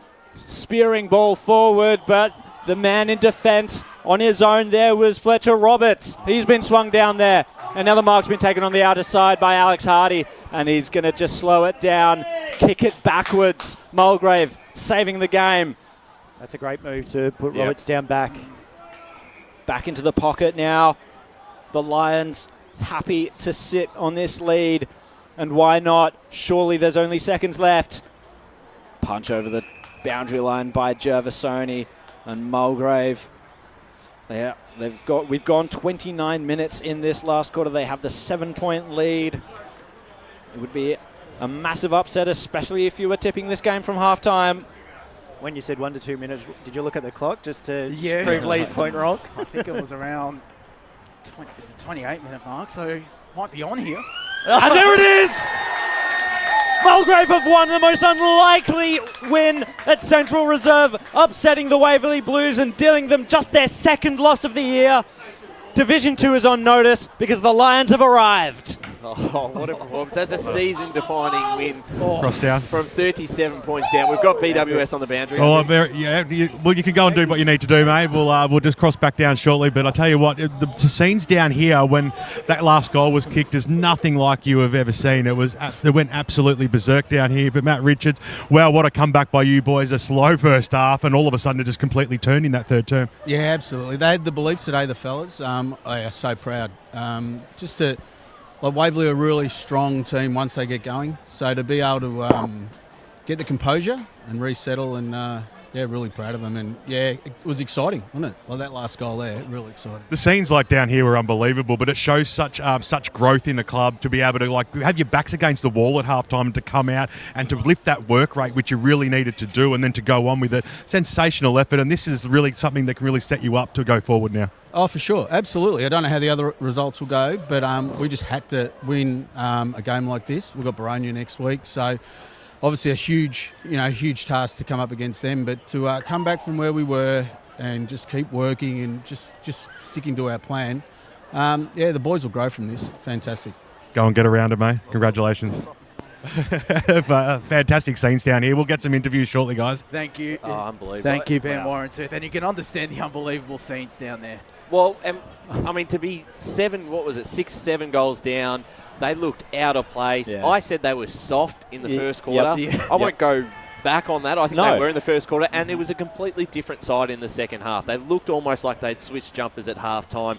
They had suddenly plenty of space, and they were working with it. They took the game on. They were exciting, and that's exactly what Mulgrave fans want to see. And this is why we hold out hope that they can really be a contender come finals time if they can get there, because when they do turn it on and put it on their terms, they're a very exciting side to watch. It's possibly one of the most exciting sides to watch Mulgrave when they're at their best. So is same as Waverley Blues, because even though Mulgrave lost off that first quarter, they were just absolutely electric from stoppage, the Blues. Yeah, that first half was lightning by Waverley Blues, and probably what we expected to see. We probably expected a little bit more of a response from Mulgrave, and then like I said, it just flipped on its head. They came out obviously from the sheds, had a fair bake at quarter time, and now half time as we go boundary side with Chris Quarters. Boys, we're down here with Fletcher Roberts. Now, a bag today, 5 goals, 1 in each quarter, including 2 in the third. How'd you make it work? I think it came from a lot of our ball movement today. We struggled throughout the year at different times getting that penetration deep into the forward line, and it was coming today, which was great. Made it easy for me to sort of hold my space and hold the depth a little bit more and able to take those marks. Obviously, Strongy's a very good opponent, but our ball movement was just really good, and it helped me get on the advantage of him, which was awesome throughout the whole day, which we haven't really had a lot of the year, but great sign from all the boys. Our run and our movement today was just much better than what it has been all year. Yeah, beautiful. And obviously a massive blow in the first quarter, losing Bailey Thompson. What did you guys do to keep that forward line firing and move some magnets around? I think it was work rate from pretty much all 6 of us, or we had a lot of midfielders going through the forward line throughout the day. Tyler, who kicks the goal at the end, obviously great goal, but he was playing forward at different times on the wing. We had a lot of boys roll through that half forward line, which kept it fresh, kept it moving, kept it fast. BT's obviously been in very good form, so shattered to have him go down early in the game, but we were able to find a way there, and I think it was a strong game from everyone. Everyone chipped in, and we got there in the end, which was great, and what a nail-biter. Absolutely. Tyler Valanis, the winning goal. What sensational effort made that, and the crowd went absolutely ballistic. The boys were pretty rapt for you to come over and have a chat with us. These are the moments that you sort of dream as a kid, to kick a goal like that. How do you feel? Yeah, definitely. Lucky it kind of went in. Probably would have copped a spray otherwise, but no, it was a good feeling. Good fight from the boys, obviously down by 6 goals, so to come back, it was a good effort from the team, yeah. It would have been like the heads were down a bit going into half-time, but what was the message in there? Because you came out and that work rate really lifted. You really seemed to be like getting first to the football, working really strongly as a team. The 1%ers lifted. Everything came together. Yeah, obviously that was lacking in the first half. They outworked us the whole game, but the second half we brought the effort, brought the pressure, and that obviously turned the tide, so that was good, yeah. Exciting times. You got anything planned for tonight to celebrate this one? I'll probably go home, hit the ice bath. Good stuff, mate. Congratulations. Fantastic win. Thank you. Appreciate it. Thank you to Ben Moore and Smith and Chris Curtis down there on ground level. And what a goal that was from Tyler, his brother getting around him as well, which is great to see. And what a game Fletcher Roberts had. It's going to be interesting, the vote, seeing if him and John, because I thought they were the 2 standouts for Mulgrave for the entire contest. The Waverley boys had some good players, but that AFL class, that experience was just on display. It's hard to go past them. Absolutely. And we'll get to the votes in shortly, but I would lean towards Jong just because I thought he was the one player that kept him in it early on. His attack on the footy, coming back from a hamstring injury too, you would never would have known that he was coming back from an injury. He was red hot right from the first bounce and played a really important role. It is interesting, have a look out in the middle. Certainly Scott has held them there for quite a while to have a bit of a chat. They just went into their shell in the Waverley Blues. It was a complete opposite side that we saw in the first half. They were looking like they were going to win this game by 10 goals plus. It was the flattest that I've seen the Waverley Blues in all the times that I've seen them, perhaps. It was really surprising. It's just not the sort of footy that I'm used to seeing them play, and they have the players out there to do it. We obviously saw it during the first half. They were irresistible, but I suppose when Mulgrave turned the taps on, it worked out. And Tom Gladman being chaired off in his 150th game. What a way to celebrate a milestone for a brilliant club man as well. That's wonderful to see. And look at the forlorn faces of the Waverley Blues coming off. They had that one stolen Oh, from them. they were at half time. Sorry. You go, Scott. Oh, no, I was just going to say, at half time, they would have gone into the sheds being like, how easy is this? And what we're doing is playing really good football. And then all of a sudden, bang, it turns. And they're minus the 4 points. And it's worth also mentioning that over the past couple of years, they've really put Mulgrave to the sword on several occasions. And it was the same case in round one earlier this year. I think I don't want to hint towards complacency, but maybe there is a little bit of that. I think it's natural when you have that sort of lead. Sometimes I don't know, you almost go into a bit of complacency when you do have that. Yes, right. And once Mulgrave got a little bit of a run on, once they got a bit of a sniff, suddenly they just lifted tenfolds. And it wasn't just one or two players, it was the entire team playing some really good football. So, look, they'll learn from that. You're going to be in situations like this come finals time, and they'll come out better for the long run. They certainly will, and they are a young side as well. They've got that some experience, but it's only going to make them better in the long run, Waverley Blues. As we're going to go to a final break. When we return, we'll wrap things up out here at Central Reserve. It was Mulgrave getting the job done, 78-71. As Sarah opened her best friend Jackie's wedding invitation, she was overcome with a wave of emotion. While her two young boys wrestled on the floor, tears of happiness rolled down Sarah's cheeks as she saw the words she'd been longing to see. Please note, this wedding will be a child-free event. Well, Sarah, looks like we're off to Eastland for a new frock and some heels. And let's book in that babysitter. For all of life's little moments, there's Eastland. Eastland. Live real. Sprained your ankle, bursting through the banner? Broke a finger, high-fiving the ruckman? Or did you run into the goal post again? For bumps, breaks or bleeds, be seen sooner, close to home at Knox Private 24/7 Emergency Department. The preferred provider of emergency care to the Eastern Football Netball League, you'll generally experience shorter wait times. You don't need private health, but there is an out-of-pocket fee. Be seen sooner, close to home at Knox Private 24/7 Emergency Department, 262 Mountain Highway, Wanturna. Do you feel good about your bank? Because there is a bank you can feel good about. They share their profits to fund big community projects, small community clubs, and vital emergency services. They've given $250 million to help Australian communities thrive. They have all the products and tech you expect from a big bank, with service you don't. It's Bendigo Bank. Feel good about who you bank with. Try Bendigo. Search bendigobank.com.au or search Bendigo Bank near me. Tobin Brothers Funerals wear their heart on their sleeve. Their clear and easy-to-use website and Memory Maker app make it easy for families to make an informed decision. Here's James McLeod, Managing Director of Tobin Brothers Funerals. We pride ourselves on being the most transparent funeral company. All pricing on goods and services are available on our website. It's all there for you to see and make very informed decisions when planning a loved one's funeral. Visit tobinbrothers.com.au. Tobin Brothers Funerals, celebrating lives. At Yarra Valley Water, we know reducing your shower time, or show time, to 4 minutes can save you an average of $200 a year on water and energy bills.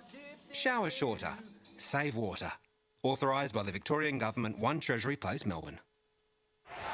Sprained your ankle, bursting through the banner? For bumps, breaks or bleeds, be seen sooner, close to home at Knox Private 24/7 Emergency Department. You'll generally experience shorter wait times. Knox Private 24/7 Emergency, 262 Mountain Highway, Wanturna.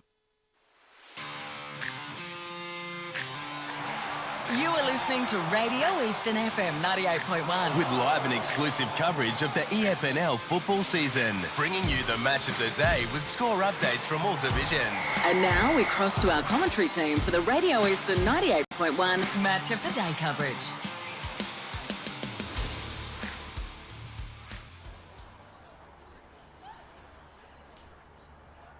Eastland match of the round, run and done out here at Central Reserve, and what a contest it was between the Waverley Blues and Mulgrave. The Lions pulling through 11-12, 78 to Waverley Blues. 10-11-71. Going through the goal kickers. Fletcher Roberts with 5 goals. 2 goals to Austin Dean. Fletcher Roberts goals in each quarter as well. I'll add singles to Connor Tilliard, Lin Jong, Tyler Valanis and Manny Sarkisian for the Waverley Blues. It was 3 goals to Kyle Vickers, 2 goals to Christopher Duck, Ton Steele as well with 2 goals, and singles to Samuel Hale, Oscar Harding and Patrick Saavedra. Let's go through our awards. We'll start off with the Sportsco Eastland Best on Ground. I'll go to Scott Hardy first, your 3-2-1. Yeah, so I had one for Jackson Collins. I thought he was very, very good down back in that second half. I know at the start we sort of said he was struggling to keep up with that pace with Williamson, but Williamson just didn't have the goals. He missed those, so you count on them. And just his attack around the ball in the back line. I think I spoke about his decision making as well. 2 for Roberts, and I thought 3 for Jong. Like we're saying, he just kept them in it throughout the whole day. I know Fletcher kicked 5, but Jong's just composure to find the right options and to get it into the forward line, creating those options. I think he gives my 3 votes. Ryan Long? I've gone similar. I've gone Tilliard for the 1 for his efforts in the second half particularly. Missed that set shot, and I was a bit worried that might almost take away the momentum that they had. But his efforts in that last quarter was absolutely massive, particularly when Jong was on the bench for a period of time. 2 to Roberts as well. Very important. When you kick 6 goals or 5 goals, you've got to be in consideration for the best. And he was the only target up there in the first half and just presented so well to the footy. And then the 3 votes to Lin Jong I thought was unbelievable. First bounce, he was right in there. He was the one Lions player in that first quarter that really stood up and kept him in the game. They could have been further down and continued to perform throughout the game, and just was an unbelievable performance from the former dog. We'll go to our boundary riders for their 3-2-1. Ben Warren Smith. Tough to give a 1 vote today. There were so many players who probably deserved to put their hand up for that 1 vote. What a game that was as well, and a sensational call by you boys. 1 vote I snuck in for Kyle Vickers. He kicked 3 goals. He was there in abouts, and he probably had a chance to kick 1 late as well, which he would probably be ruining the day that he missed that. I gave 2 votes to John today, and I gave 3 to Roberts. I switched it around. I thought Roberts was the only real shining light up forward for them to keep them in the game, and to keep them in the game in the first half he needed to kick goals, and he did that. It's not often I give a full forward 3 votes, but he gets the chocolates from me today, boys. Chris Curtis? Yeah, I think I've gone the exact same as BWS has there. I've got 1 for Vickers, obviously stood up well for Waverley. 2 for Lin Jong, he was massive throughout the whole game. I think I counted maybe 14 or 15 touches in that first term. And then obviously you can't deny giving 3 votes to Fletcher Roberts after kicking a bag in a game like that. So that's me done. So that's all square between Lin Jong and Are you keeping track of this? Yes, I am actually keeping track. It's all square between the 2 former doggies. Jared Beanland, your 3-2-1. It'll be very interesting to see what you have. I'm going the exact same as Scott did, because I was really impressed with Collins and the job he did on Williamson. Josh Williamson's a very dangerous player, and to keep him quiet was very, very important. I went, as Scott did.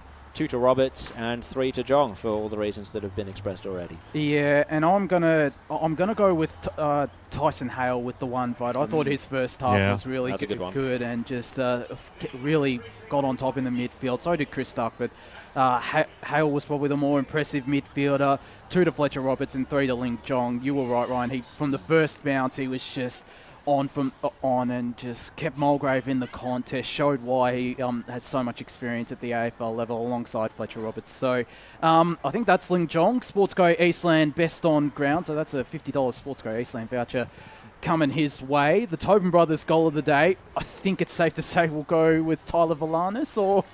You have to for the moment. For the moment, I agree. It was funny. It was 3 goals in a row that we said that's the Tobin Brothers goal of the day. They stole it off each other one by one. I think it was just that pace and the composure in, like you said, BWS in that moment. Like his heart would have been racing, not just from running bloody half the ground, but to get it as well. Yeah, exceptional. Well, he can use the voucher, and I don't know. Yeah. Connor and him can I don't know, where is it again? Coles and Mye. Yeah, you can split a slab, go to Binter Sellers or something. Yeah, absolutely right. Well, I mean, there were a couple of options. Chris Duck's goal in the final quarter was also impressive, but You've got a little bit of a love association with Duck, don't you? They both do. We both do. There's a lot of duck on the pond today, I tell you. I love a duck. But that's Tyler Valanis with the Tobin Brothers Goal of the Day. As mentioned, $50 Coles and Mye gift voucher going his way.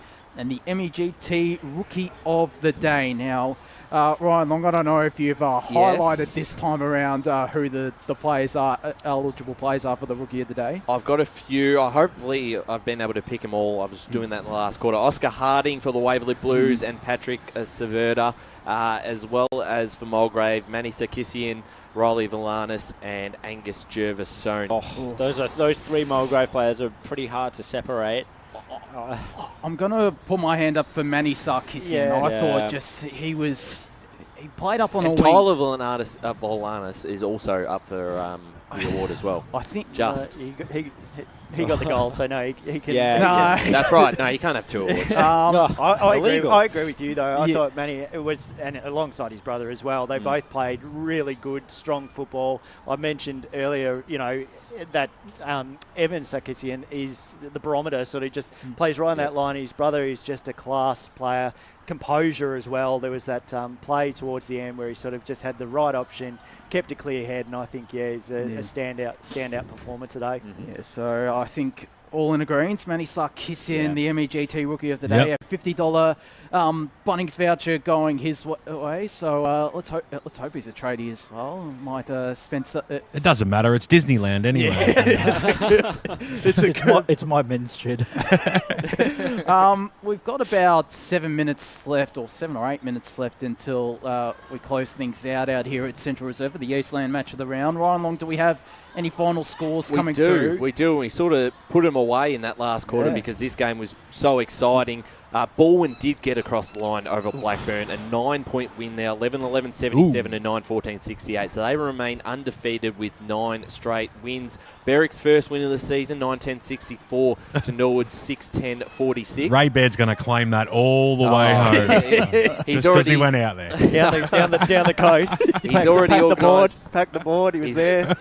He's organised the interview with the senior coach there for tomorrow's podcast. Doncaster East went down to South Croydon by 45 points, 15-12, 102 the Dogs to the Lions, 8-9-57. Rowville held on for a 3-point win. Noble gave him a real red-hot crack, 10-9-69 to 11-6-72. I nearly had it. I called Noble to take that one. East Ringwood ran away with a 36-point win, 14-12-96 to 9-6-60. 2 results in Division 1 that we heard nothing from during the day. We still have nothing from the South Belgrave Mitcham game and the Wantirna South Beaconsfield game, so we'll wait and hear for that. North Ringwood defeated Bayswater by 40 points, 15-6-96 to Bayswater, 8-8-56. Park Orchard's 101-point win, 16-17, 113 to Mooroolbark, 1-6-12. Montrose, big winners over Doncaster as well, 17-13, 115 8-3-51. Do we have a final score, I think, from Belgrave South Recreation Reserve? South Belgrave 15-10, 100, defeating Mitcham 10-4-64. Wow. There you go. That's why I haven't had a message from Daniel Wex, our junior manager. Otherwise, they would have won if that was the case. Let's jump into Division 2. Boronia, search that one up, Josh, for me on Facebook. Final score actually just came through, 105-39, Boronia won. Come on, Hawks, get the scores on Play HQ. That's where they need to be. Lift your game. Absolutely. I'm going back to this game. Basin versus Heathmont. Heathmont ran away with this one. 41 points, 12-12-84 to 6-7-43. Templestowe defeated Ringwood by 37 points, 13-8-86 to 7-7-49. Dockers in good form. Yes, that's 3 in a row now for the Dockers. So 28 points and 28 points for Templestowe and Mulgrave then with those wins. Yes, absolutely. Croydon defeated East Burwood by 5 points, 7-9-51 to 6-10-46. Let's jump into Division 3 now. having a look at the scores, pretty one-sided across the division. Surrey Park versus Warrandyte, 23-22, 160 to 6-2, 38 Warrandyte. Ooh. I do wonder one thing: how many goals Jake Summers would have kicked, or someone like that. Oh, you'll find out very quickly. Oh yes, I'll be as quick as possible to find that out. After a very good first half from the Cats, they fell away, and Knox won by 69 points, 20 goals, 18, 138 to 10, 969. Yep. Donvale defeated Ferntree Gully by 32 points, 11, 9, 75 to 6, 7, 43. Coldstream 60-point winners over Oakley District. Upper Ferntree Gully versus Fair Park there tonight. Someone's got to go out there and cover that game. It won't be me, but we'll see. We'll head out there to Kings Park. Great weather out there tonight, I'm sure. Forest Hill take on Croydon North. Croydon North won by 21 points, 14-7, 91 to 10-10, 70 Forest Hill. That's two out of the last three for the Kangaroos, doing very nicely. Right. And Churnside Park, 12-22, 94, defeated Nuttawading 10-6, 66. Just waiting on the Scoresby Kilsyth result. That final score just came through the Kilsyth Social. Scoresby 11-17, 83, defeating Kilsyth 5-8, 38. Ooh. Okay. So a big win there for them. And I think they moved now a game clear on top of the table, do Scoresby, because Whitehorse did have the bye. And obviously Churnside won. In fact, it'll be Scoresby and Churnside Park that'll be equal top now. So, And Forest Hill have lost to both Nuttawading and Croydon North. Yeah. That's quite worrying from their perspective. Yeah. You would have placed them ahead of both of those teams pretty comfortably at the start of the year, but I don't transition know what's going on year there. for them at the moment with the youth, and they did lose Rudd and Rowe and a couple others as well, so that was always going to make it tough. But in Division 2, that means Ringwood now drop out of the top 5. It'll be Templestowe and Mulgrave that I think will be in 4th and 5th place. 2 games behind now. East Burwood, I think they went down to Croydon now to Croydon Noble. So, is that on the stream lead? Yes, it was. was. Watching that currently. Can we rewind that, or is it coming up here? It was, give him a moment. Sorry, it was just Josh Williamson's headbutt of the ball. Whether it was that might have been one of the best. It was intentional. Oh, that's what I said. Let's have a look on the It's coming up now here, BWS, and it was. Oh yeah.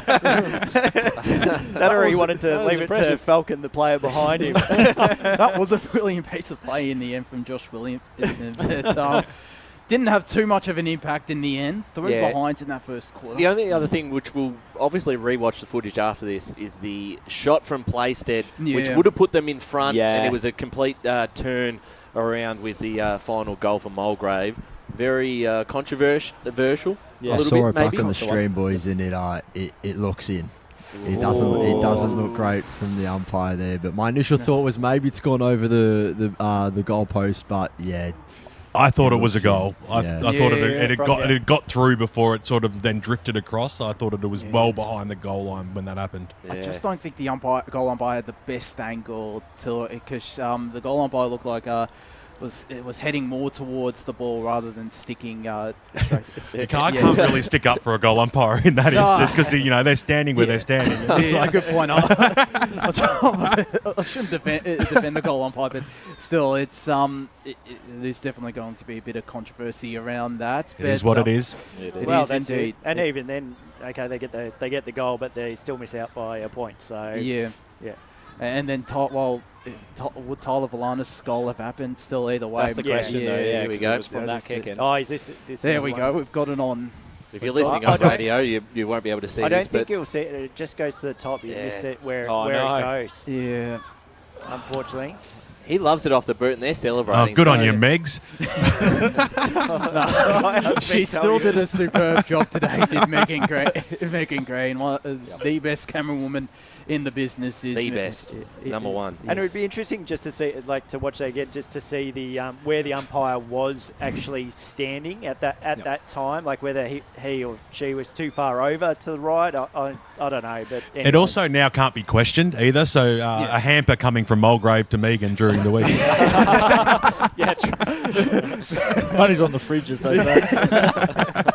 Well, I think it's just about time to wrap. We've got Blake Tennant's 21st to get to. Yeah, we need to head off quickly, and we need to get that whispers. And we need to head off. Ringwood being closed off for police operation. Barricaded off. Time we also need to if go you're in to the area, stick away. I can see smoke from here. What's going on? Yeah. Race started early.